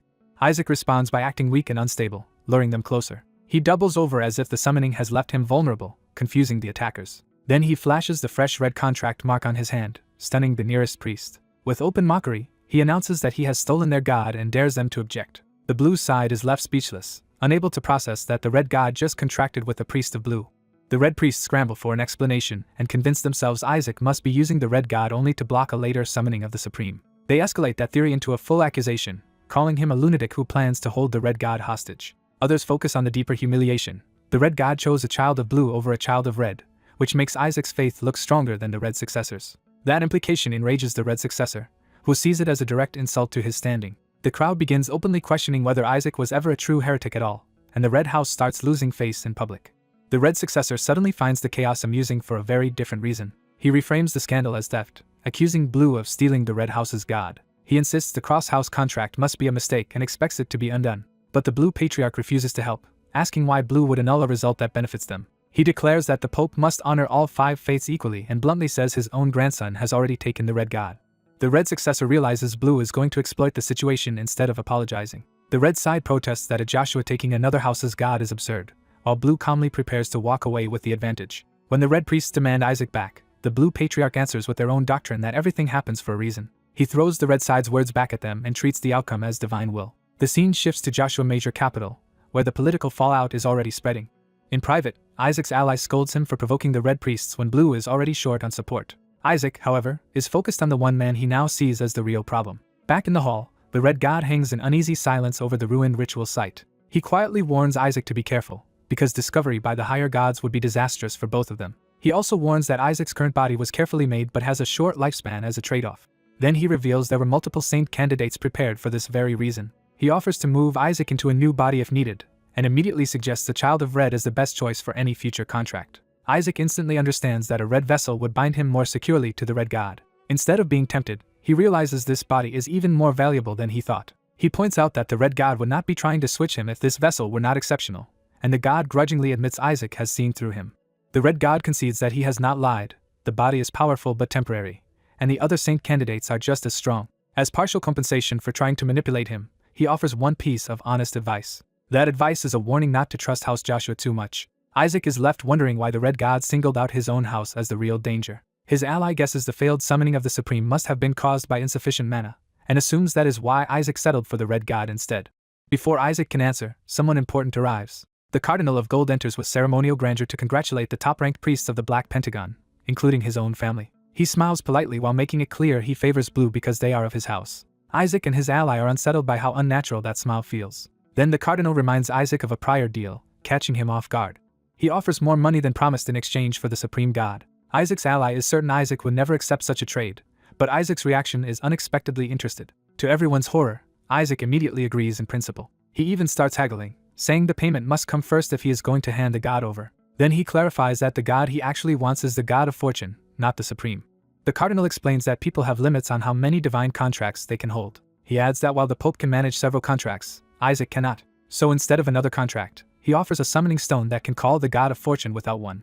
Isaac's ally recognizes the stone as a cornerstone of the House of Gold, a treasure overflowing with holy mana. Isaac grabs the stone without hesitation. He cheerfully confirms that all he really needs is enough power to summon the Supreme, though his ally is still fixated on the wrong God. The shadowy spirit questions whether Isaac truly intends to hand the Supreme over, and Isaac admits he only wants to learn what the Supreme wants first. The Cardinal reminds him that the stone has been delivered and demands the Supreme in return. Before he can finish, something interrupts him. A radiant female divine figure manifests behind Isaac and silently claims him with a new contract. Her power reaches for Isaac's hand before anyone can react. The Cardinal watches in shock as the contract seals itself. The nearby priests realize something impossible has just happened. Isaac sees the new mark and learns he has been contracted by the Supreme after all. Everyone confirms the mark is genuine and realizes Isaac now holds 2 divine contracts.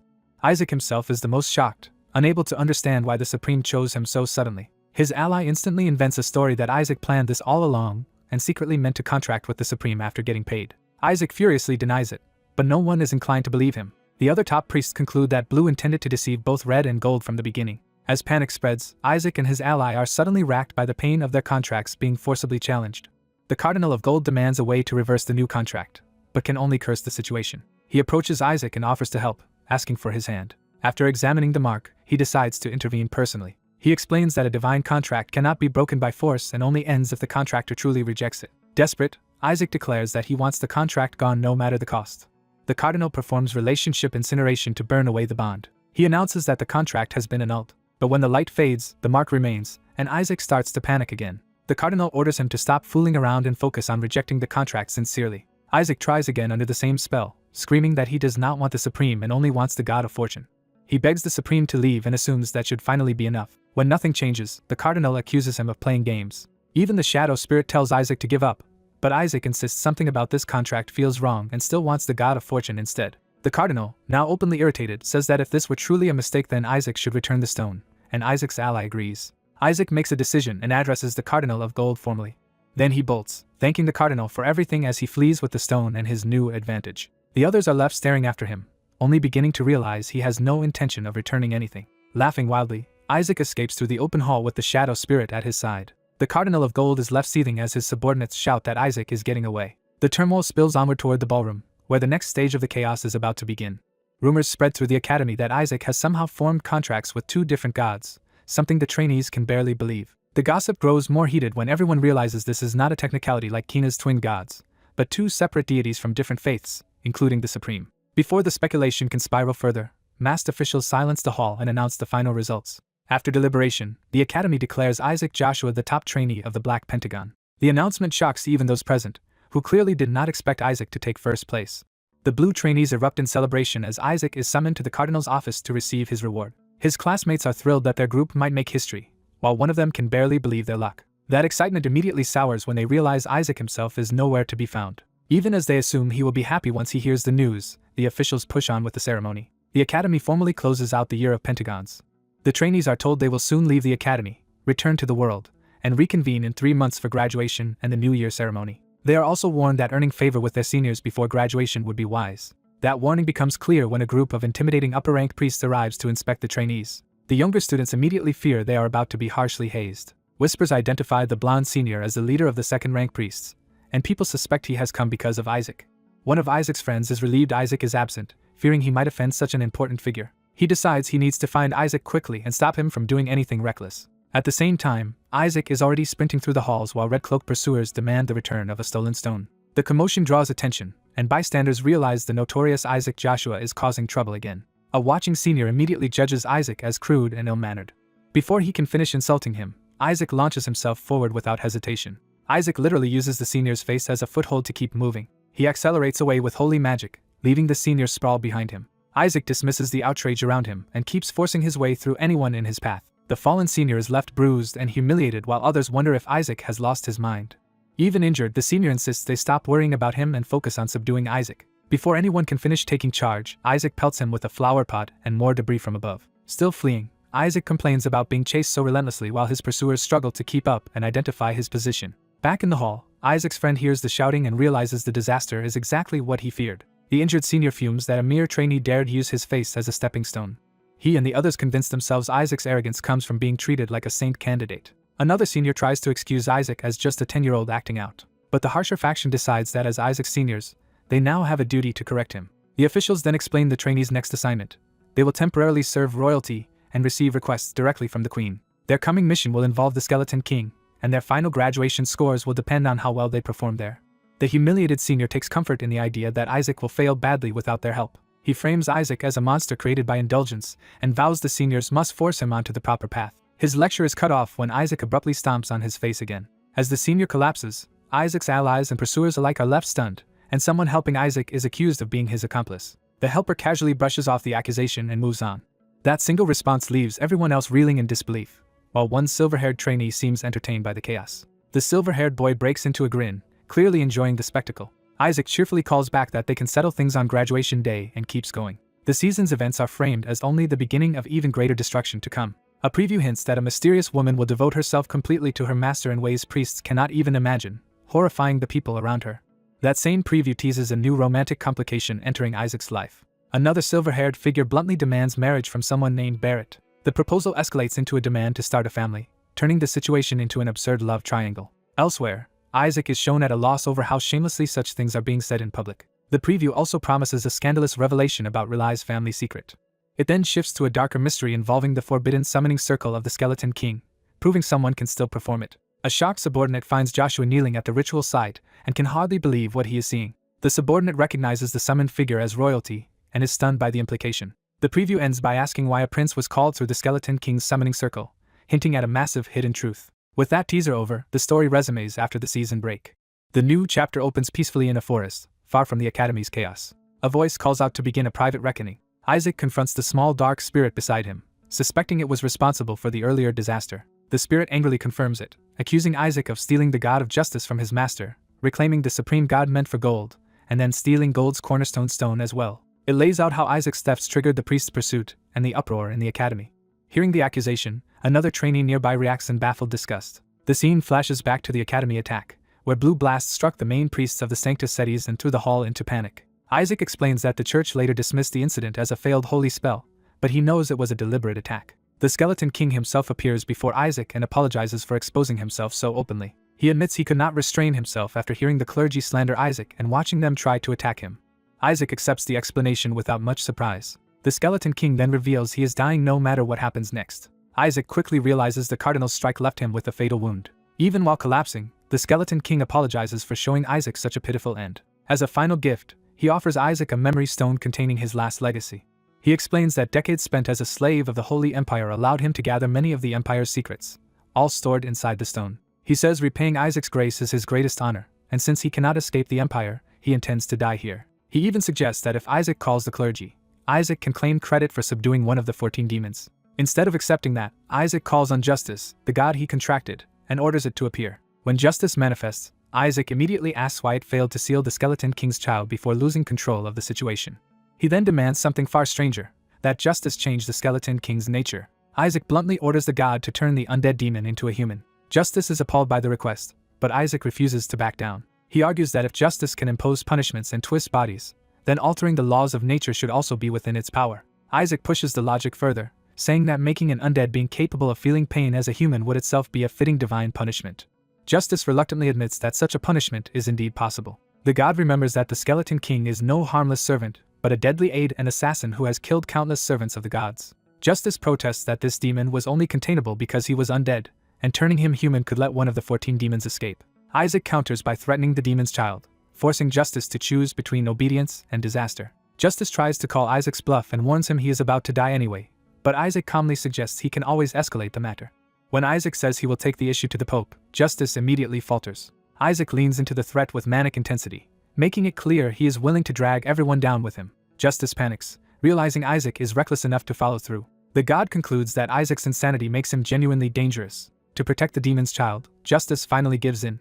Isaac forces the god to confirm the exact terms before allowing the transformation. He also warns Justice not to touch the child, backing the threat with holy power of his own. Once Justice submits, Isaac reaches out to begin the punishment. He invokes a divine sentence of humanification upon the Skeleton King. The spell strips away the demon's immunity and condemns him to feel pain as a human.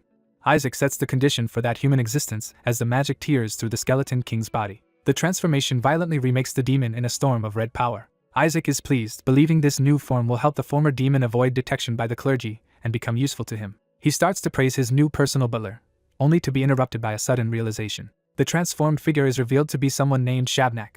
Isaac blurts out his shock that Shabnak was actually a woman all along. Shabnak, newly human and newly female in appearance, quietly accepts that identity. Isaac admits he never expected this outcome and asks whether the transformation feels wrong, but Shabnak only remarks that feeling sensations at all is strange. Shabnak quickly regains focus and warns that her identity must remain hidden, especially from Isaac's powerful grandfather and the Joshua faction that wants the Skeleton King destroyed. Their discussion is interrupted when Isaac's frantic friend finally catches up to them.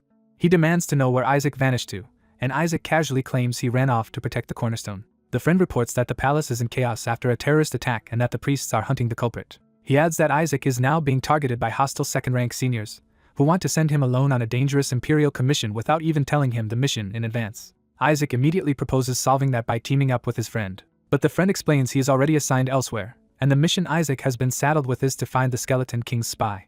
Shabnak dismisses the official story as nonsense, noting that someone was supposedly trying to summon the Skeleton King inside the imperial palace itself. The friend says they did identify a suspect, but the higher-rank forces were crushed so badly that even apprentices are being ordered into the hunt. He reluctantly offers to help if Isaac begs, only for Isaac to say he already has someone else in mind. Isaac presents Shabnak beside him as if the matter is settled, nearly giving his friend a heart attack. The friend is stunned that Isaac has suddenly appeared with a beautiful woman and immediately suspects trouble.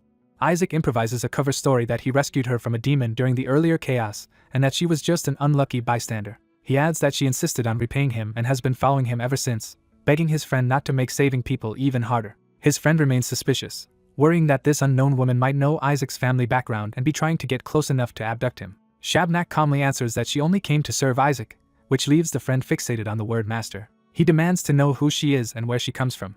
Shabnak answers with complete seriousness that she is Isaac's slave. The friend can barely repeat the word, horrified by what he thinks he just heard. As Shabnak starts elaborating on her devotion, the friend explodes and grabs her, accusing Isaac of losing his mind and forgetting he is a clergyman. He insists Isaac is part of the main family and destined for an engagement, so bringing in a slave woman would cause a scandal and must stop immediately. Shabnak responds that all she wants is to bring Isaac's soul complete relief.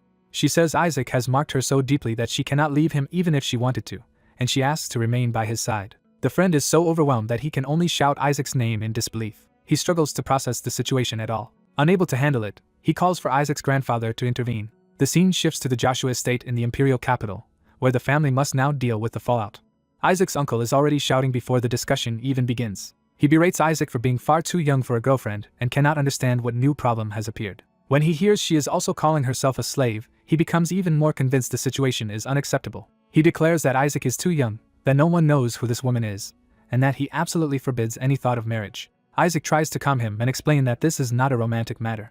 He argues that his apprenticeship is ending and that his future duties will take him far from home and into dangerous places. For that reason, he says he intends to keep Shabnak as an escort capable of protecting him. Shabnak politely introduces herself and asks to be called Shab, which only makes the family wonder if she is actually Isaac's girlfriend. She tries to reassure them, but her promise to devote herself to Isaac in heart, body, and soul only makes everything sound worse. Isaac's uncle and aunt fixate in horror on the mention of Isaac's body. The uncle's imagination runs wild as Shabnak confidently insists she can serve Isaac completely, even through the night if necessary. Her attempt to sound useful only deepens the family's panic. Embarrassed and exasperated, Isaac begs everyone to calm down and stop misunderstanding the situation. He finally issues an ultimatum. If they refuse to accept Shabnak as his escort, he will run away from home. That threat forces his uncle to stop and actually ask why Isaac is so determined. A more composed family advisor points out that if a boy as capable and ruthless as Isaac chose this escort, she must possess real skill. The advisor then greets Isaac warmly and familiarly, leaving Isaac wondering who this man is and why he is acting like family. Isaac's aunt explains that this is Sir Benjamin, the Joshua family's financial advisor. The moment Isaac realizes Benjamin manages the family's money, his entire attitude changes. He instantly throws himself into an exaggeratedly respectful greeting, treating the money man like a beloved uncle.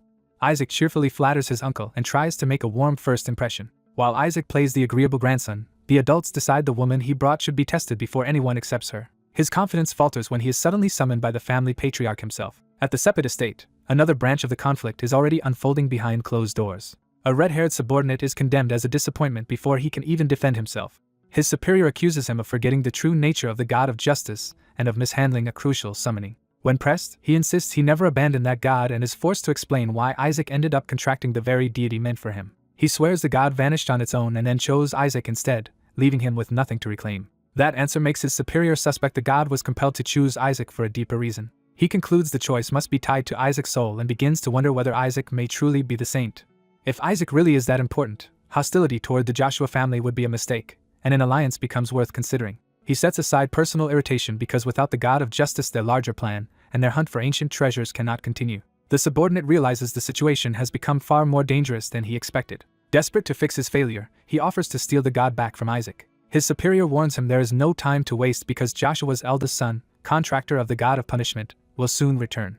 That news terrifies the subordinate, who knows that man would kill both him and Isaac if he learns what happened. Instead of open theft, he is ordered to get close to Isaac before that brother returns. The reason is simple. The god of punishment fiercely protects the god of justice and will not forgive their blunder. So the subordinate is commanded to stay in Isaac's favor and quietly extract information while recovering the lost god. The order becomes even more humiliating when he is told the best way to do that is to become Isaac's servant. Back at the Joshua gathering, the patriarch is startled that Isaac even knows how escorts and servants are supposed to work. Isaac casually claims the woman is his escort and addresses the patriarch as if this arrangement should be obvious. He adds that he will receive a servant after his apprenticeship anyway, so he would rather choose someone he actually likes. The old man misreads Isaac's reasoning and privately wonders why a child is already thinking in terms of marriage. The woman calmly backs Isaac up, insisting she is fully capable and will not lose to anyone present. The family members bristle and compete for the right to expose her, but the patriarch takes control of the test himself. He declares that if she passes his trial, she will be formally accepted into the household. He raises the stakes further by promising her a rank 1 knight certification if she succeeds. That reward shocks everyone, but the patriarch justifies it as repayment for the glory Isaac brought Joshua and the blow dealt to Sepid. When his son protests that the reward is absurd, the patriarch threatens to strip that son's standing and give it to Isaac instead. Isaac is thrilled that his scheming seems to be working even better than expected. As the patriarch begins the test, the others still try to intervene. He silences them with a single refusal and moves first. The patriarch personally takes the role of examiner, stunning the room. Isaac panics because the patriarch is far too strong, begs for a lesser test, and tries to push the danger onto his uncle instead. The patriarch rejects that immediately, arguing that anyone entrusted with his grandson's safety must withstand even a cardinal. The woman reassures Isaac and accepts the challenge without hesitation. The patriarch attacks at once, aiming to end the matter with overwhelming force. His strike crashes down with enough power to destroy the floor if it lands cleanly. Isaac cries out in alarm, fearing she is about to die. To the patriarch's surprise, his blow does not connect as expected. She blocks the attack cleanly, stopping a strike that should have crushed her. She remains composed, revealing that the patriarch's opening move was nowhere near enough. The clash erupts into a violent burst of blue force that tears through the hall. Isaac's uncle can hardly believe she parried the patriarch so easily. Even while exchanging blows, the patriarch starts questioning what kind of person Isaac has brought into the family. He cannot understand why someone of her level would willingly follow Isaac at all. As he reassesses the fight, he realizes she blocked a lethal strike he aimed at her vitals despite his own status and restraint. That impossible result forces him toward a darker suspicion. He begins to wonder if she is not human at all, but a demon in disguise. Acting on that suspicion, he shifts his power into holy exorcism magic. He launches a direct exorcising assault meant to destroy anything demonic hiding within her. The others recognize the spell in horror and realize he has escalated from a test to an execution. The woman understands instantly that she cannot answer with dark mana without exposing Isaac, so she must survive another way. Isaac's shadowy companion warns that if this continues, she will truly die. She counters with pure physical force, striking through the patriarch's holy attack instead of meeting it as a demon would. The patriarch answers with an even larger wave of exorcism power to purge her completely. His son demands to know why he suddenly used demon-killing magic, and the patriarch orders everyone to drive her out because he is convinced she is a demon. The family is left stunned by the accusation and the abrupt turn of the test. The patriarch scolds them all for failing to suspect her sooner. Before anyone can even finish arguing, the fight explodes again. A violent red burst interrupts the exchange and throws the room into further chaos. Isaac and his hidden companion are baffled for a moment by the sudden shift. Isaac then reveals the simple truth the patriarch missed. He physically catches the patriarch's hand and stops the attack himself.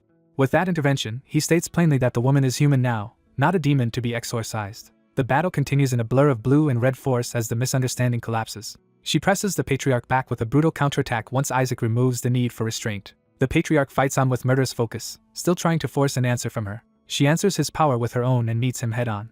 Their fists collide in a direct contest of strength that shakes the entire hall. The impact tears through the room and leaves both sides reeling from the scale of the clash. The family can only shout in panic as the estate is wrecked around them. When the dust settles, the patriarch is less angry than puzzled. He asks how she could have come through holy exorcism magic without a scratch.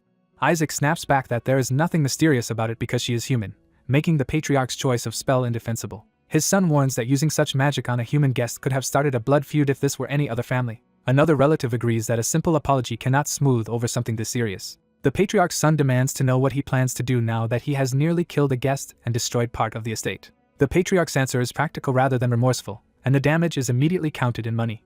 As punishment for the disaster, his official stipend is suspended for 6 months, which he accepts with grim resignation. Later, the matter is formally reviewed under the name Shab Roya. After investigating the woman, the family finds nothing overtly incriminating. Even so, the patriarch confirms he still intends to honor his promise and grant her the rank 1 certification. His son returns to the real issue and asks why holy exorcism was used in the first place, wondering if she was truly demonic. The patriarch admits he sensed no dark mana at all, which only deepens the mystery. He describes her as something his instincts read as both human and not human at the same time. Another relative argues that even a god peering into her soul would likely see only a human being. Still, because the patriarch's senses are legendary, the family cannot dismiss the possibility that she may somehow be tied to demons and targeting Isaac. Rather than expel her, the patriarch decides it is better to keep her close and watch her carefully. He also notes that Isaac bringing her into the family himself may be the most important clue of all. From his perspective, even a dangerous demonic connection could become proof of Isaac's strength rather than a reason to reject him. He hints that Joshua may need forgotten methods and secret arts if it wants to remain powerful. Then he abruptly tells Benjamin that this year's gathering of direct descendants should finally name a successor. That announcement shocks Benjamin, who realizes the succession question is at last being forced into the open. But the patriarch is not convinced Joshua is truly ready to choose, unless the answer turns out to be Isaac. He quietly entertains the possibility that Isaac may be the one who can finally break the curse hanging over the Joshua family. At the Imperial Palace, Isaac is being questioned again because he has ignored a previous request. He reveals that he was not ignoring them at all, but waiting to hear how much he would be paid to catch the Skeleton King's spy. The attendants are appalled that he hears an imperial order and still treats it like a negotiable contract. His companion is mortified by Isaac's shamelessness, but Isaac refuses to be intimidated. He argues that everyone is trying to exploit him for a deadly mission and expects him to risk his life for free. So he openly demands proper compensation from the imperial family before he lifts a finger. He then shares what he knows. The Skeleton King's spy is somewhere inside the imperial palace, and the enemy has already defeated multiple knights. Isaac insists that a mission this dangerous obviously deserves hazard pay and that anything less would be unethical. The Empress, amused rather than offended, takes a direct interest in the bold child before her. Isaac notices the Crown Prince resembles her little and learns the reason is that she is not his birth mother. That revelation tells him the Crown Prince rose from a consort's line, which immediately suggests deep tension inside the palace. His hidden companion jokes that the Empress might want the crown prince removed and that she seems interested in using Isaac for it. Isaac instantly identifies her as part of the Pontiff faction and wonders why that faction has not already eliminated her if she is so exposed.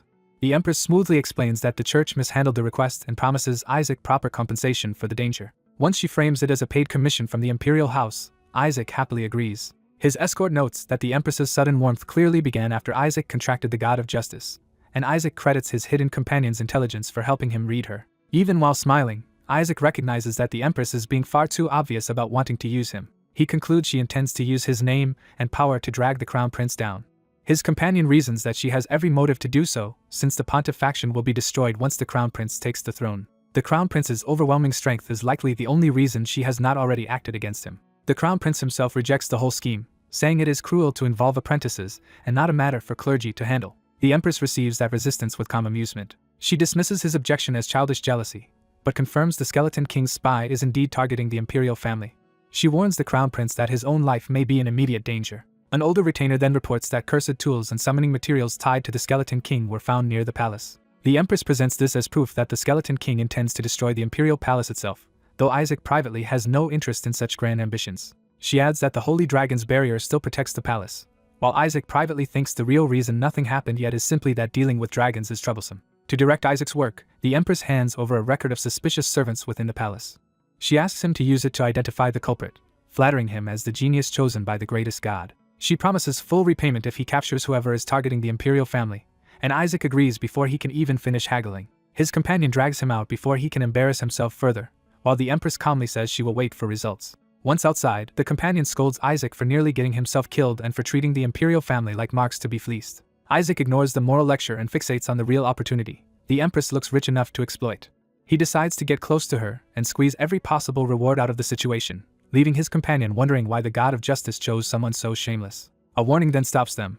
They are told not to trust the Empress too much. The crown prince appears in person and warns that the Empress only wants to use the Joshua name for her own ends. He tells Isaac plainly that this game could cost him his life if he is careless. Even so, he sincerely hopes the Skeleton King's spy is caught, and Isaac eagerly promises success. Isaac loudly vows to stop the Skeleton King's return, while privately scoffing that the enemy has already returned long ago. That night, Isaac and his companion move into position near the suspected site. Isaac is certain the Skeleton King's follower will come to this area. He explains that the warehouse full of cursed and summoning items is too obvious, and therefore only a decoy. So instead of rushing in, he waits outside for the real culprit to reveal themselves by approaching the fake site. He tells his companion that anyone who understands the setup would know the true summoning location lies elsewhere. When asked how he knows so much about the Skeleton King's methods, Isaac cuts the question short and warns him to duck. A hooded figure appears exactly as Isaac predicted and heads for the warehouse. Isaac immediately declares that the culprit has exposed themselves. To his companion's shock, Isaac identifies the hooded figure as the Empress. He explains that her request was a cover meant to distance herself from the Skeleton King's spy and deceive the clergy. Even with that revelation, Isaac's first thought is still how to turn the capture into favor with the Emperor or Crown Prince, and then into even more money. His companion worries that if a real summoning spell is involved, Isaac's soul could be dragged in, but Isaac dismisses the danger as something humans should not be able to trigger. Confident in his deduction, Isaac moves to pursue the Empress while his companion scrambles to keep up. Before they can advance carefully, a glowing figure suddenly appears ahead of them in the dark, cutting off their path. A blond young man senses something strange nearby and turns sharply toward it. He spots someone he recognizes as Isaac moving alone across the grounds and calls after him in confusion. Before anything can be clarified, the blond youth is dragged into a blazing summoning circle. He instantly realizes he has been caught in a genuine Skeleton King summoning spell and panics that someone actually managed to cast it. A hooded witness sees who was summoned and is stunned to recognize Joshua's son, the Crown Prince. The summoned boy is equally thrown off by being identified so precisely. The hooded man confirms the impossible sight in disbelief. The person inside the Skeleton King's circle is the Crown Prince. An uneasy silence falls as both of them reassess the danger of what this means. The blond boy frantically wonders how a real circle was activated when he had spread so many fake ones around. He remembers that the spell is his own design, one he taught skeletons to use only in extreme emergencies, and cannot believe they remembered it. The hooded prince jumps to the obvious political conclusion that the Skeleton King's spy must therefore be the Crown Prince himself. Trying to recover, the blond boy awkwardly pretends this is just a routine patrol encounter. He pushes the prince to accept that explanation and ignore the summoning, but the prince is not fooled. The blond boy tries to end the conversation quickly and act as though nothing happened. Instead, the prince presses him on the real issue and demands to know why he emerged from the Skeleton King's summoning circle at all. The blond boy reasons that the answer should be obvious because his saint candidate master had once been summoned by the same spell, yet he is baffled that humans can use a version he modified for demonkind. His shadowy familiar explains that only someone who knows the skeleton language and is loyal to their master should be able to use that spell. That makes the prince look even more suspicious, because such conditions imply he is somehow devoted to the skeleton king. The prince ignores the implications and asks the key question again. Why was the blonde boy summoned? The blonde boy offers absurd excuses, and the prince dismisses them as worthless lies. He finally points out the contradiction directly. It makes no sense for the empire's crown prince to secretly serve the skeleton king. The two stare each other down, each waiting for the other to yield first. The prince decides this conversation is too dangerous to continue there and orders them to relocate. They move to the crown prince's palace, where the blonde boy sits across from him under close watch. The blonde boy scoffs at the idea that this prince could truly be tied to the skeleton king. The prince's pure life force only deepens that contradiction, making him seem impossibly holy. The blonde boy suggests it would be safest for both of them if the prince simply pretended he had seen nothing. But the prince remains fixated on the same mystery and asks again why the blonde boy appeared. The blonde boy starts noticing something else instead. The room itself feels wrong. He looks around and realizes the prince's chamber is filled with skeleton-themed decorations. The collection extends to books, diagrams, and occult materials tied to skeletons and summoning. There is even a grand portrait glorifying the skeleton king. The blonde boy is horrified by how obsessive the prince's interest has become and jokes that this is closer to stalking than admiration. The prince tries to return to the official matter of witnesses and exposure, but the blonde boy keeps dragging the conversation back to the prince's obsession. The prince starts to protest, then hesitates as the blonde boy's suspicion sharpens. The blonde boy bluntly asks whether the prince himself is the skeleton king. For a moment, the prince seems almost hopeful at the possibility. The blonde boy immediately rejects that idea as ridiculous and scrambles to explain his appearance another way. He claims the circle probably reacted to the fact that he once ate one of the skeleton king's fingers, making him a suitable target for the summon. The prince accepts the explanation outwardly, though his tone suggests disappointment.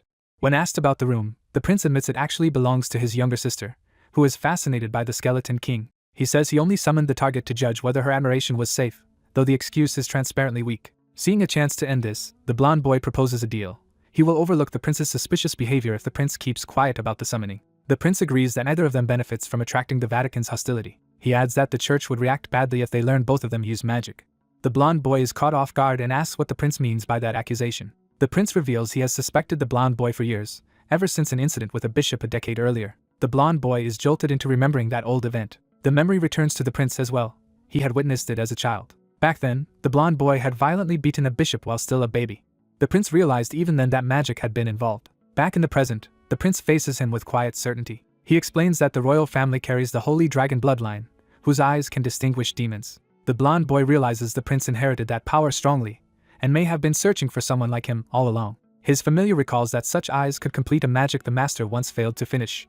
The blonde boy asks whether the prince can sense magic or mana cores directly, but the prince says he senses nothing from him at all. The prince concludes that the blonde boy's defenses are simply too perfect, perhaps because he is a saint. When the blonde boy demands to know how the prince knew anyway, the prince refuses to answer unless the skeleton king identity is confessed first. At last he explains. His dragon blood lets him partially understand creatures and beings that cannot speak normally. He compares it to understanding the babbling of babies.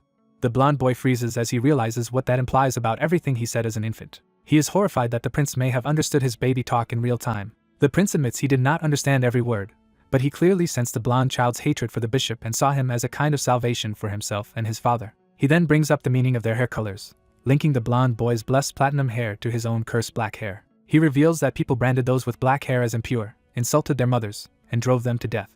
The bishop had been involved in that persecution too, making the prince's grudge deeply personal. The blonde boy realizes the bishop had even tried to kill him back then, which explains his own rage. In the memory, his infant self had been desperate not to be exposed as a demon before he could get close to the emperor and plunder the royal treasury. He had also been absurdly convinced the emperor was destined to become his subordinate. The prince says that at the time he thought the blonde child was either possessed or insane, since a saint's body should reject demonic possession. The blonde boy answers that he found comfort in believing the gods themselves could be wrong, especially after the platinum-haired representative of the gods rejected the Vatican. That rejection made him feel as though the fault lay with the church, not with him. The prince quietly admits that hearing such defiance and validation was something he liked. Even after all that, he still asks one more time whether the blonde boy is truly not the skeleton king. The blonde boy tries to bait him in return by asking whether the prince wants him to be the skeleton king. He jokes that he might be, only to be caught when the prince immediately treats it as a confession. The blonde boy backpedals, but the prince has already leapt to the conclusion that the skeleton king's true target must be this nation. Realizing the prince only hears what he wants, the blonde boy gives up on convincing him and prepares to leave. As he departs, the prince warns that the moonless night is ideal for summoning and tells him to be careful, still speaking as though he were the skeleton king. The blonde boy storms off in frustration. His familiar notices he is in unusually high spirits despite the chaos. He admits he is amused that the crown prince turned out to admire the skeleton king so much. He starts considering whether he can manipulate the prince by pretending to speak on the skeleton king's behalf once the prince takes the throne, though his familiar warns the prince is too sharp for easy tricks. The familiar reminds him that being summoned was genuinely dangerous, but the blonde boy insists the encounter was still useful. He has now confirmed that a saint's body and soul are fused tightly enough that soul separation holy arts likely will not work on him. He concludes that the saint's body has grown too attached to his current soul, and that stronger mana only deepens that bond. Since repeated summons would still be a problem, he decides he must personally reinforce the demon king's summoning ritual, only to notice his familiar suddenly vanish. At that moment, two clergy rush up, worried he had been abducted by the skeleton king's followers. He is stunned to learn they even summoned a divine being just to locate him. A white-haired cleric explains that because the blonde boy consumed the skeleton king's flesh, he is the perfect catalyst for summoning that king and therefore a prime kidnapping target. Another cleric urgently adds that the god of blue warned the palace was in danger. They say the god of light is trapped because of the skeleton king, and insist they must capture the skeleton king's followers and rescue the god. The blonde boy is alarmed by the sudden warning and the claim that the god of light has been trapped. Before he can process it, all three sense a terrifying presence descending nearby. The clergy identify it as a demon summoning and are shaken by its scale. The blonde boy immediately denies that the real skeleton king has been summoned. Something skeletal tears up through the ground. A massive robed form rises from the rupture. Its red-eyed skull emerges fully, radiating hostile power. A giant undead figure stands beneath a summoning circle, clearly the product of a powerful ritual. The clergy panic and announce that the skeleton king has been summoned into the empire. They treat the arrival as a demonic invasion of holy land and brace for disaster. The blonde boy knows they are wrong and tries to correct them. He identifies the creature for what it really is, not the skeleton king, but a mutant giant skeleton. His familiar realizes the ritual is actually a demon king's summoning circle that still requires holy arts to activate, meaning the culprit must be a priest. The blonde boy recognizes the spell as one that forces the summoned creature to attack, and the clergy demand to know who the target is. The answer comes at once. The commanded target is none other than His Majesty the Emperor.